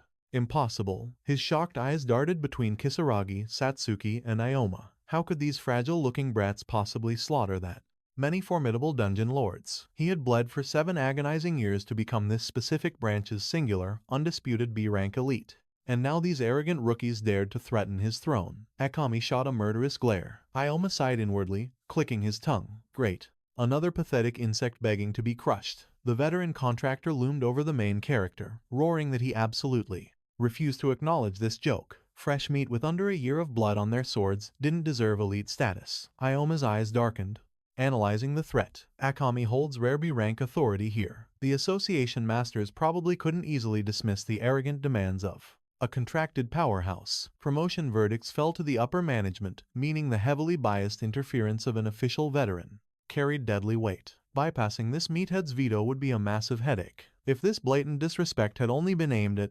himself, he might have just walked away. But Satsuki stood beside him. Retreat wasn't an option. Ioma shifted his cold gaze, piercing through the older man's intimidation. Got a problem? Ioma asked, his voice dripping with icy calm, demanding to know the exact justification for denying their assent. Caught off guard by this fearless aura, Akami puffed his chest, leaning down to snarl. You greenhorns lack the bloody experience to shoulder such heavy crowns. A true ranker bears lives. Do these arrogant brats think they can just buy their way up? Beside him, Kisaragi, Satsuki squeezed her eyes shut, paralyzed by the veteran's crushing aura. Meanwhile, whispers ignited across the crowded lobby as bystanders started gossiping. What's the commotion? Whoa, is that the tyrant Akami? Those poor kids stepped on a fatal landmine. Aren't you supposed to be 17? To hold a license? Completely ignoring the peanut gallery, Ioma's eyes narrowed dangerously. Do you even know how many 17-year-olds hold a B-rank badge? The veteran flinched. What nonsense are you sprouting? Unfazed, Ioma struck back. It's been 15 brutal years since the cataclysmic rifts originally opened. Yet only 6 legendary awakeners in all of Japan have ever conquered B-rank within their first year. Akami's face twisted in blind fury, roaring, are you implying those legends were promoted by pure luck? Ioma coldly dismantled his logic, stating the absolute rule. Slaughtering apex predators yields massive experience. Hunt enough of them, and shattering the level ceiling in record time is absolutely inevitable. His raw power easily justified the title. If the guild had a legitimate, rule-based reason to deny his assent, he dared them to state it. Akami suddenly found himself stammering over his words. The Hunter Association's dungeon laws were still fundamentally flawed. A cocky rookie should blindly obey a battle-hardened superior. But Ioma's unwavering, verbal beatdown ruthlessly continued. The veteran needed to analyze hard combat data, not let his fragile ego dictate association promotions. Every advancement must follow absolute protocol that was the sacred law of the Hunters Guild. Turning his piercing gaze back to the front desk, the overwhelmed receptionist frantically nodded in total agreement. Watching from the sidelines, Satsuki was completely mesmerized. How was he utterly dismantling such a terrifying veteran with mere words? Ioma's overwhelming dominance was absolute. The crowd's murmurs amplified, utterly shocked that a nameless kid had verbally destroyed the infamous Akami, the guild's stubborn tyrant. Catching their whispers, Akami's face flushed with humiliating rage. This arrogant pest dared to humiliate him. Unforgivable. He'd make this insolent brat choke on absolute regret. Gritting his teeth, he barked at the trembling receptionist, demanding to know the kid's exact level and awakened class. Swallowing hard, she revealed that Ioma was a level 38 gravity master. Akami completely froze. A gravity master? What kind of ridiculous title was that? Was it an ultra-rare hidden class? Regardless, it clearly reeked of a fragile magical archetype. The brat probably just leached off high-level guild connections to artificially inflate his stats. Masking his inner panic, Akami loudly proclaimed that he might have judged the situation far too hastily. He'd personally test the boy's actual combat prowess, but strictly under the ultimate condition, a personal test of his B-rank worthiness. Once fully prepared, he must step into the guild's training arena. The massive directory displays various facilities, from quiet meeting halls to the brutal combat zones. Suddenly, a Dark-haired veteran glares down from the second-floor balcony. He declares that surviving this harsh combat trial is the only way he will approve their coveted promotion. Failure means kissing that B rank goodbye. Just then, a bystander whispers a chilling rumor to the veteran, saying, Akami maliciously slaughtered 2 rookies during previous spars. This poor newbie was walking into a complete death trap. As Akami decided to vent his vicious rage on him, Satsuki watches Ioma with breathless anticipation. Meanwhile, Akami sneers, vowing to avenge the bitter disgrace suffered before the entire guild. It was payback time. This trash is merely level 38, while he boasts level 47. Plus, magic classes are pathetic. Ioma is just a lowly thief carried by others. In stark contrast, Akami is a mighty druid warrior, who amplifies his raw physical might with primal beast power. His elite class, overwhelming level, and sheer combat mastery completely eclipse Ioma in every single way. He vows to crush his pride into dust, banishing Ioma from the guild forever. Facing this killing intent, Ioma calmly opens his system window. He calculates that Akami's beastly physical stats could pose a genuine threat. To overcome these heavy difficulties, he must unleash his hoarded stat points. The glowing holographic display confirms that Ioma possesses a precious 27 experience points. He instantly levels up his concentration magic to tier 3, draining 15 points. Next, his ultimate gravity control violently evolves to level 4, consuming 25 points. He locks in the massive awakening. With this transcendent gravity mastery, his physical limits will absolutely shatter, boosting his stats to monstrous new heights. He briefly mourns his depleted points, but enhancing his spatial magic was his destiny anyway. Catching his distracted gaze, an arrogant Akami taunts him, laughing at the pathetic idea that a last-second skill upgrade could possibly save his miserable life.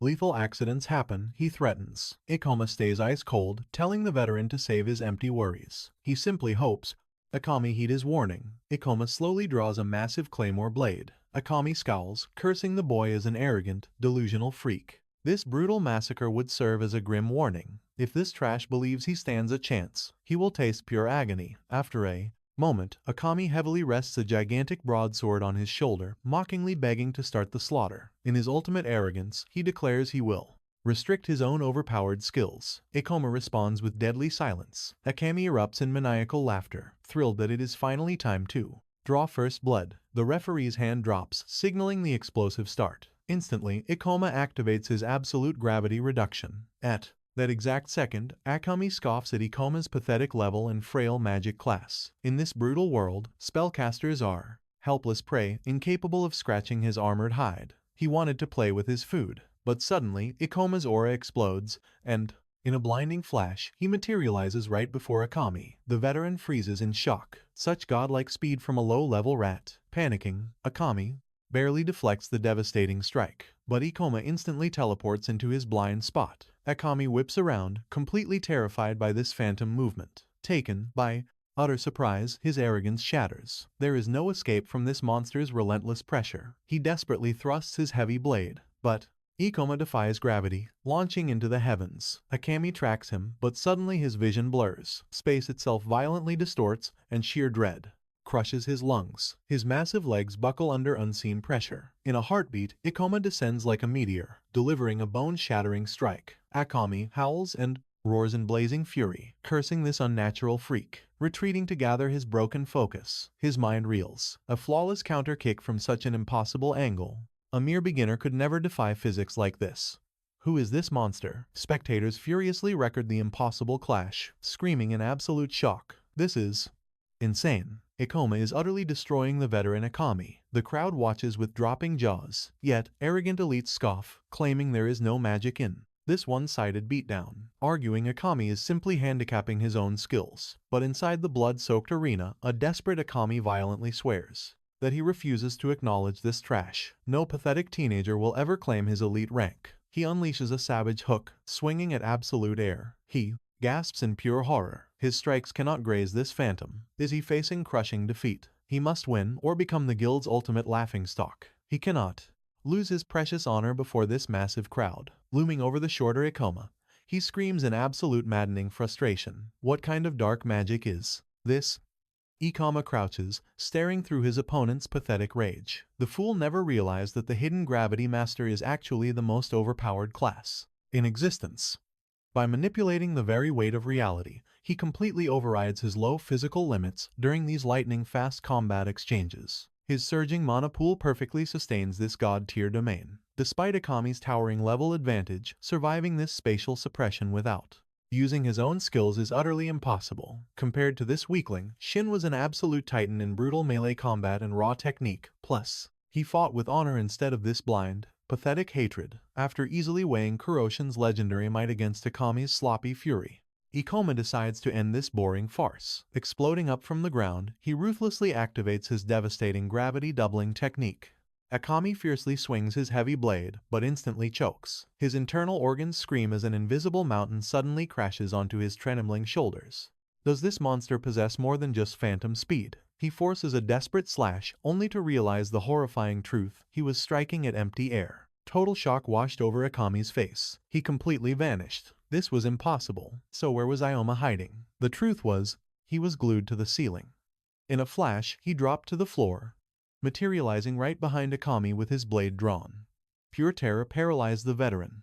Ioma had timed his counterattack perfectly. By manipulating gravity, he seized the absolute perfect opening.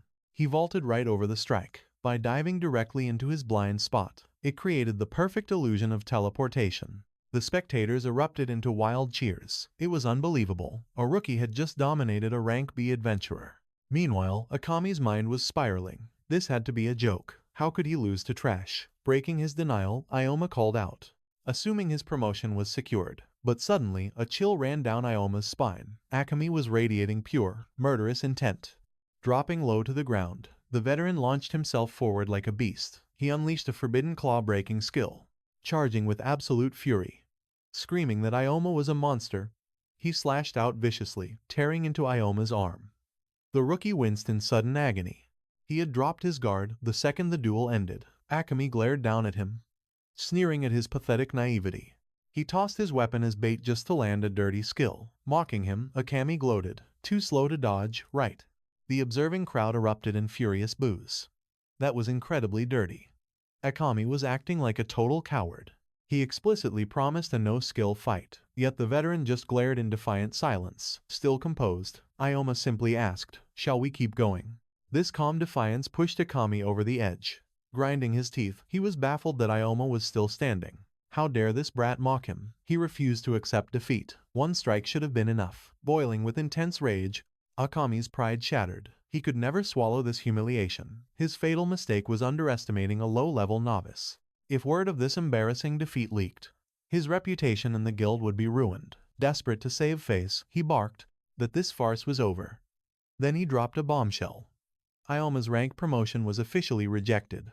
The spectators gasped in utter disbelief. How could he blatantly cheat the system? Meanwhile, Ioma maintained an unbreakable, icy stare. Akami arrogantly justified his choice, claiming it was just a warm-up. He insisted no fatal blow was ever landed. With weak attacks like that, demons would tear him apart. He shamelessly lied about leaving intentional openings that the rookie totally missed.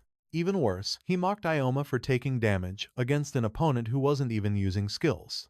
Ioma kept his piercing gaze locked onto the veteran, clutching his bleeding arm in silence. Akami smugly declared the verdict was obvious. He lacked the reflexes for real battlefield surprises. The surrounding crowd was utterly disgusted by this blatant corruption. Whispers spread like wildfire. Akami was absolute scum. The test was rigged from the very start. Catching wind of the insults, Akami snapped his head up, unleashing a terrifying death glare at a spectator.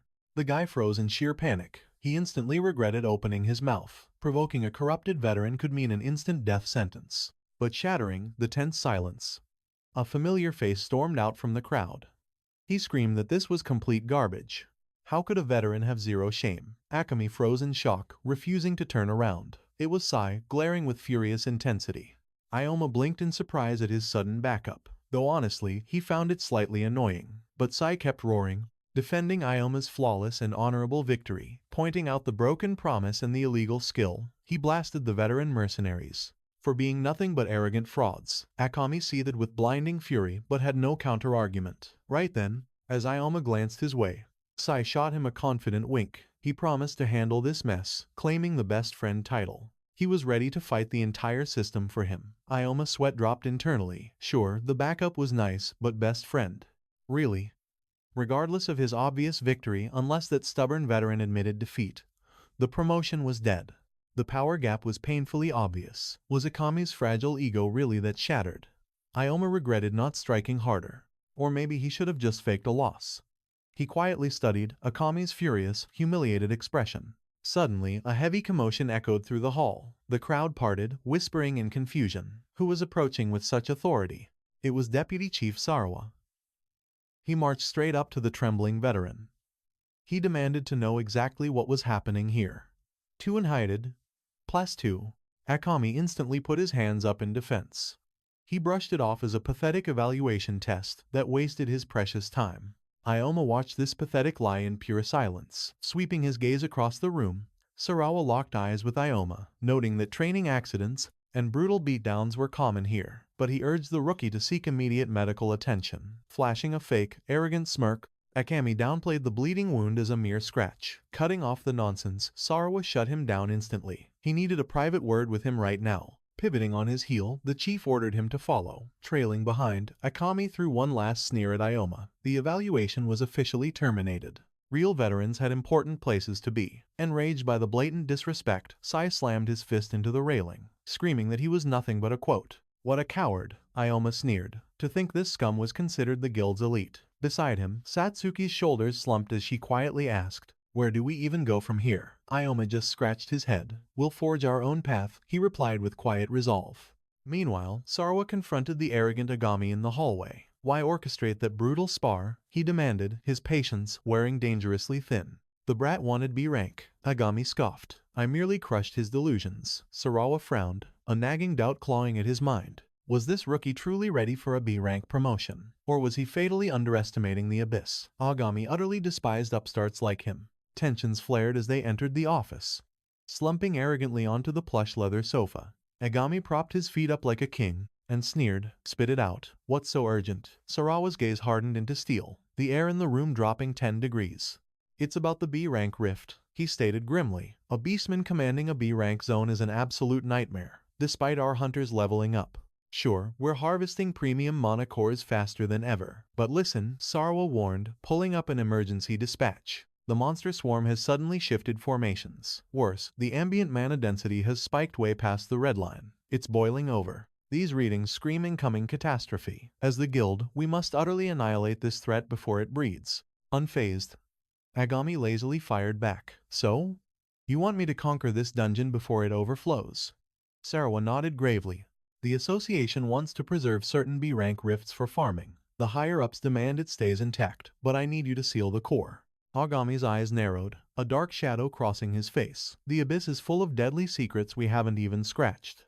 Jumping blindly into the jaws of death is pure suicide. Go bark at the chairman and make him scrap this suicidal raid." "You only ever toss me these tedious scraps," Agami spat. "Agami, sit back down. We aren't done," Sarawa roared.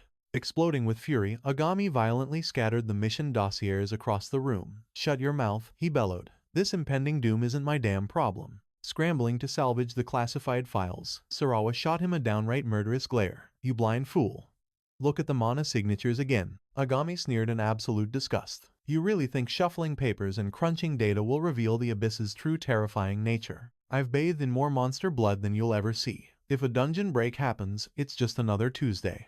I'll just slaughter everything and shatter the rift myself." Sarawa slammed his fists onto the desk. "By then, thousands will be dead. You can't predict an unpredictable calamity." But Agami had already turned his back, violently slamming the office door behind him. Sarawa stared at the splintered wood, his heart heavy with dread. Their sworn oath was to shield this fragile city from utter ruin. He could only pray to the heavens. Meanwhile, deep within the shadowy dungeon, a colossal, multi-legged abomination shrieked into the darkness. Cut back to Satsuki, trembling with bitter frustration. She never imagined an elite hunter, a supposed hero, could be such a twisted, corrupt tyrant. Ioma clenched his fists. His only path to ranking up was locked behind this specific guild branch. He had bet everything on Agami approving his B rank ascension, because without that silver badge, the legendary mystical library's doors would remain firmly shut. He desperately needed that B rank. Satsuki could transfer to a lower tier branch, but that would ruin her growth trajectory completely. Staring down, he desperately calculated his next move. Suddenly, a familiar voice shattered the tension. "Hey, Ioma." Asa marched up. I heard some trash examiner sabotaged your test. She huffed. The idol's information network was terrifyingly fast. A fan leaked your entire duel online. The guild's dark underbelly. Hagami's blatant tyranny. It's trending globally right now.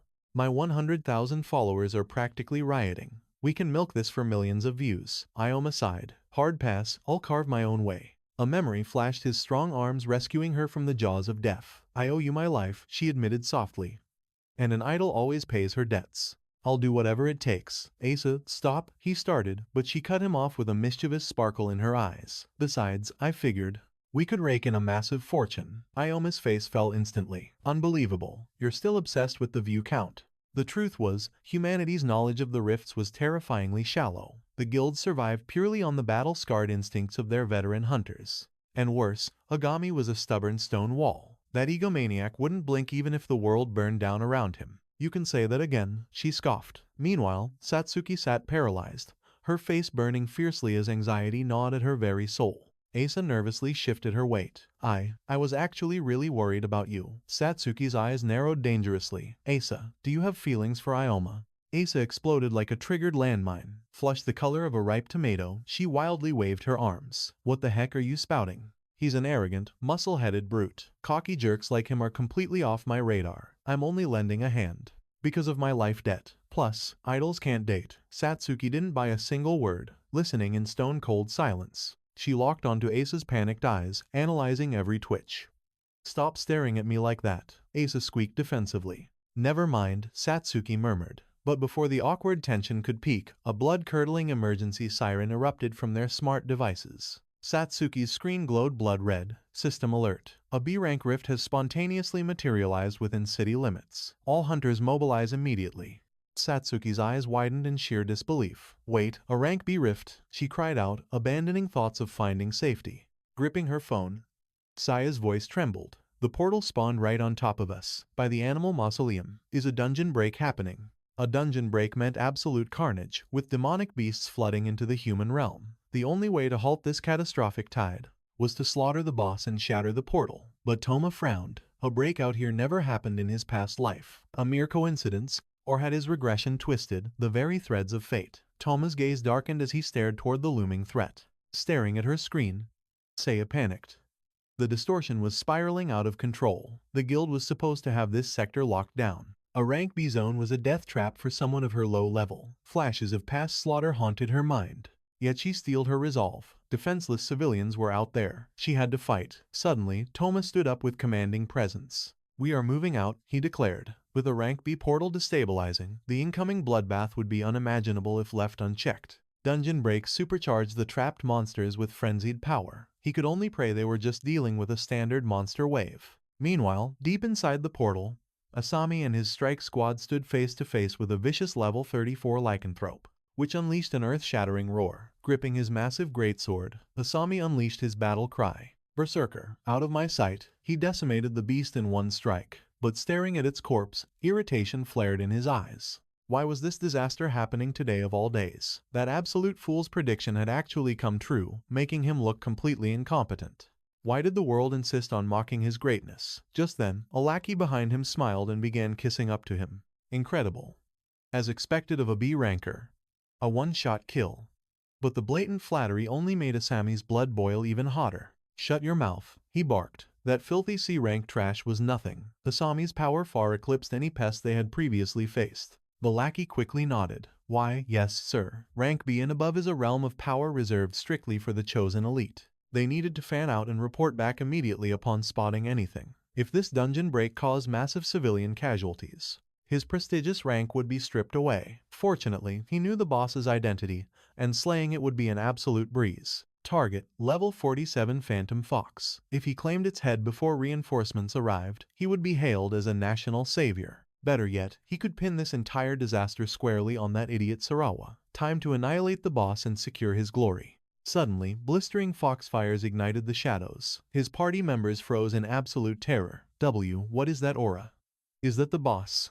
A colossal monstrosity slinked from the abyss, its razor-sharp claws gouging the earth. A deafening, blood-curdling snarl echoed as it bared demonic fangs. The vanguard's face drained of color. This wasn't in the guild intel. What in the world was this nightmarish abomination? It was the Portal Sovereign, a level 55 demon spirit fox. Staring down at them were two horrifying, death-bringing heads. The apex predator locked onto its prey. A sudden evolution. Not only had its combat level skyrocketed beyond all rational logic, but evolutionary awakening completely mutated a beast's physical form, granting it devastating, never-before-seen divine abilities. Fueled by the dense magical core of the portal, they transcended into entirely new, godlike life forms of pure destruction. Anomalies warped the very air around it. Such phenomena usually signaled an apocalyptic monster wave was about to crash down. Cold sweat drenched Asami's neck. This wasn't a simple dungeon break anymore. This was a catastrophic boss awakening event. The Crimson System window flashed. Mausoleum Sovereign. Rift Boss. Level 55 Spirit Fox Ouija detected. A hunter choked on his own terror. L level 55. We're just insects to that thing. We can't possibly fight it. Fall back. We have to fall back, his comrade shrieked. We need to regroup with other strike teams and stall for backup. They had to pray the high rankers arrived in time. Hearing their cowardly pleas, venomous disgust boiled within Asami's darkened heart. Retreat. Then all his glorious achievements would turn to ash. His absolute authority as the sector's guardian would be utterly shattered.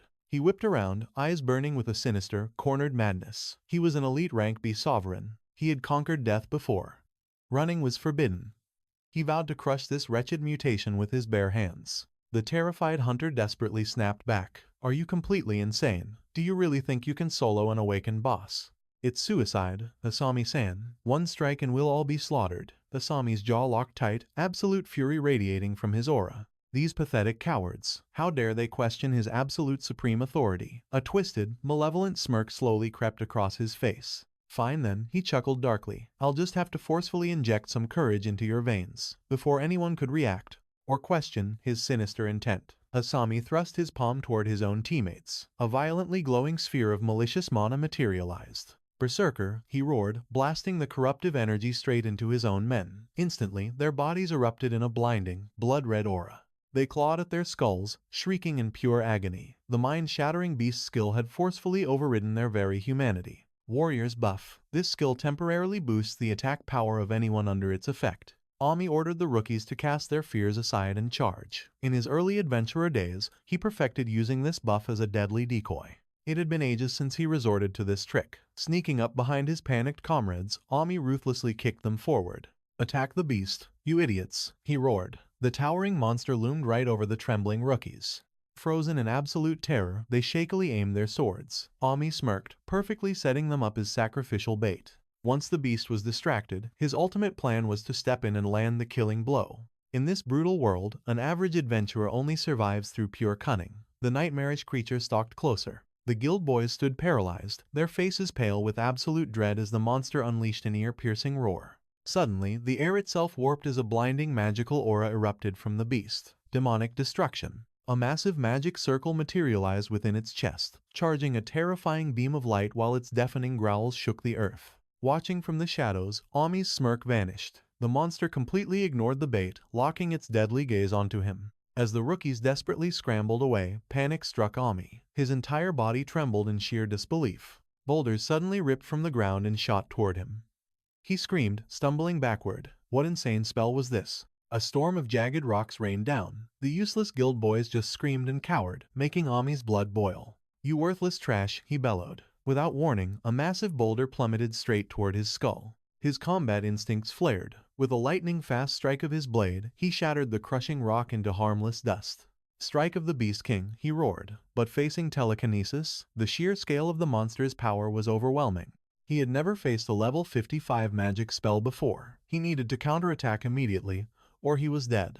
But before he could even form a plan, a horrifying snarl echoed behind him. The beast was already there. Pure terror flashed across his face. The creature's speed completely defied the laws of physics. He should have run when those pawns had aggro. Slashing frantically, he deflected the flying debris in a desperate defense. His jaw dropped in utter horror. The nightmarish predator lunged, an inescapable force of destruction tearing through his guard. Flesh tore.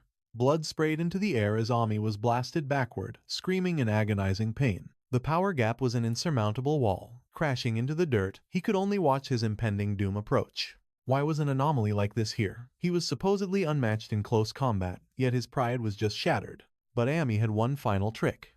A rare survival skill exclusive to beast warriors.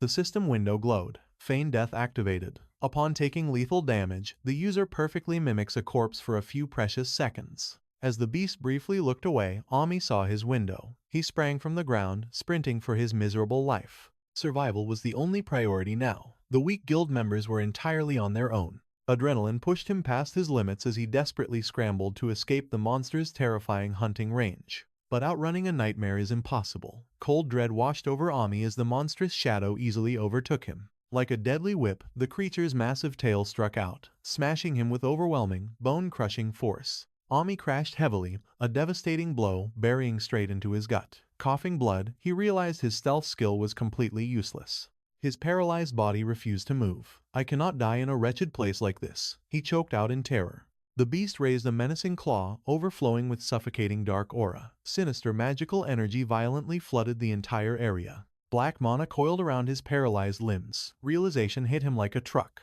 The beast was using telekinesis again. But this time, it was personal mockery. Invisible kinetic forces gripped Ami, lifting his broken body helplessly into the air. The beast's horrific jaws floated mere inches from his trembling face. Suddenly, blinding light surged from the monster's spiked spine. The catastrophic magic circle expanded once more, bathing the ruins in a blinding, terrifying glow as the monster roared.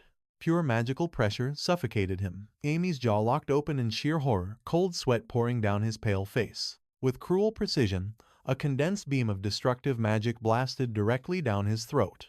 A horrifying, blood-curdling scream echoed as his body shattered from the inside. Meanwhile, in a different sector of the ruins, Ioma stood tall amidst the rubble, blood dripping from his blade as a freshly slaughtered monster laid at his feet. His cold eyes tracked the distant explosion. A system prompt chimed, 554 experience points acquired. Elsewhere, Saw placed her glowing hand on a wounded survivor. Chanting a holy spell, her warm healing magic breathed life back into him. Staring at his fully healed hand, pure relief washed over him. Ioma stepped forward, pointing the way. "Run that way and don't look back. The path is clear of monsters. Just keep moving." The survivor nodded, his voice trembling with sheer gratitude as he accepted the lifeline. After bowing deeply in thanks, the man fled. Saw watched him with a gentle smile, but Ioma was already turning toward the encroaching darkness. She called out his name, her tone shifting to deadly serious. "Unless we conquer this labyrinth, escorting everyone to safety is nothing but a pipe dream. The death toll will only rise." Ioma nodded grimly, the weight of her words sinking in. With a heavy sigh, he pulled out his phone. His eyes narrowed at the screen. Over 30 agonizing minutes had slipped by, yet the monstrous threat still choked the labyrinth.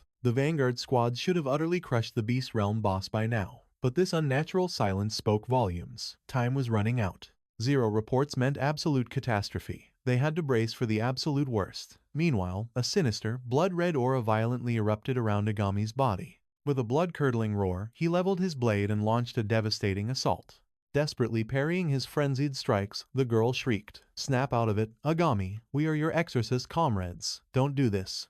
Sparks flew as their blades fiercely clashed. A bald warrior behind her gritted his teeth. "Save your breath. Words won't reach him now. His mind is completely shattered." It's the monster's mind control skill. Agami's face was a horrifying mask of mindless, pure savagery. Ryo Agami, a B-rank elite possessing the legendary Beast Warrior class. Having a powerhouse like him turned against them, spelled absolute doom. The desperate struggle raged on. Fueled by blinding rage, the corrupted Agami unleashed a terrifying, soul-shaking bellow. The sheer acoustic shockwave was utterly overwhelming. The agonizing mental pressure crushed their senses, pushing them to the absolute brink. That split-second lapse was fatal. Agami's heavy blade mercilessly tore through the girl's defenses. Crimson splashed the air as she was violently thrown aside.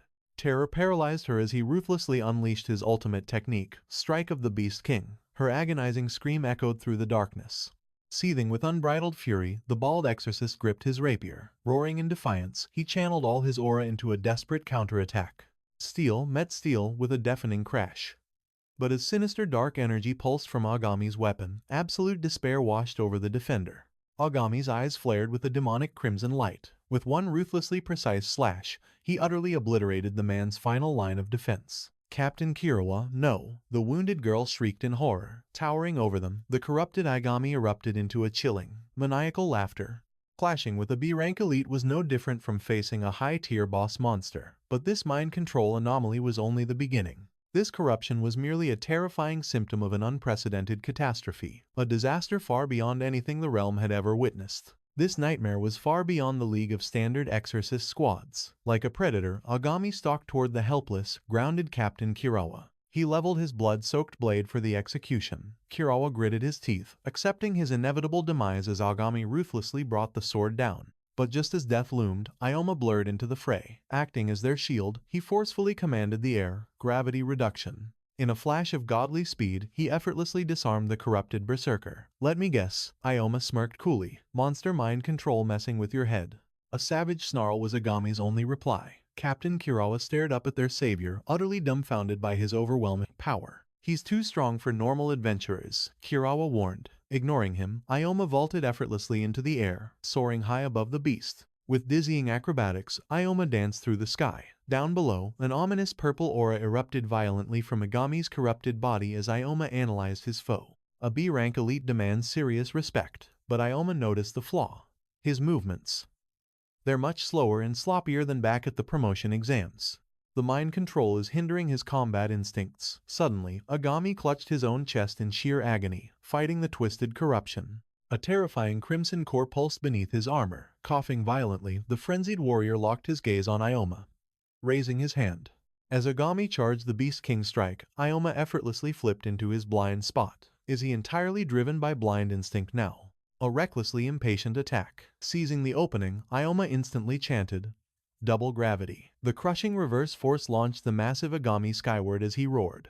In a blinding flash, Ioma delivered a devastating backhand straight to his jaw. Blood sprayed as Agami crashed down, violently clutching his throbbing skull. "Did that knock some sense into you?" Ioma taunted coolly, but as Agami slowly opened his eyes, only pure, unadulterated madness stared back. Ioma's gaze narrowed dangerously. The crazed beast recognized his challenger. Was he truly still craving more bloodshed? "Fine. Let's consider this the final round of your promotion exam." Pride fueled the beast's fury. He would absolutely annihilate this arrogant upstart. With a beastly roar, Agami invoked his ultimate taboo, the Berserker spell. Searing magical aura erupted like a volcano, surging directly toward Ioma.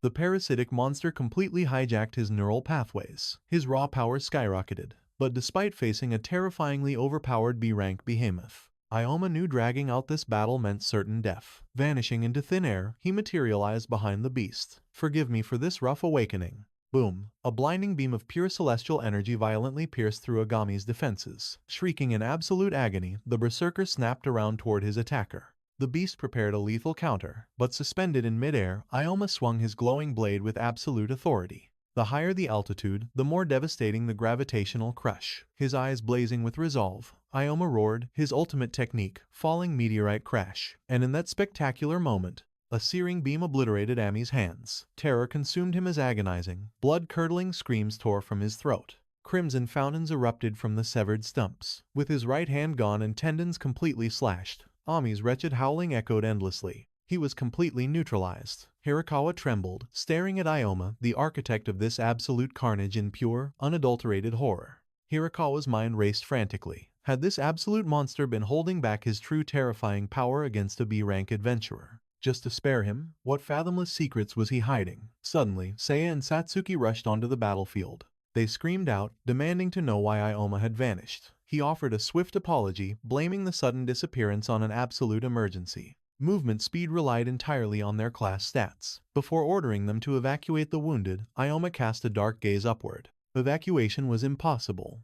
A far more catastrophic threat loomed overhead. The sky darkened as the monstrous, two-headed abomination descended. The colossal beast blotted out the sun. Pale terror washed over Seiya and Satsuki's faces as the nightmare approached. Unleashing an earth-shattering roar, the creature dive-bombed toward them, kicking up a massive, blinding storm of debris and dust. Ioma sighed in exhaustion. The dungeon boss had officially begun its hunt. The beast bared its razor-sharp, bloodthirsty fangs. It stalked closer. Satsuki trembled violently, questioning what horrific mutation this was. The abomination's eyes were pitch-black voids of death. Accessing his system interface, Ioma's eyes locked onto the grim reality. This was the absolute apex predator of the Beast Mountain Rift. A level 55 Ouija demon fox. The system stats totally contradicted the original intel. This hellish nightmare had forcefully evolved. The mutation triggered the instant the dimensional rift fractured open. This drastically escalated the danger level. An evolved boss monster. meant its devastating combat skills were completely unpredictable. Stepping bravely toward Ioma, Seiya's voice cut through the deadly tension. Slaying this titan was the only way to prevent total city annihilation. Ioma nodded grimly. But victory wouldn't come cheap. The shrieking abomination suddenly erupted in a blinding array of chaotic magical energy. System warning. Level 30 Bestial Necromancy Phantoms. The sky instantly swarmed with a massive legion of glowing, ethereal beasts. Everyone froze. Paralysis gripped them as the boss summoned an entire demonic army. Seiya's mind raced with absolute dread. A massacre was imminent. Countless innocents would perish. These bloodthirsty fiends lived only to shatter the city and slaughter the helpless. Ioma commanded the girls to evacuate the injured immediately. Shock widened Seiya's eyes. She desperately screamed, demanding to know his suicidal plan. With dead serious eyes, he declared he would solo the boss. She desperately reached out, but a blinding flash of divine aura materialized between them. Drawing in a sharp, resolute breath, her heroic instincts ignited like wildfire. She refused to be dead weight. Her resolve hardened instantly. She would let him fight. They would annihilate the phantoms and fiercely protect the casualties. Trusting them, Ioma dashed straight into death's jaws. Paralyzed by the overwhelming aura, Hirakawa watched the suicidal charge. His voice quivered violently as pure panic took hold. Absolute insanity. A level 55 disaster class. Without top-tier guild reinforcements, they were totally doomed. Yet, Ioma surged forward undeterred. Nothing could shackle his momentum. He exploded upward, using a flying phantom beast as a literal stepping stone. He roared out, entrusting the swarm to Seiya and Satsuki. Satsuki fiercely acknowledged the command. Without a single backward glance, he advanced upon the two-headed titan with godlike confidence. Suddenly, the grotesque core within the beast's chest ignited, radiating catastrophic power. It unleashed the devastating roar of the ghostly beast. The sheer shockwave instantly pulverized the surrounding architecture. Boulders turned into deadly shrapnel. A battle-hungry grin stretched across Ioma's face. So, this was its ultimate play. Utterly fascinating. Hirakawa's jaw dropped, eyes bulging in absolute, soul-crushing terror as he screamed out in sheer disbelief. The blast radius was impossibly massive. The beast roared again, igniting a raging inferno across the shattered ruins. A deadly storm of debris barreled straight toward Ioma. Catching the terrifying sight, Satsuki whipped her head around, gasping. Fear gripped her heart. Seiya glared at the cataclysmic wreckage with unwavering faith. He absolutely could not fall to this beast. The fiend radiated suffocating death energy. It wasn't even going all out. This apocalyptic nightmare was merely toying with its prey. Enveloped in blinding aura, Ioma defied gravity. He parkoured across the flying boulders with god-tier agility, chaining lightning-fast jumps, bounding between falling debris. Hirakawa's brain short-circuited, trying to comprehend the inhuman footwork. How could a human break the speed limit? This wasn't normal adventurer movement. Every hyper-calculated step screamed of veteran combat experience forged in the absolute crucible of death. His past life mastery as a rogue was showing. Enraged by the flawless evasions, the demon boss snarled viciously. Closing the gap, a cocky smirk flashed across Ioma's face. Was that it? Did the grand boss attack seriously miss? How utterly disappointing. Boiling with demonic wrath, the titan locked its jaws and lunged at Ioma. With earth-shattering acceleration, Ioma instantly activated localized gravity magic. The crushing force smashed the lunging behemoth right out of the sky. The beast's massive fangs shattered a colossal boulder into dust. Ioma sensed a vital opening. The monster's focus had finally slipped. Seizing the moment, he unleashed a devastating gravity bomb directly at the beast. The brutal impact tore through its flesh, raining blood. Kirao watched the apocalyptic clash in sheer disbelief. This was no ordinary B-rank adventurer fighting before his very eyes. He was dominating a level 55 boss entirely alone. Who on earth was this guy? He was undeniably destined to become the strongest adventurer in the entire world. Meanwhile, Ioma's mind raced with tactical precision. Slaying the boss was the only way to shatter this rift. The phantom swarm was already fading. Time was rapidly running out. He had to execute a finishing blow and end this nightmare permanently. Gripping his radiant golden blade, his eyes burned with an unshakable, menacing resolve. In response, the demonic beast whipped its massive tail, launching a devastating barrage of giant boulders while unleashing an earth-shattering roar. Ioma tracked the incoming death storm with razor-sharp focus, dodging the crushing projectiles with breathtaking, blinding agility. The beast possessed overwhelming physical might, but its blind fury made it completely unpredictable. That reckless rage was a flaw, yet ironically, it made the creature incredibly difficult to kill. Deflecting a massive rock, Ioma launched himself directly toward the monster's snarling heads. Invoking double gravity, he crushed one of its skulls with a summoned boulder. Capitalizing on the violent, earth-shaking rockfall, the creature shrieked in absolute agony. But before it could recover, Ioma ruthlessly cast double gravity once more. Plummeting at breakneck speed, his golden blade sliced the air inches from its face. The beast probably assumed that airborne targets were helpless prey. A fatal miscalculation against a gravity master. The monster's combat instincts were severely dulling.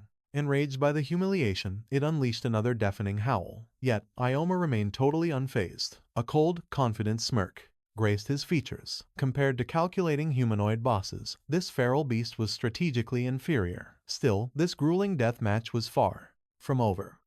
His blade carved through demonic flesh, painting the sky red. The floating system interface flashed demon. Fox Wea, level 55, against Ioma Kono, a mere level 38. The terrifying power gap easily explained his nearly depleted mana reserves. Surviving this impossible clash was a miracle in itself, considering the catastrophic level difference. Simply, walking away without lethal injuries was a stroke of divine luck, but recklessly burning his remaining magical energy now would guarantee his brutal execution. Conserving mana was strategically vital, yet practically impossible. Holding back against this apex predator meant absolute, certain death. Glancing back at Saya and Satsuki, he briefly considered calling for their immediate backup. Impossible. They were overwhelmed by shadowy phantoms and fiercely guarding the heavily wounded. Relying on the battle-hardened instincts of his past life, Ioma calculated every terrifying combat scenario. The boss possessed repetitive, predictable strike patterns, but boasted monstrous vitality and horrifying passive regeneration. If his mana ran dry, he would be incredibly lucky to die alone without dragging his comrades down. To perish in this desolate wasteland was a bitter pill. Was there any hidden trump card? But hesitation meant total annihilation for everyone. Retreat was never an option. Suddenly, a wild, fearless smirk broke across his face. Channeling the legendary warrior he once was, he embraced the suicidal reality. Only one path remained.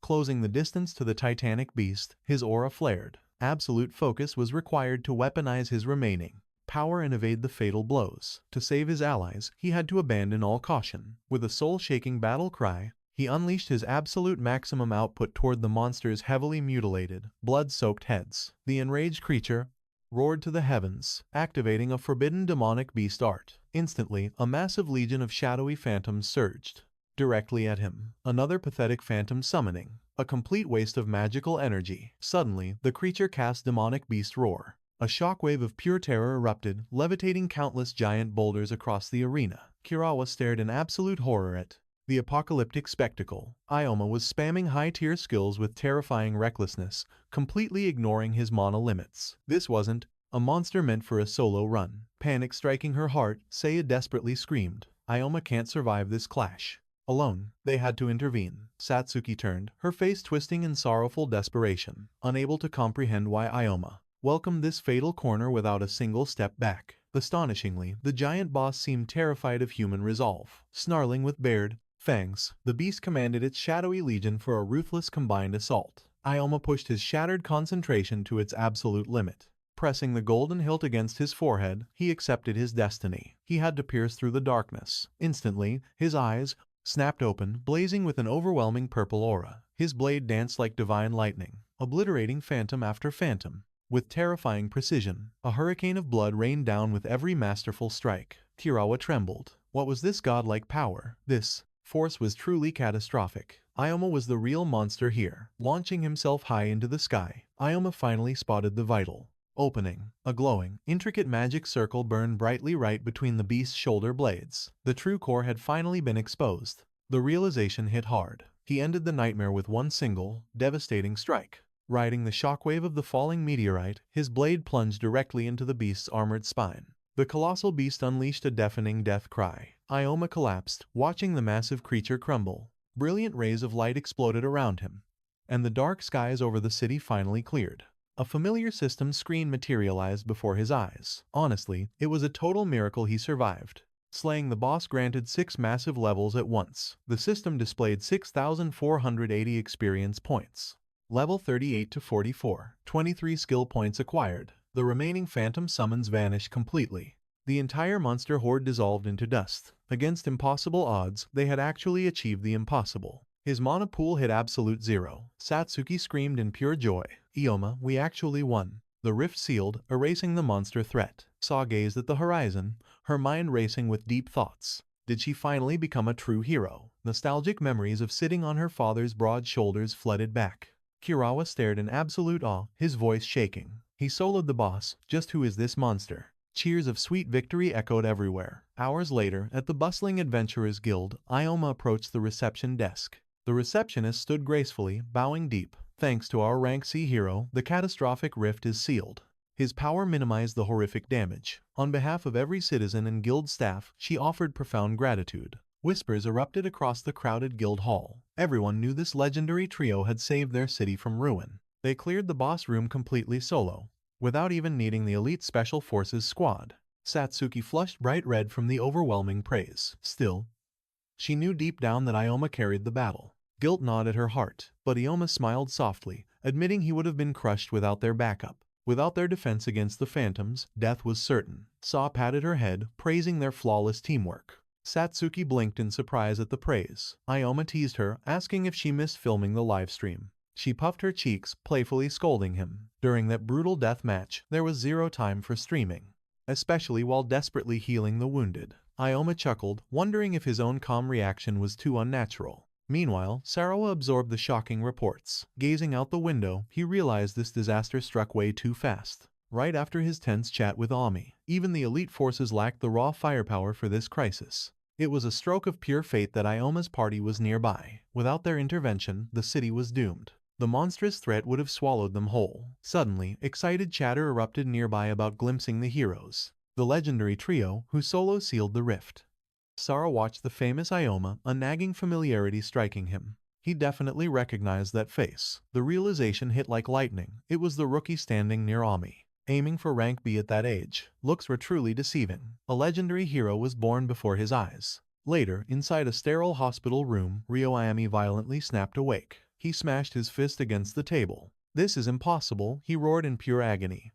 Fragmented memories of the chaotic battlefield flashed through his mind. The boss invading his brain, and that absolute trash Ioma severing his arm, the precious arm of an elite. To make matters worse, that nobody was worshipped as the city's savior. The bastard stole his rightful glory. For crippling him, he swore to make Ioma's life a living hell. He would use every ounce of aristocratic influence to completely destroy that arrogant brat. Suddenly, the heavy door swung open. Captain Kirawa entered alongside a wounded soldier. The captain glared at the pathetic noble, scoffing at his disgusting ingratitude. Ami snarled, demanding to know his business. Kirawa's voice was like ice. Since the boss fully corrupted his mind, executing him was protocol. But Ioma intervened. Saved him. Ami shrieked with venomous rage. I should thank that peasant for permanently crippling my noble body. What more do you lowlifes want? Ignoring the tantrum, Captain Kirawa signaled the bruised soldier to step forward. Ami's face drained of all color. Impossible. The very soldier he maliciously sacrificed as live bait stood right there. He actually survived. Ami gritted his teeth. The captain's killing intent flared. You forcibly manipulated your own subordinates and used them as disposable meat shields. Using mind control without consent is a severe Class S felony, especially just to save your own pathetic skin. Surely, a rank B adventurer is not ignorant of guild law. Guild military contracts punish rift crimes with death. Trapped in his own web, Ryoami choked on his excuses. Words failed him. He stammered, his eyes wide. This is absolutely impossible. Days passed. Inside the Adventurer Guild, the receptionist slid Ioma's promotion request across the counter. Denied. Why am I barred from rank B? He demanded. The receptionist sighed, explaining that higher ranks bear heavier burdens. Stricter rules mean no rapid appeals after a rejection. He would be forced to wait in the shadows. 3 whole months. Ioma roared in disbelief. He had just hit level 44, crushing every single promotion requirement. That previous incident was pure sabotage. The receptionist nodded sympathetically, fully grasping his frustration. But the system is absolute. Wait 3 months, and rank B is guaranteed. Ioma ground his teeth in pure irritation. In 3 months, the Library of Mysteries would be picked clean. That legendary artifact would slip right through his fingers. All thanks to Ami's petty grudge. Suddenly, Kisaragi Satsuki marched up behind him, her voice ringing out through the hall. Ioma is the hero who saved this very city. He single-handedly crushed a rank B veteran controlled by the boss. The receptionist gently replied that the guild's most influential rogue had already been stripped of his badge. Abuse of power carries a heavy price. His corrupted evaluation was voided. She felt their burning injustice, yet the guild's ironclad laws remained. Ioma exhaled a heavy breath. Let it go, Satsuki. The system won't budge. Internally, his mind raced. The Ring of Wisdom held the power to alter the very fate of this world. He desperately needed a backup plan to seize it. Suddenly, a commanding presence materialized behind them, inquiring about their commotion. The receptionist gasped. Deputy Chief Sarawa. His sharp gaze pierced the tension. The high-ranking official stepped forward, revealing he had been eavesdropping on their fiery debate. Ioma blinked, completely caught off guard by this titan's intervention. The deputy guildmaster himself. Ioma thought, his pulse quickening. Why would such a legendary figure descend to their level? Sarawa locked eyes with him. You are Ioma, correct? I hereby authorize your immediate promotion to rank B. The words struck like lightning. Ioma froze in disbelief. Just like that, he mumbled. The receptionist practically shrieked. Sir, that violates protocol. Bending the iron laws now will spark a massive rebellion among the veteran adventurers. The guildmaster will rain down fury over this. Unfazed, Deputy Chief Sarawa radiated absolute authority, calmly stating that true heroism eclipses rigid rules. He had personally investigated the aftermath of the recent devastating rift. The truth was glaring. Ioma's exam failure stemmed not from weakness, but from Ami's venomous personal vendetta. A reassuring smile broke across his stern face, leaving Ioma and Satsuki stunned. He declared that no laws were shattered today. The guild itself was guilty. They had wrongfully denied a champion his rightful rank based on Ami's corrupt grading system. Losing a prodigy like Ioma would be a catastrophic blow to their forces. Naturally, the guildmaster would demand answers for this unprecedented bypass. The receptionist shifted nervously, whispering that the chief was terrifyingly strict about protocol. 0 exceptions allowed. Sarawa's aura flared with confidence. Let me bear the burden of pacifying the guildmaster's wrath. The exact methods of his persuasion would remain a mystery. Still utterly bewildered, Ioma finally found his voice. Why risk your position for me? Sarawa's gaze softened, expressing his solemn oath to uplift true warriors. Protectors of the innocent deserve ultimate backing. That catastrophic citywide disaster should have been detected and crushed by the guild long before it wrought such havoc. Above all else, he owed Ioma a monumental debt of gratitude. As deputy chief, this promotion is my sincere thanks to a true savior. With commanding respect, he extended a hand. A legendary handshake sealed the deal. Ioma beamed, gripping his hand firmly. The receptionist swiftly stamped the golden seal of approval onto the rank promotion documents. Kisaragi Satsuki erupted into triumphant cheers. Her beloved companion had finally claimed his rightful rank B. She showered him with heartfelt praise. Reaching such towering heights so rapidly was absolute madness. Elite rank B adventurers were rarer than legendary beasts. Meanwhile, the gears in Ioma's mind began to violently shift. Compared to his pathetic past life, his ascension was terrifyingly fast. Yes, slaughtering higher-tier monsters yields massive experience. But hitting level 44 this early, it was unheard of. Suddenly, a chilling realization washed over his soul, plunging his expression into deep shadows. Satsuki tilted her head in confusion. Are you not thrilled about the promotion? Ioma forced a smile, masking the brewing storm of anxiety about the dark future. His mind raced back over the timeline's violent acceleration. A catastrophic rank B rift swallowing the city whole so early in the game. They survived, yes, but in his previous life, this apocalyptic disaster never even existed. Had his regression triggered a massive butterfly effect? This wasn't a mere glitch, it was a terrifying distortion of fate itself. The rift materialized without warning. It seems this phenomenon was entirely unique to this timeline, completely absent from my past life. In my previous life, I was completely clueless. Now, the butterfly effect was in full motion. A single ripple altering destiny itself, threatening catastrophic consequences. Yet, why was anxiety gnawing at him? He brushed off the looming dread. Dwelling on shadows would only drag him down. Besides, victory was theirs. The B rank was finally his. Ping. A sudden alert shattered the silence. Ioma checked his screen, his eyes widening at the breaking news of a fresh dimensional fracture.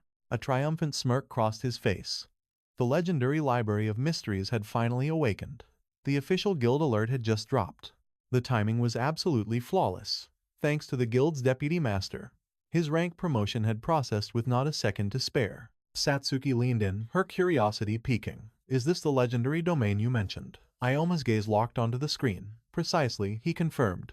The master of this domain hoards a divine relic, the Ring of Wisdom. With that artifact in our grasp, We can finally unravel the truth behind these dimensional anomalies. He scanned the restrictions. Only B-rank awakeners and above were permitted entry. Anyone else had to survive a grueling qualification test. A confident smile played on his lips as he turned to his companion. "Shall we submit our rating application?" Satsuki beamed, her eyes sparkling with absolute determination. Without a doubt. Meanwhile, high above the city in a sun-drenched corporate tower, a shadowed figure sat at a massive mahogany desk, whispering into a secure line. "The B-rank Library of Mysteries is manifesting soon," he murmured darkly. "The relics held by its master are far too dangerous. We cannot allow such absolute power to fall into stray hands." The voice crackling through the receiver hesitated, questioning if his elite vanguard couldn't simply conquer the domain. With his overwhelming resources, subjugating the rift would be child's play. "Do not be a fool," the mastermind hissed.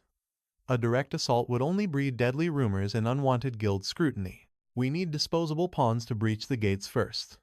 I have candidates in mind." In the end, a puppet's face hardly matters. A caged songbird trilled softly in the shadows, as the man's tone grew lethal. "My true identity and ultimate ambitions must remain buried. I require pure, obedient tools, incapable of future betrayal." With calculated grace, he rose from his seat. "The moment our designated rat steps through the portal, immediately mobilize the Chimera Fang syndicate. Their sole directive, obliterate the dungeon master and secure every dropped artifact. Furthermore, they are ordered to slaughter every single awakener trapped within the domain. Leave no survivors. I will weave the illusion of a tragic dungeon collapse. The ignorant masses don't need the bloody truth." He coldly severed the connection. Knock. Knock. A sudden rap struck the heavy oak door. His eyes narrowed, but he smoothed his expression and granted entry.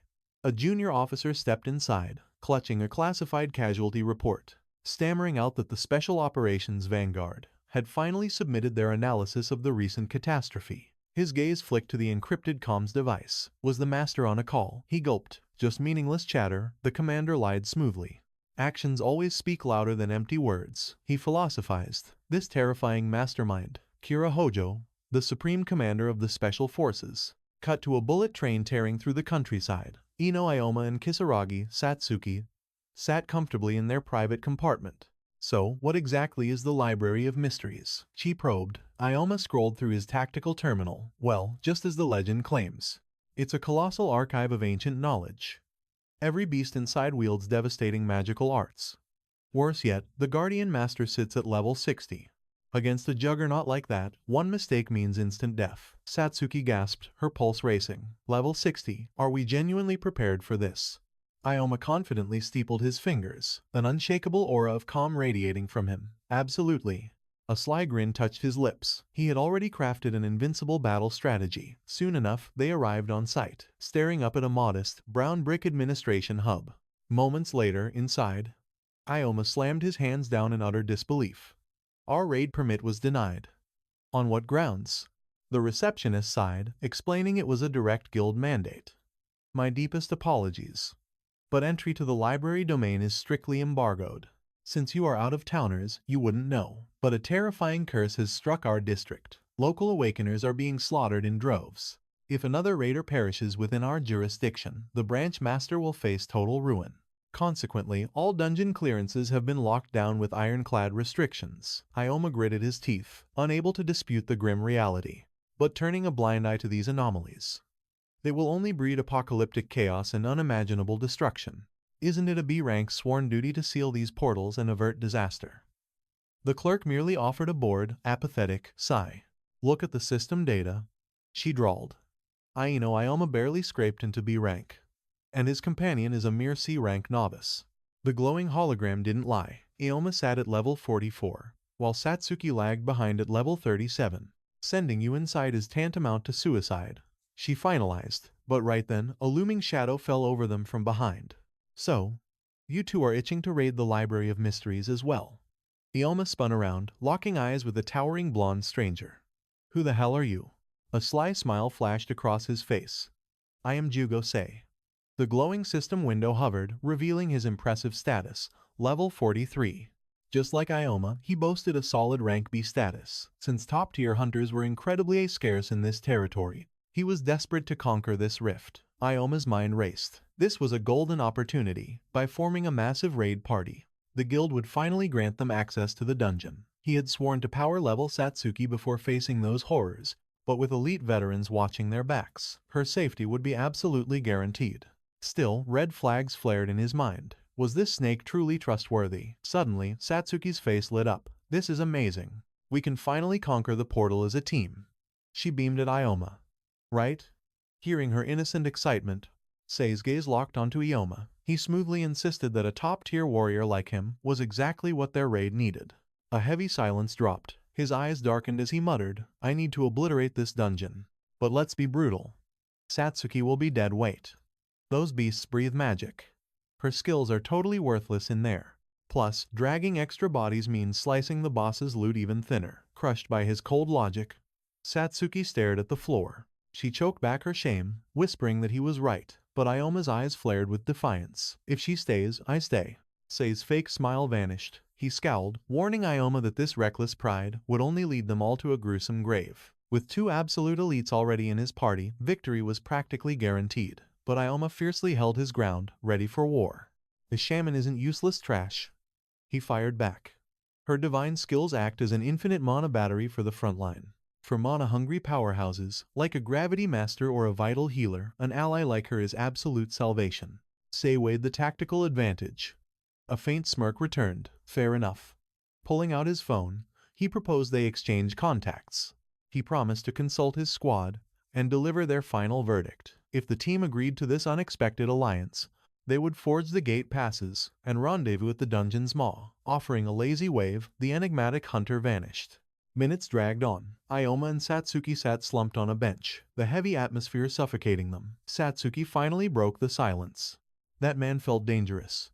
Are we truly making a wise choice? It felt like his eyes were stabbing right through me. Ioma nodded grimly. He is pure poison, but a necessary evil right now.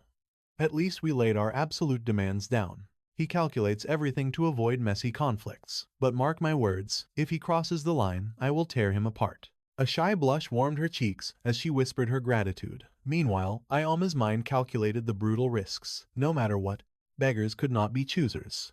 A massive raid meant the legendary Ring of Wisdom drop rate would be sliced drastically. But dreaming of loot was pointless if the dungeon gates stayed locked. Plus, a raid squad made crushing the boss easier. Unremain and also well case. Flashing back to Sei's calculating gaze, he realized the path to absolute victory was becoming crystal clear. Meanwhile, ominous thunderclouds choked the sky. Heavy shadows swallowed the area. A massive steel barricade loomed ahead, bearing a strict warning, absolute safe zone. Clang. A terrifying scythe smashed into the concrete, changing the master plan. Is that your brilliant excuse, Sei? If you are collecting pathetic dead weight, do not drag our glorious guild into your suicidal mess. The system window flared. Shinebuki, level 40. Sei just rubbed his neck and flashed an infuriatingly innocent grin. Our hands are tied, aren't they? Securing this dungeon pass was pure hell. And our front lines are dangerously hollow. Was I wrong to recruit? Shin scoffed, her aura spiking. Why recruit had a squishy support and a suicidal frontline mage? Those aren't even their official classes. Explain this garbage. Sei chuckled darkly, hinting that everything was part of a master design. Besides, Ioma packs some serious firepower, and we desperately need Satsuki's utility.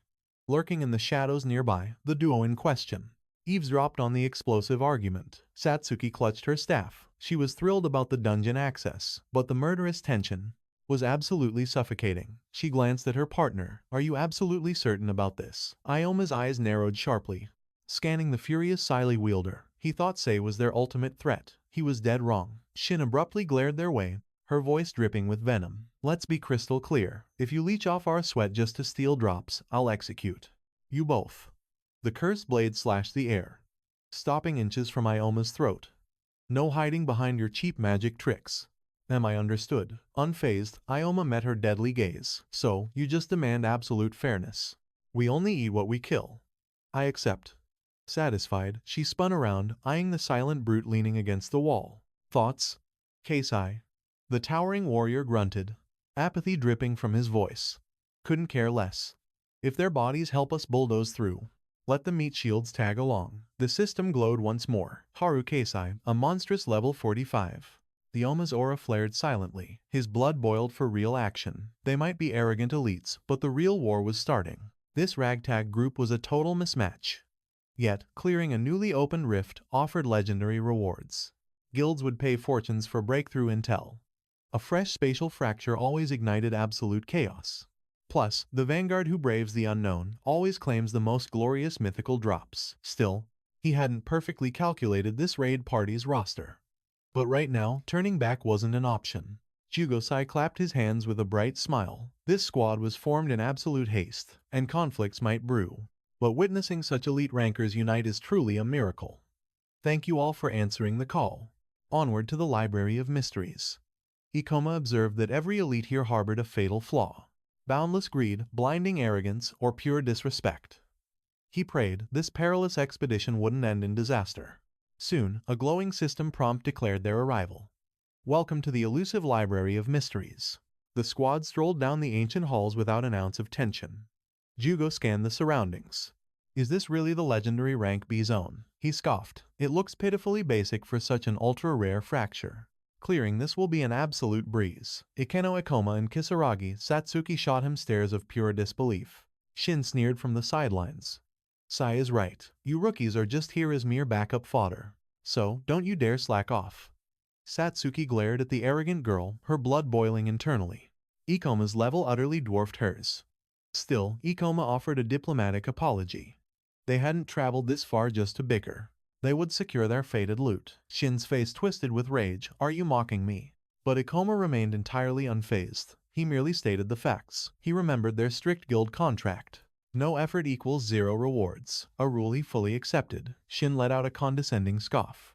As long as you know your place, she snapped, turning away. Satsuki instantly rushed to Ikoma's side. She whispered nervously, are you certain we'll secure any drops? At this rate, that boss relic is out of reach. Ikoma nodded solemnly. It was a chilling risk, but right now, absolute focus was crucial. This rank B zone was practically a death trap for the unprepared. Only his regressor memories from a past life gave him an edge. He knew the impending horrors. The domain structure could morph at the boss's wicked will. Predicting the impending chaos was a near impossible task. Suddenly, Jugo grabbed an ancient tome, his eyes widening in pure curiosity.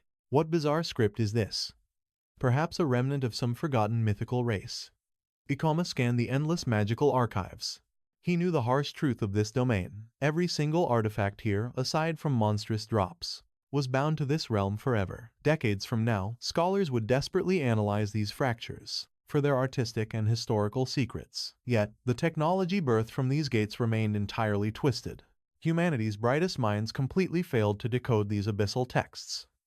The ancient linguistics of these fallen realms remained an eternal enigma to mankind. Their hidden cosmic truths were seemingly lost to the endless void.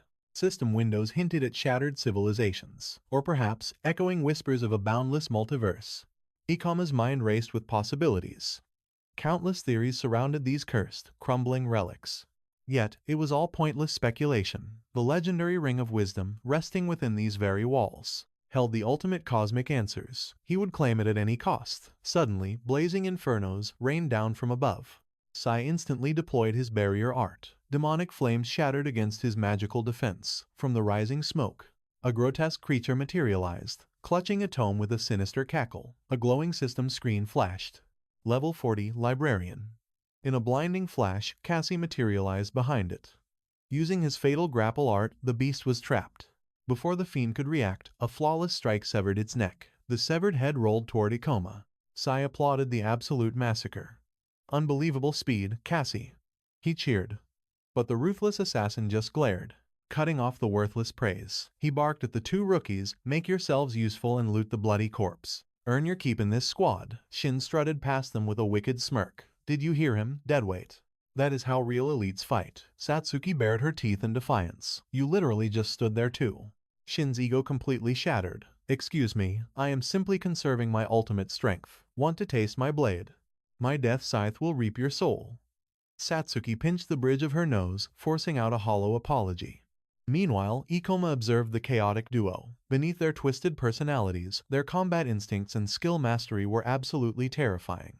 That execution was actually brilliant, though it stirs an old memory. He immediately shifts his sharp gaze toward Kasai. Haru Kasai, wasn't it? The rogue glares back, scoffing. Yeah?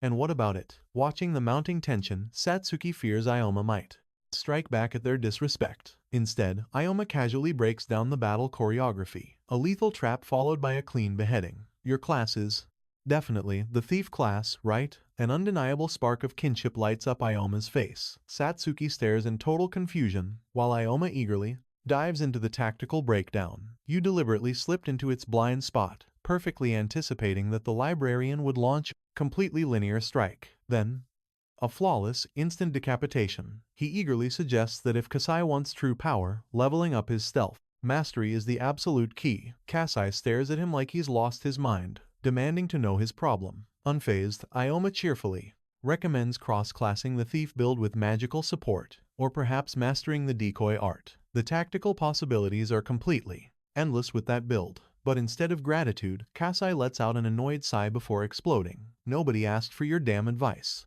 Ioma figures the arrogant rogue simply doesn't grasp the true depth of his own class. He desperately tries to clarify his pure intentions. He only wanted to offer high-tier strategic guidance. But Kasai's fury only burns hotter, viciously threatening to slaughter him if he speaks again. Visibly shaken, Satsuki whirls toward Ioma, demanding why he would ever provoke such a terrifying predator. Rubbing the back of his neck, Ioma sheepishly admits he just knows a bit about the thief path. Internally, he knows the thief class is destined to become absolute trash. Without evolution, the rogue will lose absolutely everything. He genuinely doesn't want Kasai suffering his own past tragic fate. Suddenly, Satsuki snaps.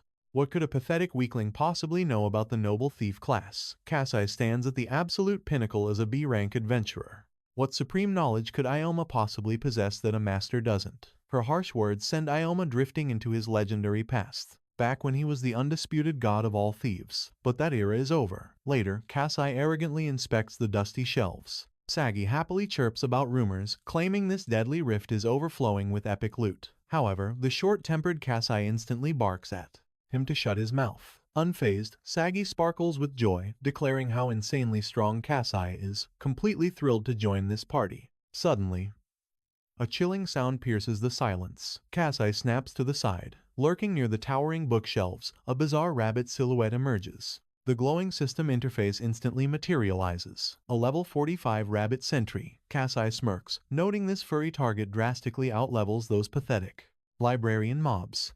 Ioma's blood runs cold. If that thing is a sentry, what is a monster like that doing in this zone?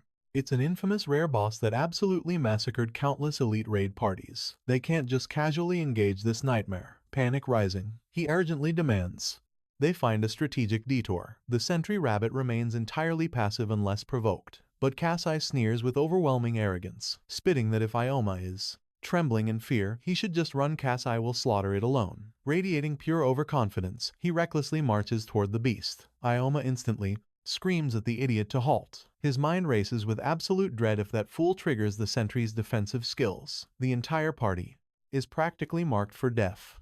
In a heartbeat, Kasai closes the distance, meeting the creature's unnervingly intelligent gaze. Drawing his gleaming steel dagger, the rogue violently lunges at the rare boss. Instantly, the beast darts away. Desperation tearing at his throat, Ioma roars a frantic warning. Chasing it means sprinting blind into a trap. Kasai must hold his ground. Yet the arrogant rogue recklessly slashes at the evasive creature, dancing effortlessly out of reach. His blades hit nothing but empty air, leaving him totally stunned. What insane speed!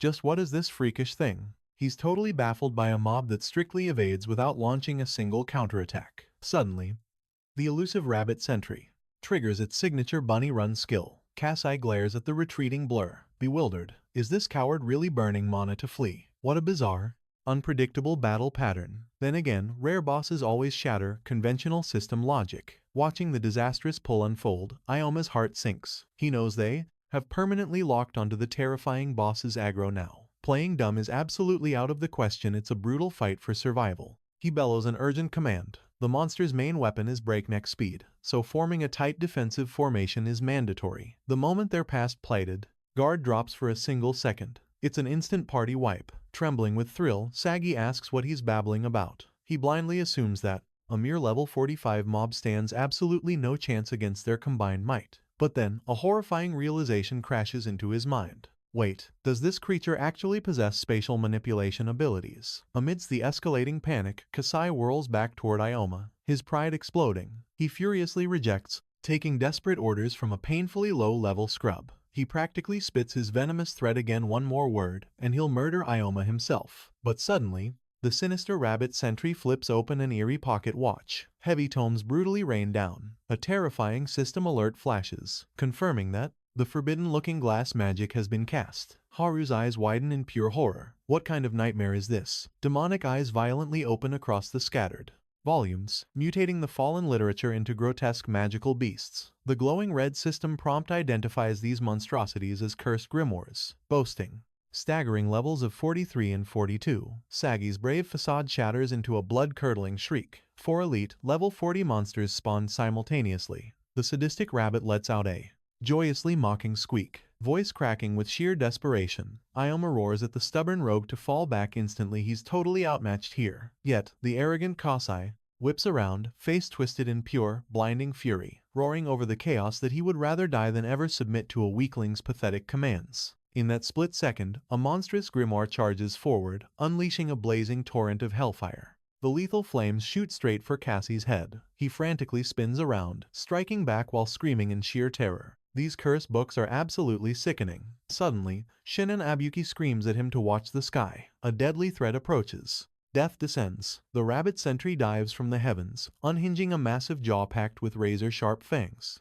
Harui freezes in absolute shock. Wasn't this cowardly beast always fleeing? Panic sets in. This is a fatal trap. But Ioma intercepts like a lightning bolt, clashing with the beast. The rabbit just flashes a sickeningly sweet smile and squeaks. Gripping his clown blade, Ioma ruthlessly kicks the creature away. With absolute confidence, he knows as gravity's master, the sky is his. The creature glares back with burning malice. Ioma scoffs in sheer disbelief. Why is this arrogant furball acting like the victim? Crashing down behind Ioma, Harui trembles. That was way too close. 1 fraction of a second slower meant certain death. Ioma actually predicted that lethal ambush and snatched him from death's door. Meanwhile, the cowardly sentry scrambles away once more. Watching it flee, Ioma figures out its filthy trick. This monster never fights fair. Its battle strategy is pathetically simple. Ambush, a weak link, then retreat. Spinning toward Jugo-sai, Ioma barks a crazy order. He will solo 3 cursed grimoires. The team must crush the 4th. Horrified, Sai roars back, calling it absolute suicide and begging him to reconsider. Sai knows their combat performance was garbage, and Cassie got completely outplayed. Still, they are seasoned veterans, not useless, dead weight.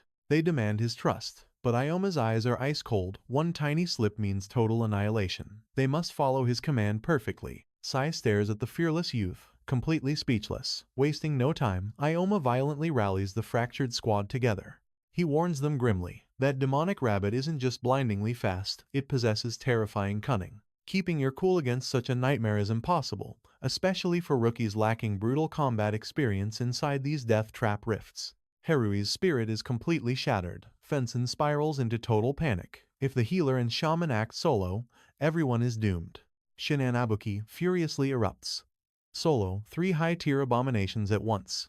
Has this guy completely lost his mind to madness? But Kisaragi Satsuki feels an unshakable trust. If the main character commands it, she believes in his absolute victory. With burning resolve, she rallies the team. They must fall into formation instantly to protect Ioma. Suddenly, a lethal grimoire torpedoes right at his head. Moving like a phantom, he effortlessly sidesteps the deadly strike. Ioma calculates the threat. These flying beasts possess terrifying speed, massive area of effect strikes, and devastating magical firepower. Worse yet, blinking even once is a death sentence. That sneaky rabbit is constantly hunting for a fatal blind spot. This hellish scenario makes the city invasion look like a joke. Exhaling sharply, he accepts reality. 1 error means immediate death.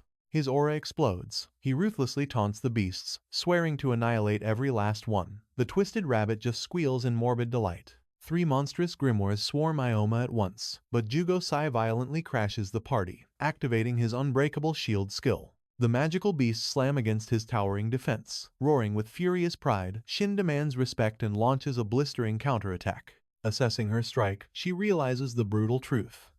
Massive offensive power, magic resistance, and total aerial dominance are the keys to survival. She must never forget that lurking rabbit. Shinen Abuki desperately rises, screaming that the crazy youth is absorbing all their fatal damage. He must stop playing the suicidal martyr. Meanwhile, Ioma clashes relentlessly with the floating tomes. He unleashes his reducing gravity skill. Defying physics, he uses the monsters as his personal stepping stones. Rocketing into the sky, he activates Meteorite Fall. Like a devastating comet, Ioma plunges downward, burying his blade deep into demonic flesh. The beast explodes into dust. A glowing system prompt awards 2015 experience points. Yet, Ioma clicks his tongue in sheer frustration. His current limit is assassinating just one target. Elsewhere, Sai holds the line using his path skill. As both warriors cheer in triumph, victory feels within reach. Two abominations are down. But suddenly, the Twisted Rabbit summons a bizarre pocket watch and activates its Dark Alice magic. Ioma's eyes narrow in realization. This sinister, Sentry's absolute limit is controlling 4 puppet monsters. Is this monster endlessly replacing the fallen ones? Satsuki screams in absolute despair, realizing this nightmare battle might last forever. Shin witnesses the dark summoning magic and grits her teeth. This beast must be mocking her. Erupting with fighting spirit, she faces the swarm. She recklessly taunts the enemies to attack her. Catching this fatal mistake, Ioma aggressively barks at her to hide behind Sai's unbreakable shield. Shinen Abuki's pride flares into blazing anger. Does this arrogant rookie think she is useless baggage? She can obliterate these magical books solo. Winding up her weapon, she prepares her circle turn skill. But a spine-chilling sound freezes her blood. Pure terror hits her. It is the exact same eerie noise from the beast's ambush on Cassie. Snapping her head, the demonic rabbit is already there. It lets out a morbidly cheerful squeak. In her final moments of shock, she realizes this cute sound is actually its death knell. Suddenly, Jugosai reacts. Run away. He roars. But before she can react, a beast strikes from the shadows, sending her crashing to the unforgiving earth. Vicious fangs clamp down on her trembling frame. Is this the end? Shin wonders in terror until Ioma suddenly materializes before her. He yells to rip the foul creature off by sheer force, but Shin Inubazaki cries out in agony that the bite is too deep. Brute strength alone won't save her. Ioma's eyes widen for a split second before unleashing the devastating gravity bomb skill. The crushing weight drops directly onto Shin, miraculously launching the bloodthirsty monster away. Gasping for breath, Shin weakly pushes herself up, her entire body screaming in blinding agony. But Ioma's heroic intervention spared her life. Without him, she'd be dead. Suddenly, the cursed grimoire manifests once more, but Ioma's blade meets it head-on. He roars at she to cast healing magic on Shin immediately. She nods frantically, instantly unleashing his power. Watching this desperate bloodbath, Kisaragi Satsuki feels dread wash over her. Their once proud strike force is completely shattered. Ioma is the only warrior left standing. Annihilation seems utterly inevitable, but Ioma's eyes burn with defiance as he declares, the battle isn't finished. Alice's magic burns through far too much precious mana. If they systematically destroy the grimoires, one by one, that demonic rabbit will finally fall, and the wicked sentry rabbit knows this all too well. They must bide their time. With absolute focus, Ioma violently clashes with another grimoire. He analyzes their formidable defenses. Their bodies are tough as iron, their maws shielded by razor-sharp fangs. The crushing power of gravity bomb is his only option. Driving his sword deep into a monster's flesh, he triggers the deadly skill. A deafening explosion shatters the battlefield, instantly annihilating the beast. A smirk graces Ioma's face. A flawless hit.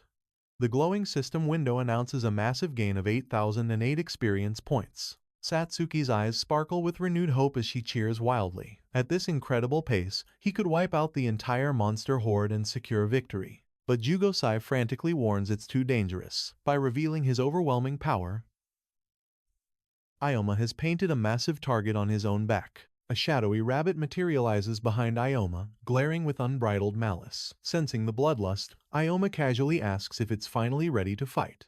In a flash, he activates the double gravity skill, moving like a phantom, and vanishing completely from the sentry rabbit's bewildered sight. Hovering high above the chaotic battlefield, Ioma calculatingly realizes that merely slaughtering the remaining 2 beasts won't bring an end to this deadly nightmare. His sharp gaze pierces the dust below, uncovering a chilling truth. The monsters and the mastermind rabbit are coordinating a lethal ambush. They've cornered him with perfect synchronization. However, even the most flawless monstrous formations possess fatal, exploitable blind spots.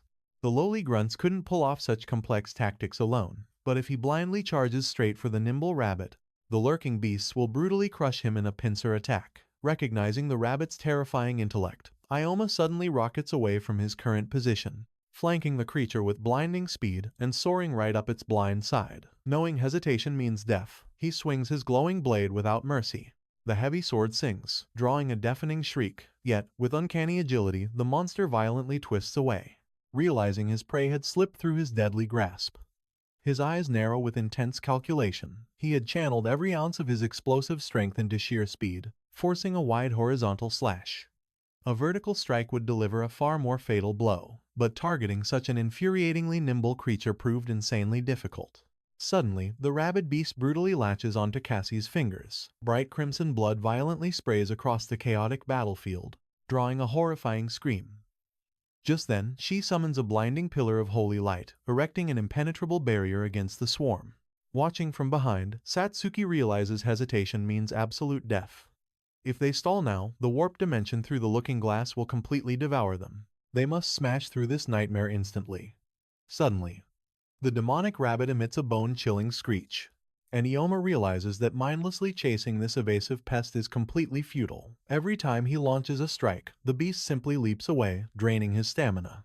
In a flash of genius, he conjures another gravity bomb. The cornered beast instantly activates rabbit sprinting, becoming a complete blur of motion, leaping skyward. But midway, it freezes in pure terror, carefully examining the dark, ominous brilliance glowing directly in its path. Boom! A devastating impact swats the monster out of the sky, sending it crashing to the dirt in agony. Ioma steps forward, mocking its pathetic attempt to dodge. Every godlike speed skill has a fatal weakness. This creature's rabbit sprint has a pathetically short range, leaving it utterly defenseless the instant the sprint ends. He simply needed god-tier timing to unleash his devastating damage, relying not on a basic swing, but an overwhelming skill. Boiling with uncontrollable fury, the monster violently springs up, unleashing a blood-curdling roar, baring its razor-sharp fangs. Without flinching, Ioma brutally annihilates his foe with a single, godlike slash.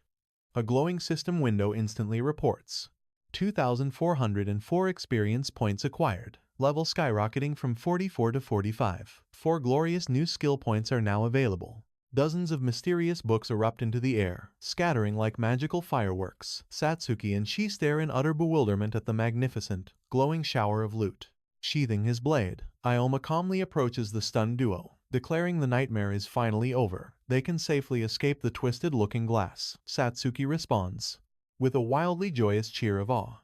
Still shivering, Inubazaki asks in a small, trembling voice if they're truly safe. Satsuki whirls around, defensively, screaming at the top of her lungs that she absolutely isn't crying. Can't they see? It's just a ton of stupid dungeon dust caught in her eyes. Doesn't anyone get it? Satsuki awkwardly mumbles that wasn't what she meant at all. In that heartwarming moment, she quietly approaches the fence, and Salve. Ioma extended his hand in gratitude. Without this guy's help, bringing down that monstrosity would have been a bloodbath.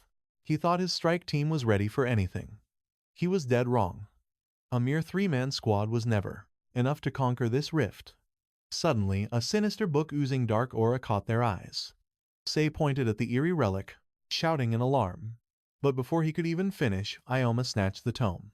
A glowing system window flickered open, revealing a secret boss's rare drop. The interface chimed, Rank B Rabbit Sentinel Skill Guide. By investing precious skill points, players could master the Sentinel's forbidden techniques. While it was just a supplementary manual, depending on a hunter's class, it could be a massive guild asset. At the auction house, it would easily fetch 10 million yen. Sei's jaw dropped.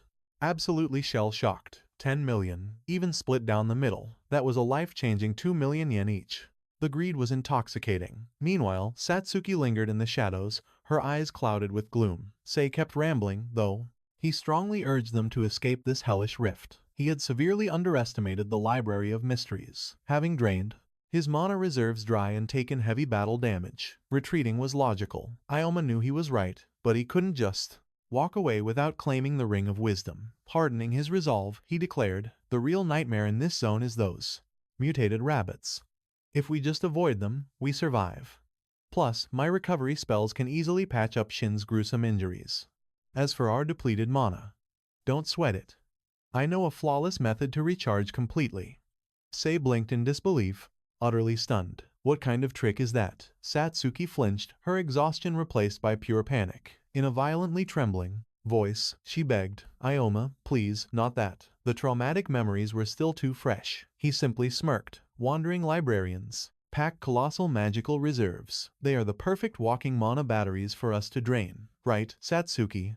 She hung her head, blushing with profound humiliation, but Sei shrugged, claiming he was totally on board with the twisted plan. Cassie immediately chimed in, absolutely starving for more action. He locked eyes with Ioma, realizing, this dude is an absolute beast. With his terrifying power, we can conquer this whole dungeon. I can't let this epic opportunity slip. Shin shrieked in absolute terror. Are you insane?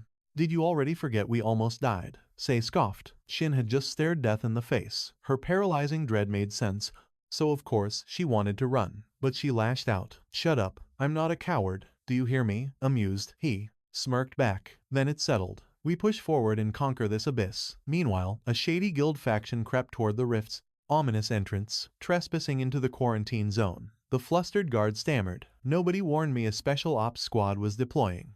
A cold voice snapped back. This is classified guild business. The terrified guard immediately saluted, granting them clearance. The lethal duo stepped inside. The girl groaned, asking her partner why they needed such annoying stealth. Inspecting her fake ID, she tossed it away like trash. Her partner coldly replied, after the recent catastrophic rift outbreaks, strict protocols are non-negotiable. But honestly, thanks to your monstrous power, Alice, bypassing security was a joke. She sighed, totally bored, questioning the absolute stupidity of destroying dungeon artifacts before even testing their hidden potential. He shot back with icy indifference. I couldn't care less about those nerdy details. We are elite hounds of the Chimera Fang. Our only job is execution. Drop the illusion spell. It's draining mana. Alice let out a massive yawn. Kite, you are painfully boring. Still, an order from the guild master is absolute law. They'd need all their lethal power to butcher the rift boss anyway. With Kite at level 54, and Alice at terrifying level 57, they could slaughter any pathetic hunter in their path. They were going to paint this dungeon red with blood and have an absolute blast doing it. Sometime later, a nightmarish level 43 book demon shattered the silence with a blood-curdling roar. Shin froze in sheer panic, throwing up a desperate guard. Ioma exploded into action, roaring at his paralyzed teammate. Shin, snap out of it, move. He dashed straight into the beast's attack zone, his blade singing a deadly melody. Spurred on, Shin desperately dodged, when suddenly the hideous creature clutched its gut in agonizing pain. Ioma analyzed the battlefield. These demonic tones possess a terrifying trait: elastic, whip-like limbs. And whatever you do, never look into their cursed eyes. They literally feast on human despair, turning your worst fears into weapons. For someone with a fragile mind like Shin, this was her absolute worst nightmare. Her psychological breaking point was already obvious against the mutant rabbit. Suddenly, Satsuki chanted a destructive incantation. Dark Bullet. Her magical staff ignited with a blinding celestial radiance. With an insane expression of cold-blooded determination, she boldly stepped into the monster's strike zone. Smash!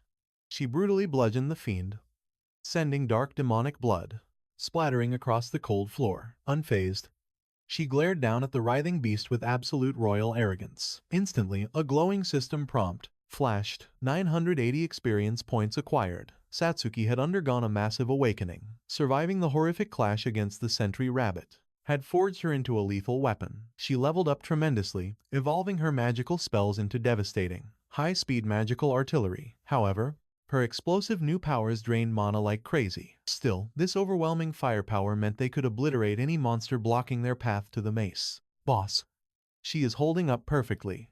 2 targets remain, but if her stamina is draining. However, before he could finish, Satsuki spun around, flashing a knowing smile at Shin. Perhaps I am interrupting a private moment, she teased playfully. Shin's face burned crimson. She had been clinging tightly to Ioma's hand. Yanking her fingers away, she shrieked in absolute panic.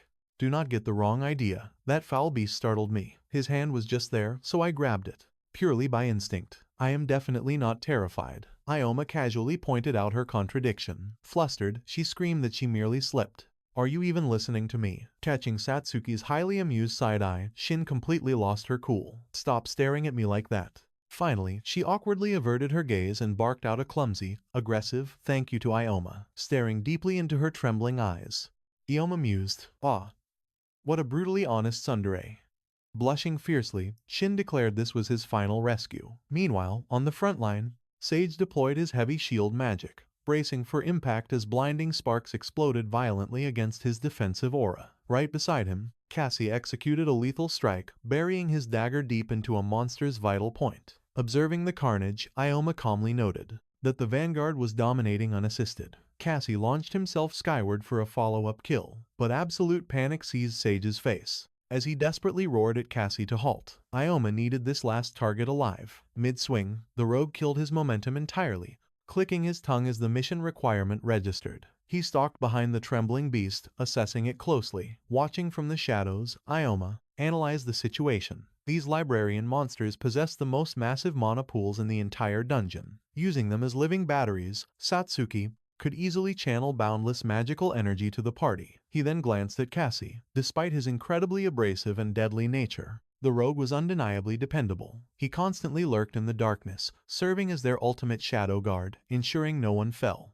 Moments later, the captured beast was helplessly cornered. Satsuki aimed her delicate hand at Sage, activating her divine mana transfer art. A brilliant azure aura instantly erupted around them. Flexing his rejuvenated muscles, the tank practically roared with absolute ecstasy. His overwhelming power had fully returned. With Satsuki's god-tier support, an elite party could conquer dangerous rifts endlessly without ever needing to retreat. 2 more captured monsters meant total magical restoration for both Satsuki and Ioma. However, the strategist issued a cold reality check. Magic regenerates, but physical and mental trauma inevitably stack. The mind shatters before the mana core. This incredible transfer technique demands absolute caution, reserved strictly for life or death emergencies. Sage flashed a massive, confident grin, brushing off the grim warning entirely. Well, since you brought it up. Seriously, thank you both. The front line is mine again. Striding purposefully toward the strategist, he trapped Ioma in a crushing, grateful bear hug. They were now standing at the rift's absolute abyss. Ioma's voice turned deadly serious. Are you truly prepared to face the dungeon master of the Library of Mysteries? Cassie swept his lethal gaze across the shadows, while Shin shrieked in absolute disbelief. Are you insane? You still want to challenge that monstrosity? Ioma tilted his head, smirking. What is wrong? Are you trembling? Absolutely not. I am perfectly fine, she roared back. Satsuki chuckled at Ioma's flawless psychological manipulation. Sage stared into the abyss, his mind racing. His original ambition was a complete raid, but their bags were already overflowing with priceless dungeon artifacts. Retreating now guaranteed infinite wealth. His inner greed raged, questioning if pushing forward into the jaws of death was truly worth the ultimate risk. Sensing his hesitation, Ioma revealed his trump card. Using an ultra-rare artifact at the entrance, I have entirely analyzed the boss's attack patterns and weaknesses. With my ultimate strategy, victory is practically guaranteed. Sage's jaw dropped. Are you completely certain? A burning determination ignited in the tank's eyes. Becoming the legendary pioneers of a rank B rift,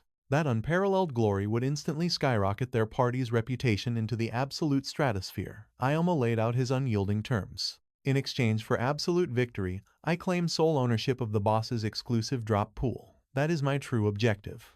Every single piece of epic loot farmed along the way. You 3 divided equally. The party gasped, absolutely shell-shocked by the offer. Glancing toward his support, Ioma confirmed Satsuki was already fully aligned with his master plan. The ultimate gamble was set in stone. If that massive fortune somehow fails to satisfy, I will personally throw in bonus compensation. Sage's mind went into absolute overdrive. Sacrificing the boss loot hurt, but securing the legendary Sentry Rabbit skill book was the ultimate prize. Selling that single artifact would make the 3 of them filthy rich beyond belief. Snapping him from his gold-plated fantasy, Shin furiously screamed at the tank to wake up, but Sage was already drowning in visions of infinite wealth. Sporting a disgustingly greedy smirk, Cassie stepped forward. The rest of the vanguard is locked in. What about you, Shin? Glaring daggers at the rogue, she clicked her tongue aggressively. Fine.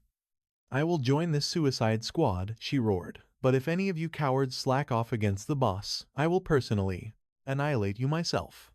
Watching her fierce declaration, Ioma's eyes hardened. The volatile mage had finally embraced her ultimate role. Deeper within the abyss, framed by monolithic stained glass windows, an ominous figure awaited. A demonic maiden, crowned with twisting horns and razor-sharp claws. This was the true nightmare of the Library of Mysteries. The level 60 dungeon master, either. As the vanguard finally breached the gate, Ioma's eyes narrowed. The colossal doors of the boss chamber loomed ahead. Time to execute their master plan. This dungeon lord was a slow, lumbering beast. The only real danger was their own fear. Stay calm, and they win. Unity was their absolute key to survival. She flashed a confident grin, completely trusting Ioma's brilliant tactical strategy. They would crush this monster with ease. After all, rank B veterans did not fall to mere creeps. Shin scoffed, her voice dripping with pure skepticism. Did they honestly believe some magical artifact could reveal the boss's secrets? Such an item was pure fantasy. Impossible. Satsuki glared daggers at her, reminding her of their ironclad party agreement.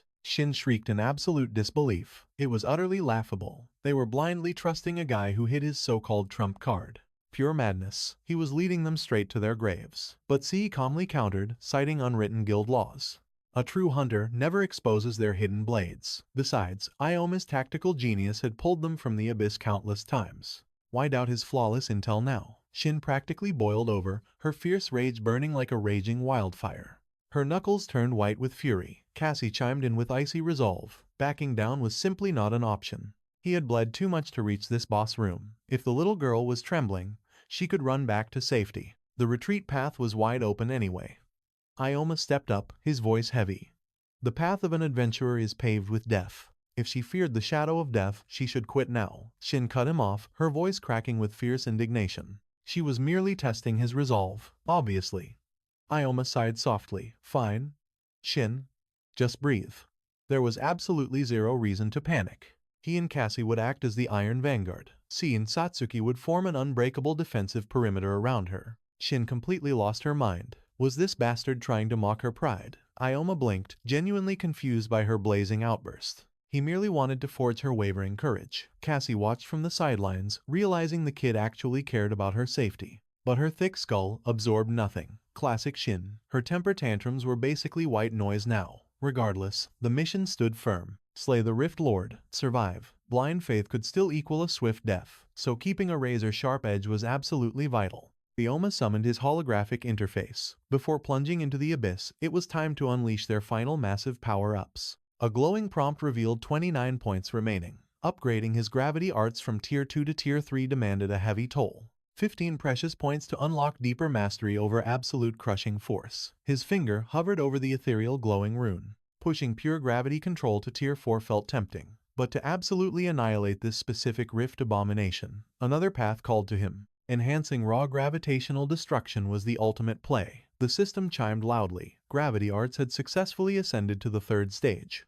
15 points vanished. The surge of ancient energy flooded his veins. New devastating skills unlocked. The ultimate weapon was finally primed. The system whispered of crushing destruction. Gravitational bullet slash acquired. His blood boiled with pure, unstoppable battle readiness. Ioma thrust the massive gates open. The vanguard marched into the darkness. Above them, an endless, awe-inspiring dome stretched out. Ethereal luminescence bathed the vast, ancient chamber. A monstrous feminine figure slowly turned. As the system interface flashed blood-red warnings. Library of Mysteries, Boss, Ether, Level 60, the very air grew heavy. Shin gulped down her terror, whispering in pure shock. This terrifying woman was the nightmare ruler. Cassie drew his daggers. Just as Ioma predicted, her stance showed zero mobility. He lunged. Ioma roared at him to stick to the formation. They advanced as a united front, while the cursed red alerts flared wildly. Warning.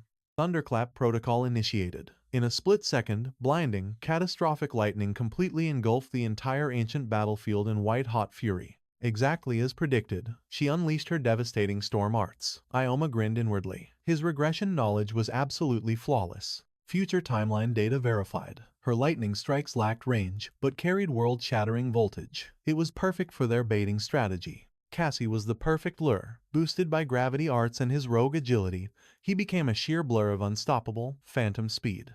The boss's lightning could not touch phantoms. With absolute evasion mastery, her deadly thunderbolts struck nothing but empty, scorched air. They just had to counterattack during her cooldown phase. Victory was inches away. But suddenly, the flawless strategy completely shattered into pieces. Breaking rank, Satsuki thrust her mystical staff skyward. Bullet of absolute darkness, Shin recklessly followed suit, screaming her spell out loud. Whirlwind of raging blades, Ether calmly shut her glowing eyes, crackling with pure, terrifying energy. Then, her hands violently dropped. Satsuki froze, utterly paralyzed by overwhelming dread. The boss whispered a bone-chilling command, locking her in a cage of absolute terror. The monster could speak. Satsuki's eyes went wide with pure horror. The Ioma's blood instantly ran ice cold. A catastrophic miscalculation. The boss had locked onto the mages. A devastating long-range wipeout was coming. Ioma screamed at Satsuki and Shin to retreat. Fall back behind Sai's shield. Cassie needed to pull back instantly. The rogue cursed, swallowing his burning pride for the sake of survival. Following orders hurt, but dying hurt worse. As they sprinted back, Ether unleashed a monstrous, catastrophic tsunami of blazing hellfire. Without warning, Ioma pivoted sharply, dashing blindly into the unknown. Panic twisted Shin's face. Where could they escape? But Ioma simply lowered his eyes, his mind racing. If dodging was impossible, they would clash head-on. A fearless smirk crossed his lips as the squad formed up, Seiji taking the vanguard.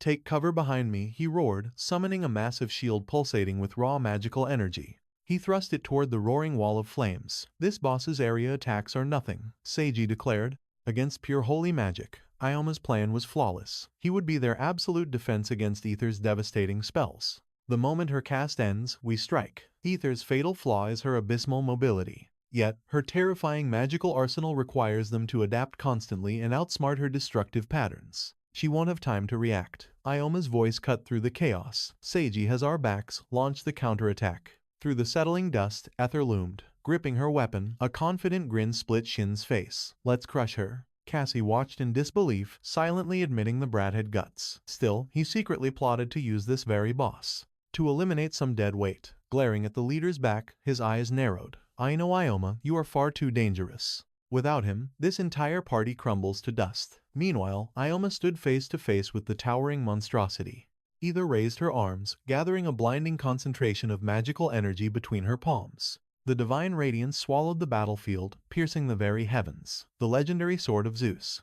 Unleashing her aura, she hurled the divine light straight toward Ioma, threatening to obliterate everything in its path. Ioma merely closed his eyes. In a flash, his blade sliced the air before her. "You are far too slow." Her glaring weakness in close combat was exposed. Had she foolishly hoarded her devastating ranged spells? Eyes sparkling with renewed hope, Shin cheered. "We can totally shred this boss if we just double-team her in melee. This is a total joke. She is completely helpless up close. Let us finish this garbage and go home." Satsuki side-eyed her, internally sighing at how suddenly arrogant the group's biggest coward had become. Seiji shared the sentiment. Honestly, Ioma's tactics felt almost impossibly simple for conquering a terrifying Rift boss. Yet, on the chaotic battlefield, his commands executed with lethal precision, mercilessly exploiting every weakness, diving into the fray, then flawlessly dodging massive area attacks with zero casualties. His absolute dominance inspired undeniable trust, synchronizing the entire team into a flawless combat machine. But such terrifying composure begged the question. His icy calm and lethal fluidity were the undeniable marks of a legendary veteran. Suddenly, Ether's overwhelming mana flared once more. She slammed her power down, summoning the colossal stone rook. Trapped within a maze of pillars, Ioma realized their strategy needed a rapid shift, or the monster would remain completely untouchable. This fortress blocked Satsuki's sniper fire, rendering her invulnerable to arrows, while creating an absolute nightmare for melee fighters. Cassie analyzed the grim reality. Breaking cover meant instant annihilation by her relentless magical bombardment. Sensing the lethal trap, Ioma spun around. "Take cover behind the pillars immediately," he roared. "Understood," Seiji barked back. Instantly, the area beyond their rocky shield erupted in a devastating, blinding light. Cassie observed the deadly game from the shadows. Without warning, Ether detected a flaw and violently shifted her stance. "Hiding in your little castle," Shin taunted with a cocky grin. "Is cowardly defense your only trick, you pathetic puppet?"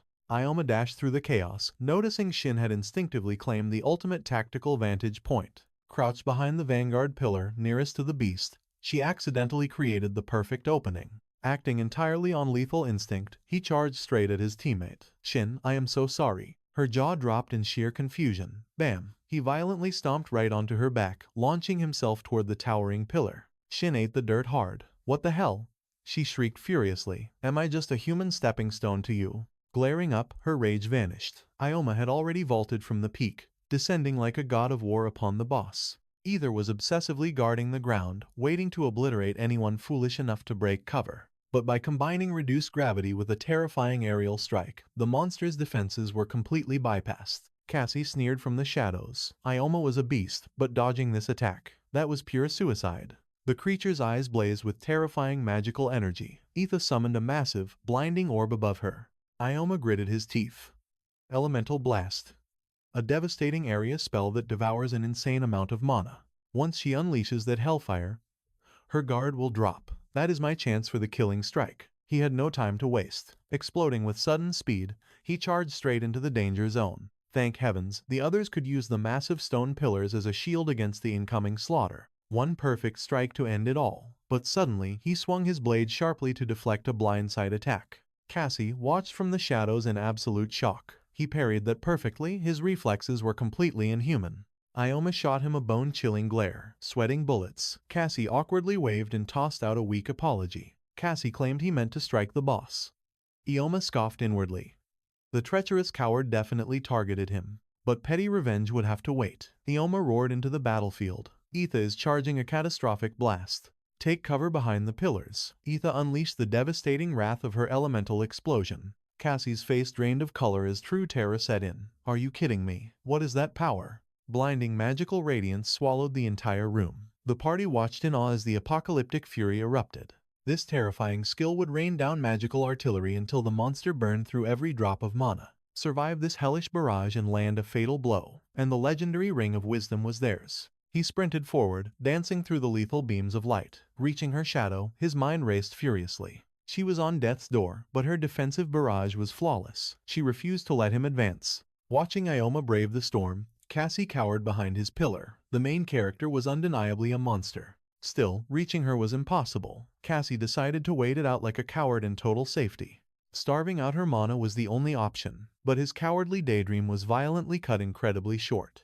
Massive boulders rained down as his sanctuary shattered. Cassie scrambled away in pure, unadulterated panic and terror. The beast obliterated solid stone. Her raw destructive capability was absolutely off the charts and completely terrifying. Panic gripped Cassie's heart. No matter how well Ioma dodged, his luck was bound to run out. That fool doomed them all. They were cornered. Meanwhile, dodging by a hair's breadth, Ioma calculated fast. One moment of hesitation and his comrades would be vaporized. Time was up. He had to strike. He launched himself off the ground like a coiled spring. Cassie screamed, "You are getting way too close." He ignored the desperate cries. Cassie howled in disbelief.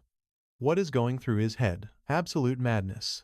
Satsuki watched his fearless charge, her eyes welling with sorrowful resolve. Her fingers tightened around her staff. "Everyone, charge the boss right now," she commanded. Shin stared at her in utter disbelief. "Say what?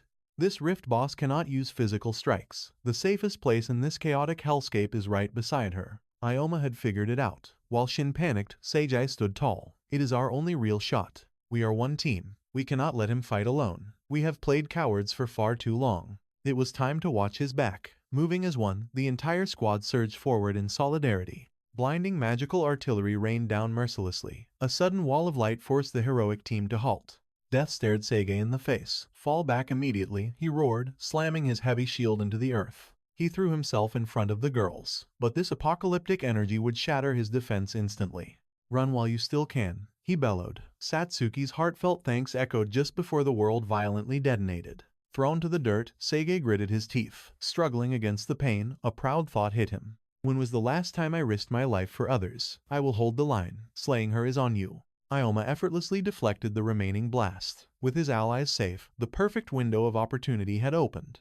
Seigei's heroic sacrifice bought them precious seconds. Before her eyes shifted, Ioma spread his arms and roared. Hypergravity. The system window confirmed this crushing space magic that gravitational pressure multiplied. Suddenly, the entire space erupted in a blinding, purple aura. Watching the monster's movements, his mind raced. Elemental burst required raising both hands high to lock onto a target. Under crushing hypergravity, that would be impossible. Her attacks were completely sealed. Yet the ether moved silently. Satsuki gasped, realizing he had entirely stripped the boss of her spell-casting abilities. It was time for shadow binding. Dark, spectral hands erupted from the earth around the beast, and Ioma knew this monster would not surrender easily. They absolutely could not let her regenerate mana, or victory would slip away. Suddenly, the boss shattered the bindings, charging forward with a deafening roar. "How can this puppet move?" With a vicious slash of her hand, she screamed, "Moon cut." A blinding flash struck. The monster's bones shattered instantly, sending it crashing down in agonizing screams as everyone watched,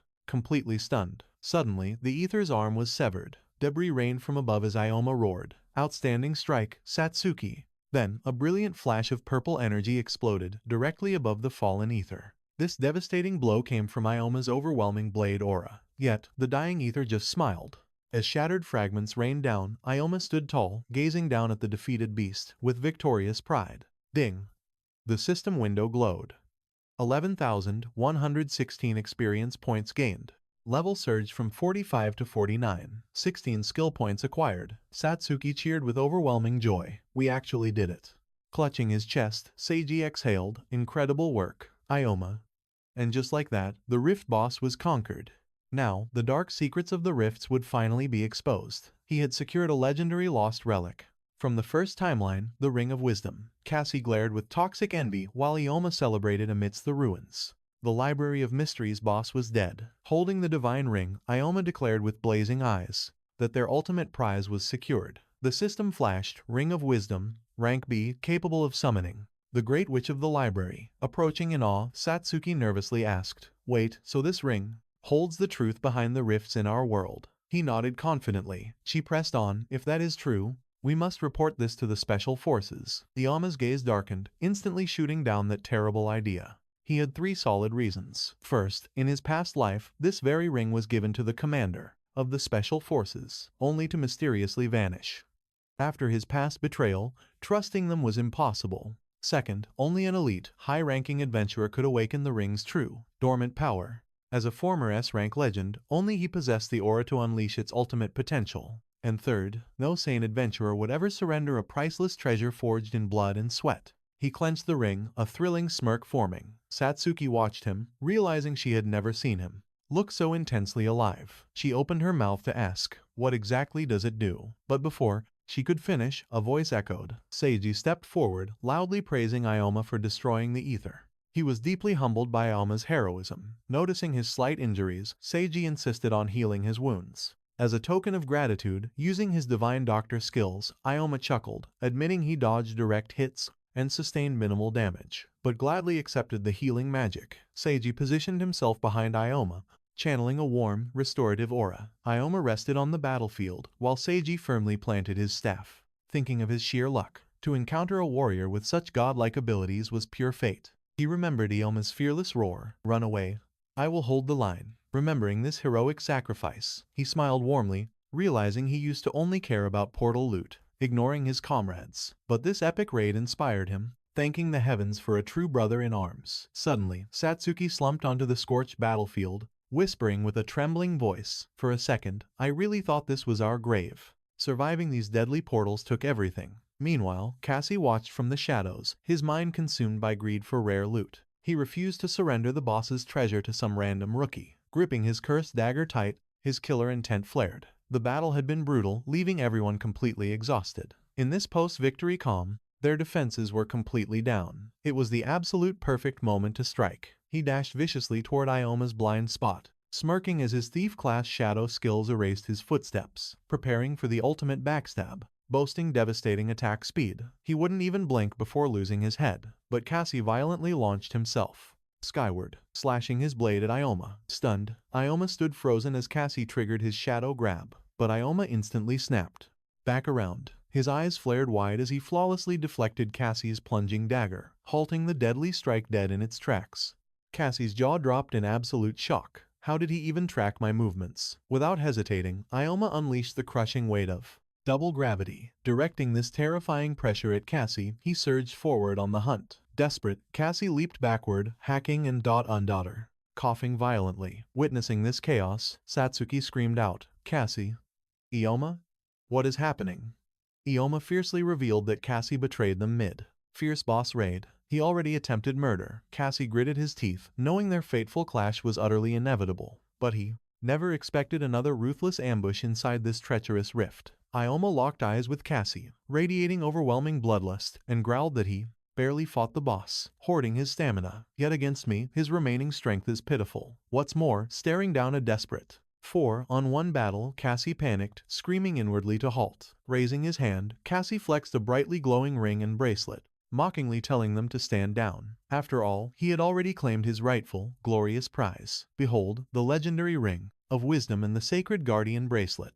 The horrifying truth struck Ioma like lightning. Murder was never the goal. He merely coveted rare artifacts. Satsuki froze in total disbelief. Did Cassie just snatch a divine relic from Ioma, the guardian bracelet? This treasure itself holds astronomical value, but it also contained every single piece of loot they had painstakingly gathered throughout the rift. The girls immediately exploded into pure outrage, shrieking, "What the hell is he doing? Get back here!" Shin shrieked with blazing fury, vowing brutal vengeance for this ultimate betrayal. "That absolute psycho. Don't just stand there, hunt him down immediately." Cassie sneered back maliciously. "Aside from Ioma, you pathetic extras are completely worthless. He knows Ioma's combat class focuses on speed, but can he catch a shadow? I am a high tier Master Thief." Ioma and Satsuki exchanged deeply devastated glances. Ioma swallowed his burning pride, silently admitting a harsh and crushing truth. His current timeline speed couldn't match that phantom. It was utterly mind-boggling that a respected rank B adventurer would commit such disgusting, petty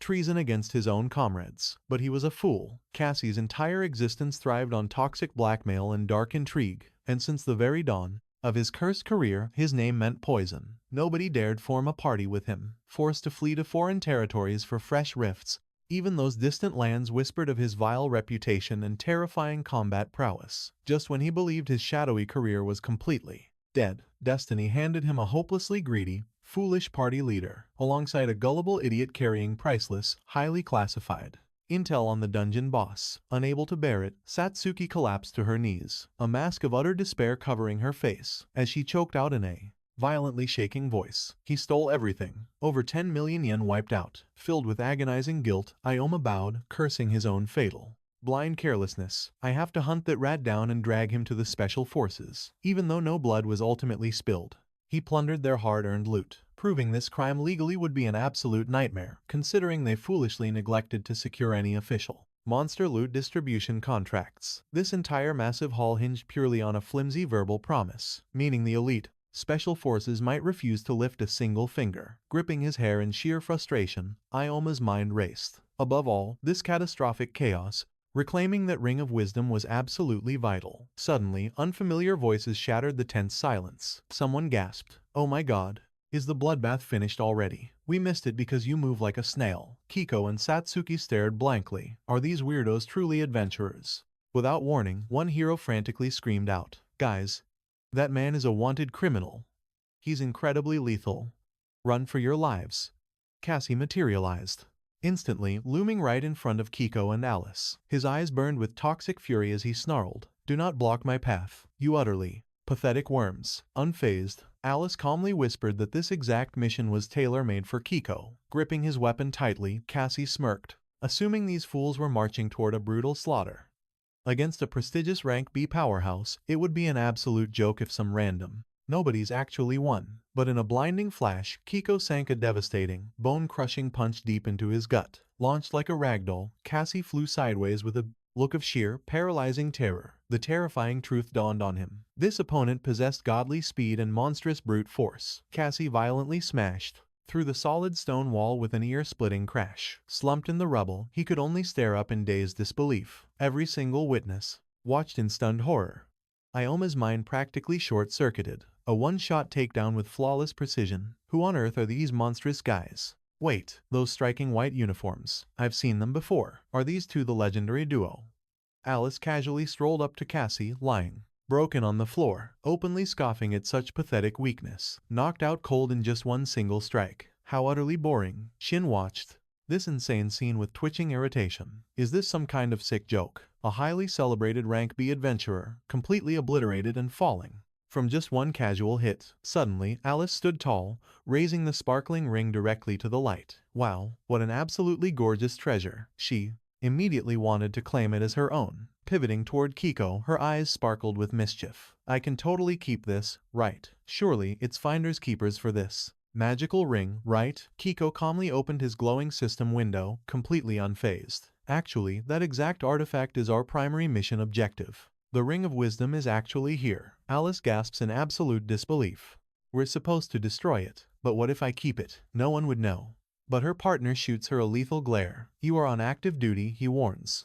Defy command, and I will execute you where you stand. Suddenly, Sai steps forward to speak, his voice trembling. He stammers that Cassie is a criminal, thanking them for the rescue. But wasn't that brutal execution completely unnecessary? Alice pauses, a wicked grin twisting her features. You idiots completely misunderstood. We came here to slaughter you all. Our orders.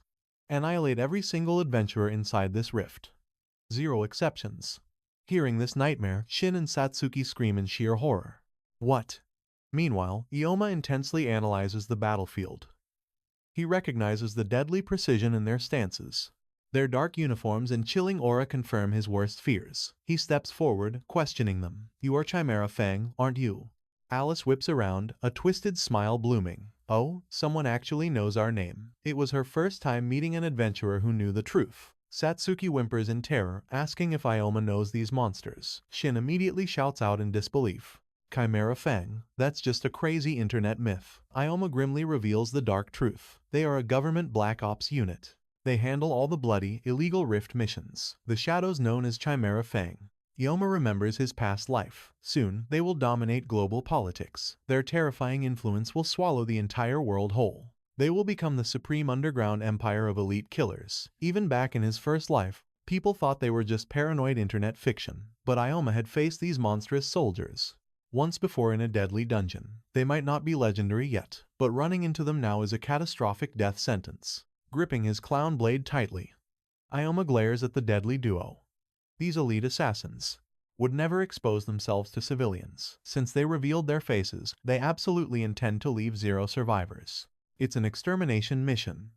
Suddenly, Kyogoku and Alice draw their weapons, bursting forward with lethal intent. They're really going to murder us, Shin screams in pure terror. Fall back, but Sai aggressively barks back. We outnumber them 4-2. We can crush them. He foolishly orders everyone to coordinate blind spot strikes, just like they did against Etha. Ioma watches this pathetic display, silently diagnosing their fatal delusion. One glance is enough. The power gap is an abyss. If they don't flee immediately, it will become a bloody massacre. While Kyogoku prepares his deadly strike, Alice giggles like a maniac. Who gets to die first? Ooh, can I play with the cute swordsman? She craves the bloodshed, but her partner coldly barks that this isn't playtime. Alice fumes silently. She trekked into this hellhole to unlock rift secrets using the Ring of Wisdom. There is no way she'll let them confiscate it. Suddenly, Satsuki gasps in pure panic. Ioma is charging straight ahead. Ioma, no. Dashing toward Alice, Ioma roars across the battlefield. I'll hold her off. You three take down the quiet one. The trio scrambles together. Sai grits his teeth. This is absolute suicide, but it's the only path to reclaiming the ring. He frantically asks if they really have to fight. With Ioma isolating one target, a 3-on-1 assault is their only tactical hope. He desperately reminds Satsuki that they are merely fragile support mages. They are completely useless as frontline damage dealers. Unlike Ioma's monstrous combat instincts, they would instantly be slaughtered in close quarters. They absolutely have to protect Shin. While Ioma risks his life in a solo duel, the trio must unleash everything to crush this monster, especially since this terrifying brute casually one-shot Cassie into oblivion. Trusting Ioma's insane combat prowess, they lock eyes on Kyogoku, but the dark assassin suddenly speaks. You fools are vastly underestimating Alice. She is actually much stronger than me. Sai freezes. Wait, what? Meanwhile, Ioma is locked in a frantic deathmatch. Alice laughs with psychotic glee. I haven't had this much fun in ages. Thanks for the dance, swordsman. Ioma fiercely grits his teeth, his mind racing. He's surviving by perfectly chaining gravity magic, but his stamina is completely burning out, and this psycho isn't even breaking a sweat. The level gap is an insurmountable mountain. Alice cheerfully whispers a deadly secret. Hey, want to know something fun? Kyogoku is level 54. But me? I'm level 57. The system window flashes, terrifyingly confirming her monstrous level 57 status. Her smile twists into arrogant malice. You haven't even broken 50. How exactly will you survive this pathetic level gap? She unleashes a devastating, explosive slash. Ioma barely avoids decapitation by a single hair. Sweating profusely, he coolly smirks. Honestly, I thought you'd be a lot higher. She stops, casually resting her hands behind her back, eyes flashing dangerously. Oh? Getting arrogant, are we? She hisses that since her very birth, she clawed her way to power. Absolute madness. This is the brutal reality for the Fangs of Amura. Their soldiers must continuously level up every single day without rest. Those too weak to endure this crushing pressure are swiftly eliminated. Yet after surviving that hell, this arrogant boy hides behind his comrades, trying to flex his level with a pathetic little blade.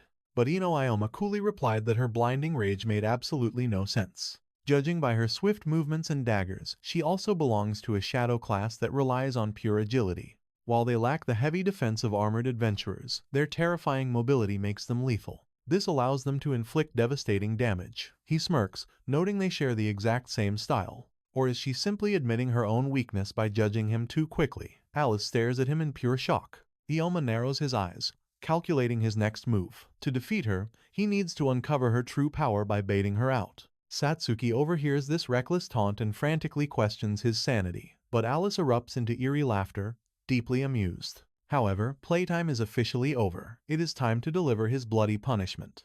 Unleashing her phantom blade, Whirlwind, Alice promises to sever his arrogant tongue. With a wicked smile, she launches her deadly strike. Ioma instantly analyzes the threat. This targeted spell inflicts devastating, multi-hit magical damage. Her rare class is a tactical nightmare. Alice focuses her dark aura into her palm. With a bloodthirsty grin, she invites him to a deadly dance. But Ioma explodes upward, narrowly evading the fatal sweep. Alice observes his fluid movements. His combat mastery grants him explosive agility and perfect timing. Evading her phantom blades so effortlessly makes this prey incredibly fascinating. She praises his unexpected combat prowess.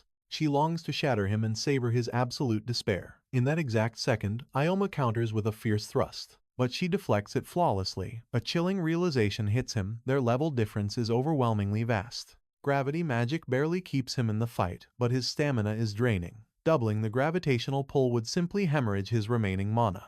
Their magical reserves are leagues apart. A direct, head-on assault is basically suicide at this point. Furthermore, reinforcements are impossible. Across the chaotic battlefield, Satsuki and Jin are locked in a fierce struggle against Kao. Ioma locks eyes with his terrifying opponent, demanding she stop holding back. He dares her to unleash her absolute best. His mind races with a desperate gamble. Forcing her to cast a massive ultimate spell will drain her vast mana reserves. It is a deadly risk, but his only option. He loudly mocks her phantom daggers as nothing but cheap parlor tricks. He demands to witness the true terror of an illusionist. A sinister, twisted grin stretches across Alice's face. This boy is surprisingly knowledgeable about obscure combat classes, an impressive feat considering her class is extraordinarily rare. Illusionists hold the horrifying power to drag the most gruesome nightmares into harsh reality. She gladly accepts his fatal challenge. If he desires absolute destruction, she will gladly provide it. Aura flares as she unleashes her awakened phantom blade Whirlwind. Reflection of being. Ioma's blood runs cold, recalling how this devastating skill infinitely duplicates the deadly illusions. A catastrophic storm of daggers fills the air. No human or monster has ever survived this inescapable massacre. Alice unleashes the tempest of blades, sadistically asking how his despair tastes. Yet against all odds, Ioma evades the slaughter. By launching himself into the sky, she praises his desperate agility, but escaping now is entirely impossible. Ioma sharply calculates that being reflect can fuse with other deadly spells, creating a labyrinth of absolute mental torture. The true horror of this technique lies in the paralyzing fear of the unknown. It destroys the victim's mind before their body. But he refuses to cower before fear. Stealing his resolve, he charges straight into the deadly illusion, eyes wide open. This is his only path to victory. Alice watches in absolute disbelief as he charges forward unblinking, questioning his sudden madness. His mind sharpens. Illusions shatter easily if you can pinpoint the exact boundary where light bleeds into the darkest shadow. Alice freezes in absolute shock. This defies all logic. How can this boy charge blindly without fearing instant decapitation? Did he shatter her flawless illusion through mere luck? Closing the distance, Ioma fiercely obliterates the incoming stone projectiles. The deflected debris rockets back toward Alice, forcing her to instinctively raise her arms in blind defense. Lowering her guard, she finds empty air.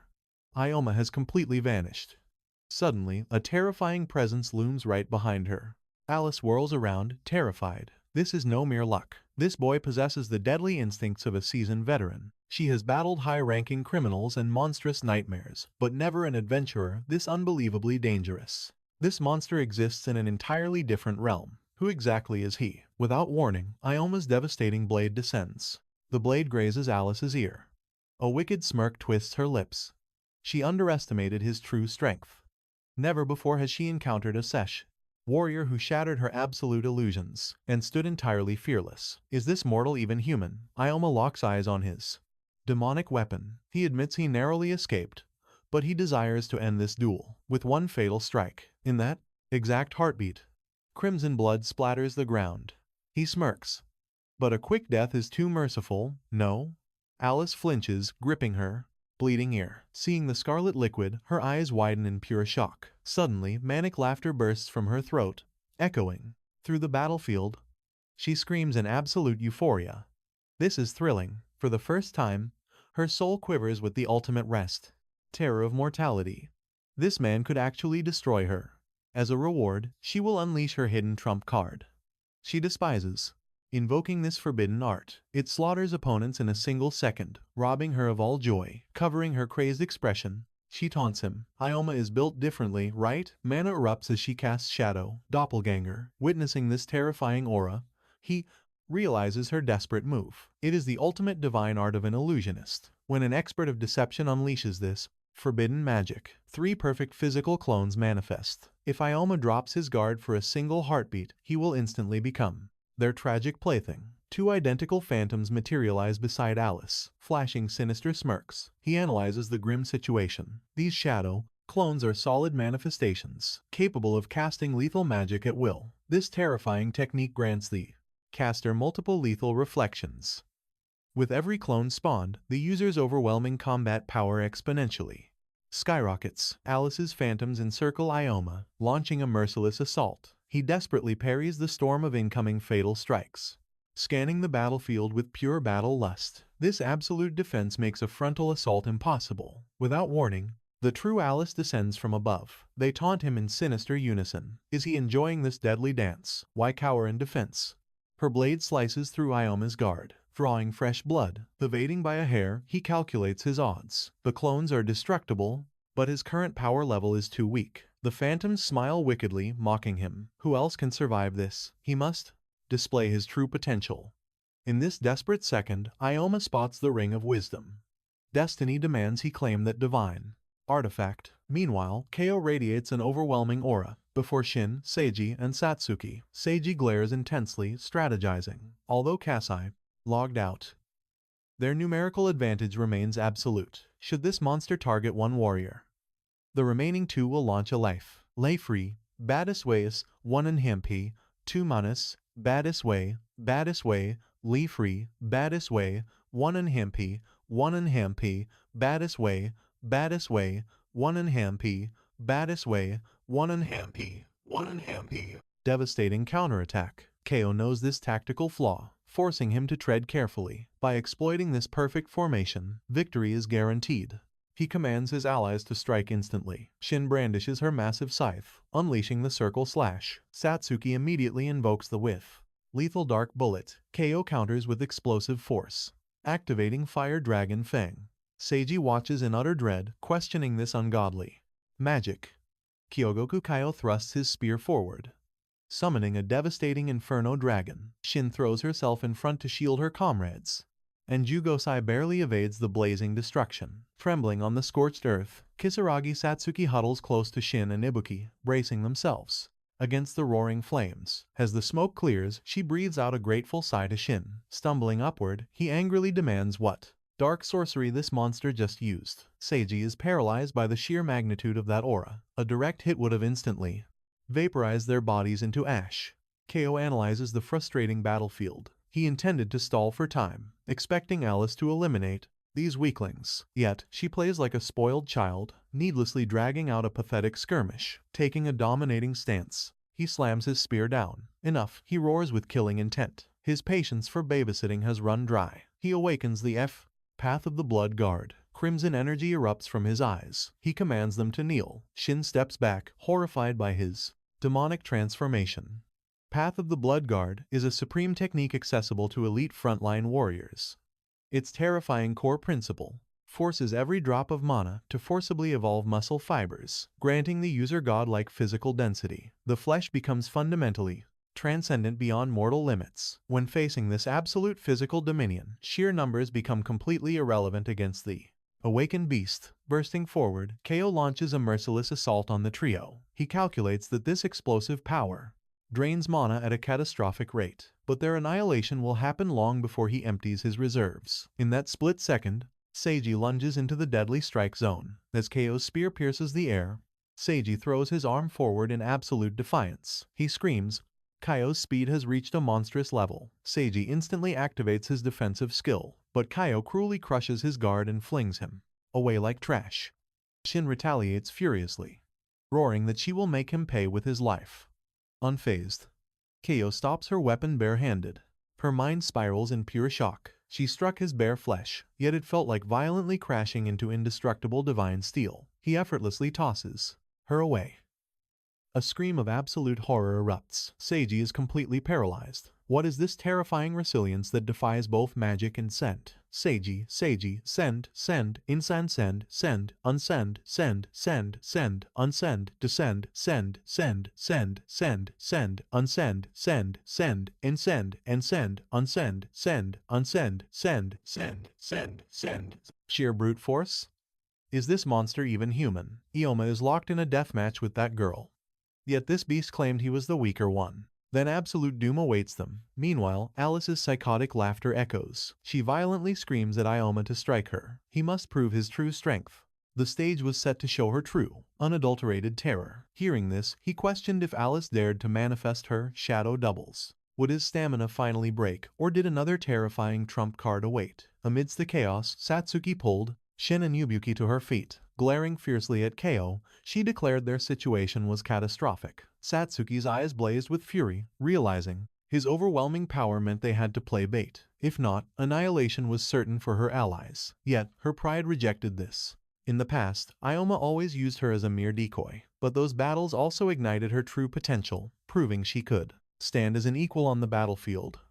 After surviving absolute hell, was she really going to regress into a simple sacrifice for a monster again? Never. Yielding now meant she could never face Ioma with pride. With unwavering resolve, she whirled toward Shin and Sai, commanding their attention. Death hadn't claimed them yet. United as 3 against 1, victory was still within their grasp. The trio formed a battle formation, auras flaring with absolute defiance. Kyogoku stared down at them, utterly bewildered. Did these insects still wish to fight? Pure arrogance. Facing a godlike disparity in power, they were merely rushing toward an early grave. Silence was their only answer, their gazes burning with murderous intent. Jugosai mentally calculated the grim odds. Although his defensive arts amplified their physical limits, retreat was totally impossible. But how could mortals possibly strike a titan? He tossed them aside like broken dolls. Their mana cores were completely drained from the previous boss raid, meaning a war of attrition meant certain death. In the deafening silence of battle, Satsuki closed her eyes. Seeking guidance, she visualized exactly what Ioma would execute in this nightmare. Dragging out the clash was a fool's errand. Trapped by their pathetic mana reserves and the colossal level gap, annihilation was imminent. In a do-or-die clash, the ultimate goal was neutralizing the threat in a single, decisive strike. But how do you cripple an absolute juggernaut? Her eyes snapped open, a brilliant tactical spark igniting. They couldn't kill him yet, but stripping his fangs was possible. Suddenly, Kaio lunged forward with explosive velocity. Sai roared in pure panic as the nightmare charged right at them. He was a beast before, but an awakened skill transformed him into an unstoppable calamity. Death was closing in. Satsuki commanded them to trust her absolute authority. Her magic would forge their path to survival. She ordered Shin to strike his right flank mercilessly. Shin scoffed, reminding her that previous attacks shattered like glass against his aura. Why target the right? But Satsuki ignored the protest, locking eyes with Sai. She demanded he cast an enhancement spell, mirroring the legendary Blood Guard directly onto Shin. With grim resolve, Sai confirmed he could weave the spell. He embraced the fatal risk. Shin stomped forward, completely enraged, demanding to know what suicidal madness possessed him. Jugo Sai's voice turned to steel, ordering her to finally place blind faith in her squad. Without absolute trust, total slaughter was their only destiny. He willingly offered his life to Satsuki's grand design. Shin gasped, utterly stunned by their insane gamble, feeling completely mocked by their suicidal courage. At that exact second, Satsuki raised her staff high, locking onto the advancing titan, and unleashed her shadow fetters. Kao smirked as abyssal chains erupted from the earth, coiling around his massive frame. The gravity of a dark mire dragged at his limbs. Flexing his terrifying aura, he scoffed at such a pathetic, low-tier trick. In a flash, Shin launched her assault. Piercing this beast's defenses felt utterly hopeless, but retreating meant certain death. She unleashed a devastating moon slash, but with a monstrous roar, Chaos shattered the shadowy chains and violently disarmed her. Horror twisted her face as she shrieked her frustrations, trusting those idiots just cost her main weapon. Meanwhile, Sai slammed down his ultimate shield skill, betting his entire life force on a direct interception against the rampaging Kaio. He exploded forward, with a deafening war cry, charging straight into the jaws of death. Kaio sneered at the pathetic vanguard, questioning if such garbage tactics could ever touch a god. But suddenly, the destroyed shadow tendrils seized Shin's fallen scythe, hurling it back like a lethal boomerang. Caught completely off guard, the Titan flinched. He instinctively raised a hand to block the spinning blade, suffering a brutal, bloody gash across his fingers. He prepared to retaliate with a devastating shield strike, but Sai blindsided him with a crushing blow, forcing Kaio's weapon to clatter onto the cold stone floor. Enraged, he attempted to shatter Sai's magical barrier with one hand, only to find Satsuki manifested right in his blind spot. She gripped his legendary spear with a defiant roar, hurling the artifact into the abyss. Witnessing this masterpiece, Sai's mind raced. The genius tactician deduced that without his primary weapon, Kaio's deadliest skills were completely sealed. The Titan was effectively neutered on the battlefield. Her terrifying foresight had calculated every microsecond of this lethal dance. The execution was utterly flawless. It became undeniably clear that bathing in the bloodshed alongside Ioma had forged her into a battlefield commander. Satsuki's piercing gaze remained locked onto Kaio. Striking him down was impossible, but ripping his fangs out, that was a flawless victory. Without his blade, the monster was defenseless. Staring at his bleeding fingers, Kyogoku finally realized the absolute trap. The spellcaster manipulated time, sacrificing her own pawns just to orchestrate this magnificent, filthy trap. His own towering arrogance had blinded him to her true threat. Reclaiming her deadly scythe, Shin triumphantly rallied beside her comrades, flashing a wicked, bloodthirsty grin at Kaio. Did the mighty Titan drop his favorite toy? Let the real slaughter begin. In response, Kyogoku Kaio smashes his fist into the earth with devastating force. Glaring at his enemies, a dark thought crosses his mind. Did these arrogant fools actually believe he needed a weapon to slaughter them? Meanwhile, the deadly dance between Ioma and Alice's endless clones rages on. One of the phantom copies smirks, noticing Sioma's movements growing incredibly sluggish. His eyes narrow as he coldly declares that he has already figured it out. He knows perfectly well she is desperately trying to conserve her mana reserves, but playing it safe like this will never be enough to take him down. Alice's smile falters for a fraction of a second. If this prey refuses to entertain her any longer, she decides it is time to simply end his life. Another duplicate giggles with sadistic glee, wondering what his next pathetic move will be.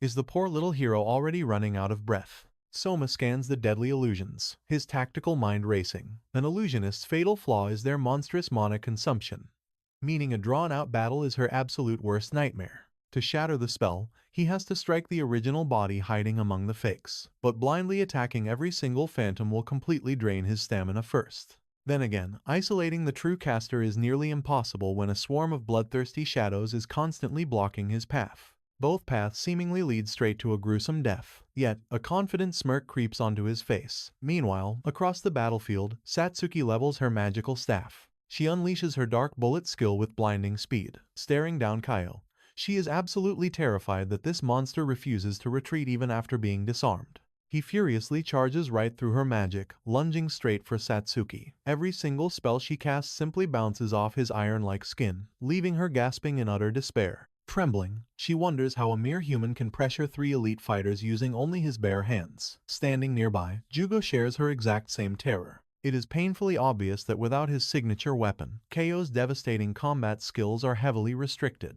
Yet, despite being pushed into such a massive disadvantage, the word retreat simply does not exist in his vocabulary. Inside his mind, Kyogoku Kaio calculates his next move. He grudgingly admits these 3 brats are much tougher than they look. However, the true threat among them is undoubtedly that dark-haired tactician. Alice has wasted entirely too much time playing with her food. Pinned down by these mages, Kaio cannot break through their formation to assist her against that boy. Even so, he is bound by blood and honor to complete his assigned mission. He will crush them all, even if it costs him his very life. Back in the center of the chaos, the deadly duel reaches its climax. Alice suddenly closes the distance, activating her terrifying infernal blade skill. A demonic crimson slashed tears through the air, violently slicing into Sioma's collarbone. Gritting his teeth, he curses his own inability to dodge the blinding attack. The swarm of Alices glare down at him, deeply annoyed by his cockroach-like stubbornness. But surely, his broken body cannot endure much more of this punishment. Mockingly, one phantom thanks him for being such a hilariously pathetic toy. Two more clones launch a synchronized strike, but Soma miraculously parries their twin blades. From his blind spot, yet another Alice descends like a bird of prey. Raising her wicked dagger, she whispers a chilling final farewell. Her playtime is finally over. But instantly, Sioma surges upward, catching her armed wrist in an ironclad grip. The illusionist simply flashes a wicked grin. Did he seriously use his own bleeding flesh as bait just to grab her? Sioma stares into her eyes, explaining that executing a fatal strike requires absolute focus. Therefore, a mere mindless phantom could never deliver the killing blow. It had to be the true master. The surrounding clones freeze in absolute shock. Soma coldly reveals he intentionally left his defenses wide open just to lure the real body out. Recovering her composure, Alice arrogantly praises his suicidal gamble. But does this dying rat honestly believe catching her wrist changes his fate? Her eyes flash with murderous intent as she readies another blade. She thrusts a hidden dagger from her free hand straight toward his heart. However, Soma desperately blocks the lethal strike with the flat of his sword. Screaming at him to know his place, Alice delivers a devastating front kick. The brutal impact sends Sioma crashing hard into the unforgiving dirt. Looming over him, Alice mocks his brilliant strategy. He gambled everything on her mana-hungry class, needing pure concentration for a finishing strike. It was a clever trick, but completely useless in the end. Dusting himself off, Soma calmly replies it was his only option against such overwhelming odds. He knows perfectly well that the massive gap in their levels makes a direct victory impossible. Therefore, he had to bet his life on one crazy risk. And thanks to that suicidal gamble, he finally stole the ultimate prize. With a triumphant smirk, the supposedly defeated boy slowly raises his bruised hand. Gleaming upon his finger sits the legendary Ring of Wisdom. Alice's confident smirk instantly shatters into pure panic as she recognizes her own stolen treasure. Did he endure all that bloody punishment just to pickpocket her? Forcing a strained smile, she admits the sneaky bastard actually managed to outplay her. Soma chuckles to himself, silently praising the hidden benefits of his former thief class experience. This Ring of Wisdom is no ordinary system trinket. It is a legendary rank B artifact, dropped directly by the terrifying Ether Rift boss. Its power can summon the mighty Grand Witch from the Light Library of Mysteries. Staring down his panicked enemy, he explains that while her shadow duplicate mastery is absolutely breathtaking, no system skill is entirely without a fatal flaw. Her overwhelming class advantages made a fair fight completely impossible, but his absolute refusal to burn mana early in the battle is about to pay off in spades. Alice stares at him in sheer, unadulterated horror. Her supreme system senses told her his mana reserves were completely drained to nothing. She thought he was too exhausted to cast spells. The terrifying truth: he was hoarding every single drop of energy to awaken the Wisdom Ring. If stealing the artifact was his master plan from second one, just how early did this monster figure out the secret mechanics of her shadow doubles? A chilling memory hits her, his arrogant shout, demanding she stop holding back and fight him seriously. Her mind furiously connects the terrifying puzzle pieces. This level of foresight is absolutely insane. He intentionally manipulated her pride from the very start, forcing her to cast her most dangerous skill right into his trap, just to catch her. With a mocking smirk, she questions what a mere trinket could possibly do against her overwhelming power. Memories of his past life surface. He had spent countless hours studying this exact artifact's hidden phenomenon. If the ancient texts were accurate, victory was certain. Raising his palm toward the heavens, he commands the Grand Witch of the Library of Mysteries to manifest. Instantly, a blinding sphere of magical energy erupts. The orb condenses into mystical smoke as a divine witch descends. She opens her eyes with a bashful smile, leaving Alice utterly bewildered. A summoning artifact. Ioma flashes a confident grin. Now, the tables have completely turned. Alice scoffs inwardly. Dimensional rifts dropped countless rare items, and she had encountered her fair share of them before. Summons weren't exactly unique, typically acting as useless mana drains. Yet, this boy hoarded his magical energy solely for this ring. What was his grand master plan? She taunts him, asking if he purposely took her brutal hits, just to conserve aura for this pathetic little rag doll. He must be grasping at desperate straws. Ioma's gaze turns ice cold. He calmly explains that shattering her grand illusion required securing this very artifact first. Now, he could unleash his true might. Freezing for a second, Alice's lips curl into a bloodthirsty smirk. Perfect. Let us see what that miserable toy can actually do. Instantly, Alice and her shadow clones swarm toward Ioma. But he knows a profound secret. This miniature ether commands the exact same devastating grimoire as her legendary, full-sized counterpart. Fueled by his life force, her entire magical arsenal is at his absolute command. He points toward his divine summon, and orders either to strike. A blazing fire wave erupts, causing Alice to scream in absolute terror. A massive area spell, trapped with zero escape routes, a raging inferno crashes down upon her. She desperately shields her body. The searing heat barely scratches her physical flesh, but her fragile shadow clones instantly evaporate into nothingness. The fiery blast completely incinerated her deceptive illusions. Amidst the blazing chaos, Ioma stands completely unfazed. Glancing at either, he notes that while Fire Wave lacks pure destructive force, it drains an absolutely colossal amount of aura. Recklessly draining your core to command mystical beasts leads to certain death. Summoning arts demand strict, masterful discipline. To maintain his spiritual reserves, he simply could not afford to spam Ether's divine powers like an amateur. However, doppelgangers are incredibly vulnerable to wide-range devastation. Surviving that hellfire requires defensive barriers, a skill illusionists completely lack. Knowing his absolute advantage, Ioma smirks. Ether smiles bashfully in return. Closing his eyes, he boldly taunts Alice. Generating those endless shadow clones must have drastically depleted her own aura reserves. Now, it is a pure one-on-one deathmatch.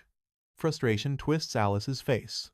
Did he summon that toy solely to wipe her clones? His suicidal tactics finally made sense. But could a high-ranking master like her actually fall to some pathetically low-level brat? Impossible. Ioma shifts into a lethal combat stance. Suddenly, manic laughter erupts from Alice. This was absolutely thrilling. What a magnificent anomaly. No opponent had ever pushed her this far. Her heart pounded with psychotic glee. For the first time in years, she felt the intoxicating, addictive rush of true danger. But her deadly performance was not over yet. Activating her ultimate illusory kaleidoscope, a wicked, bloodthirsty grin stretches across her face. She welcomes him to their final dance. Instantly, crimson daggers encircle Ioma. Illusory kaleidoscope seamlessly blended magical and physical devastation, though, executing such a divine art, continuously burned through massive spiritual energy. Ioma had proven immune to basic mind tricks, yet, evading this lethal barrage demanded absolute superhuman focus. This time, she would lock onto his soul. This time, he would breathe his final, pathetic breath.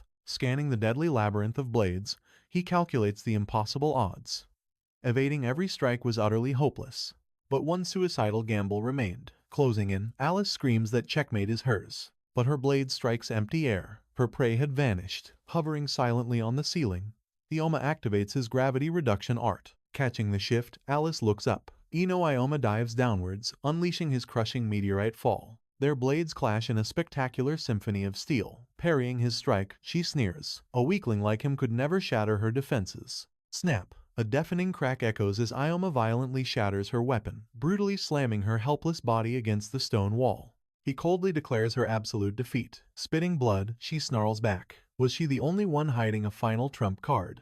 Meanwhile, Shin unleashes a flurry of relentless strikes upon Kaio. Yet, the devastating blows completely bounce off his terrifying aura. Sai watches in absolute dread. Was their combined strength entirely useless? No, a far darker secret lurked beneath his skin. The Path of the Bloody Guard, an ancient mastery forging the user's flesh into an impenetrable fortress, magnifying their. His physical strength was draining fast, his body screaming in absolute agony. But as long as that wretched skill remained active, victory was entirely out of reach. Stepping closer to Shin, he urged her to stay calm. They had to fiercely stick to the strategy until his aura completely burned out. Meanwhile, a wicked smirk crossed Kaio's face. Everything was flowing perfectly, according to his master plan. He just needed to endure a bit longer. Once Alice slaughtered that kid, she would instantly obliterate those three, perfectly completing their bloody mission. Despair gripping her heart, Satsuki realized that at this disastrous pace, Ioma could not possibly come to their rescue. But suddenly, a deafening explosion shattered the battlefield. Whipping their heads around, they saw Ioma emerging like a god of war. Satsuki cheered with overflowing joy. He actually won. Kaio froze in absolute shock. How in the world could Alice lose to absolute trash? His mind flashed back to 4 years ago, when the Chimera Fang were merely wretched outcasts, knowing nothing but violent, bloody survival. Back then, he had walked into that shadowy room and met her, an invincible combat beast, who had never tasted defeat. And now, this peerless warrior was crushed by a mere adventurer of a pitifully lower rank. Just what kind of monster was he? Towering over the fallen Alice, Ioma coldly declared her a lethal threat, refusing to risk facing her. Ever again, he raised his blade to end her. Watching this unfold, Kaio grit his teeth. If victory was utterly impossible, he had to make one final, desperate move. C caught the murderous glint and screamed a warning. Fall back instantly, he would act as their ultimate shield. But Kaio violently dashed right past him, launching himself toward Ioma, whose deadly blade was already descending upon Alice. The strike fell, but Kaio miraculously shielded her body with his own. Watching the insane maneuver, C was completely bewildered. Was this bastard aiming for an escape instead of an attack? Instantly pivoting, Ioma unleashed a fierce slash at Kaio, but Alice snatched him away just in time. Eyes narrowing, Ioma questioned, running away like cowards. Kaio growled, only for quote, today, but their faces were burned into his memory. The next time they clashed, it would be their absolute graveyard. Ioma remained unfazed, perfectly calm as he demanded. Someone put a bloody bounty on our heads. Who was it? Kaio kept his mouth tightly shut, merely glancing at Alice to signal their retreat. Activating her Grand Mirage illusionist magic, Alice flashed Ioma a chilling, playful smile. She mockingly thanked him for the thrilling dance of death, and just like that, they vanished into thin air. Ioma intensely stared ahead, before violently collapsing to his knees. So they fled using spatial magic. Truthfully, his own core was entirely drained of mana. Had they launched a counterattack, he would have been completely slaughtered. The heavens truly favored him with their sudden, cowardly retreat. Rushing to his side, Satsuki bowed her head in deep, painful regret. C chimed in, incredibly frustrated, saying Kaio's movement was a blinding flash, leaving absolutely zero time to cast a protective shield. But brushing off the apologies, Ioma peacefully replied that they had all fought like true warriors. Internally, he smiled. His comrades thought he was battling a supreme boss alone, yet his only desperate focus was ending the clash instantly to save them. Even though they failed to fully disarm Kaio, they had unleashed every ounce of their potential. Without their iron will holding the line, he would have undoubtedly perished.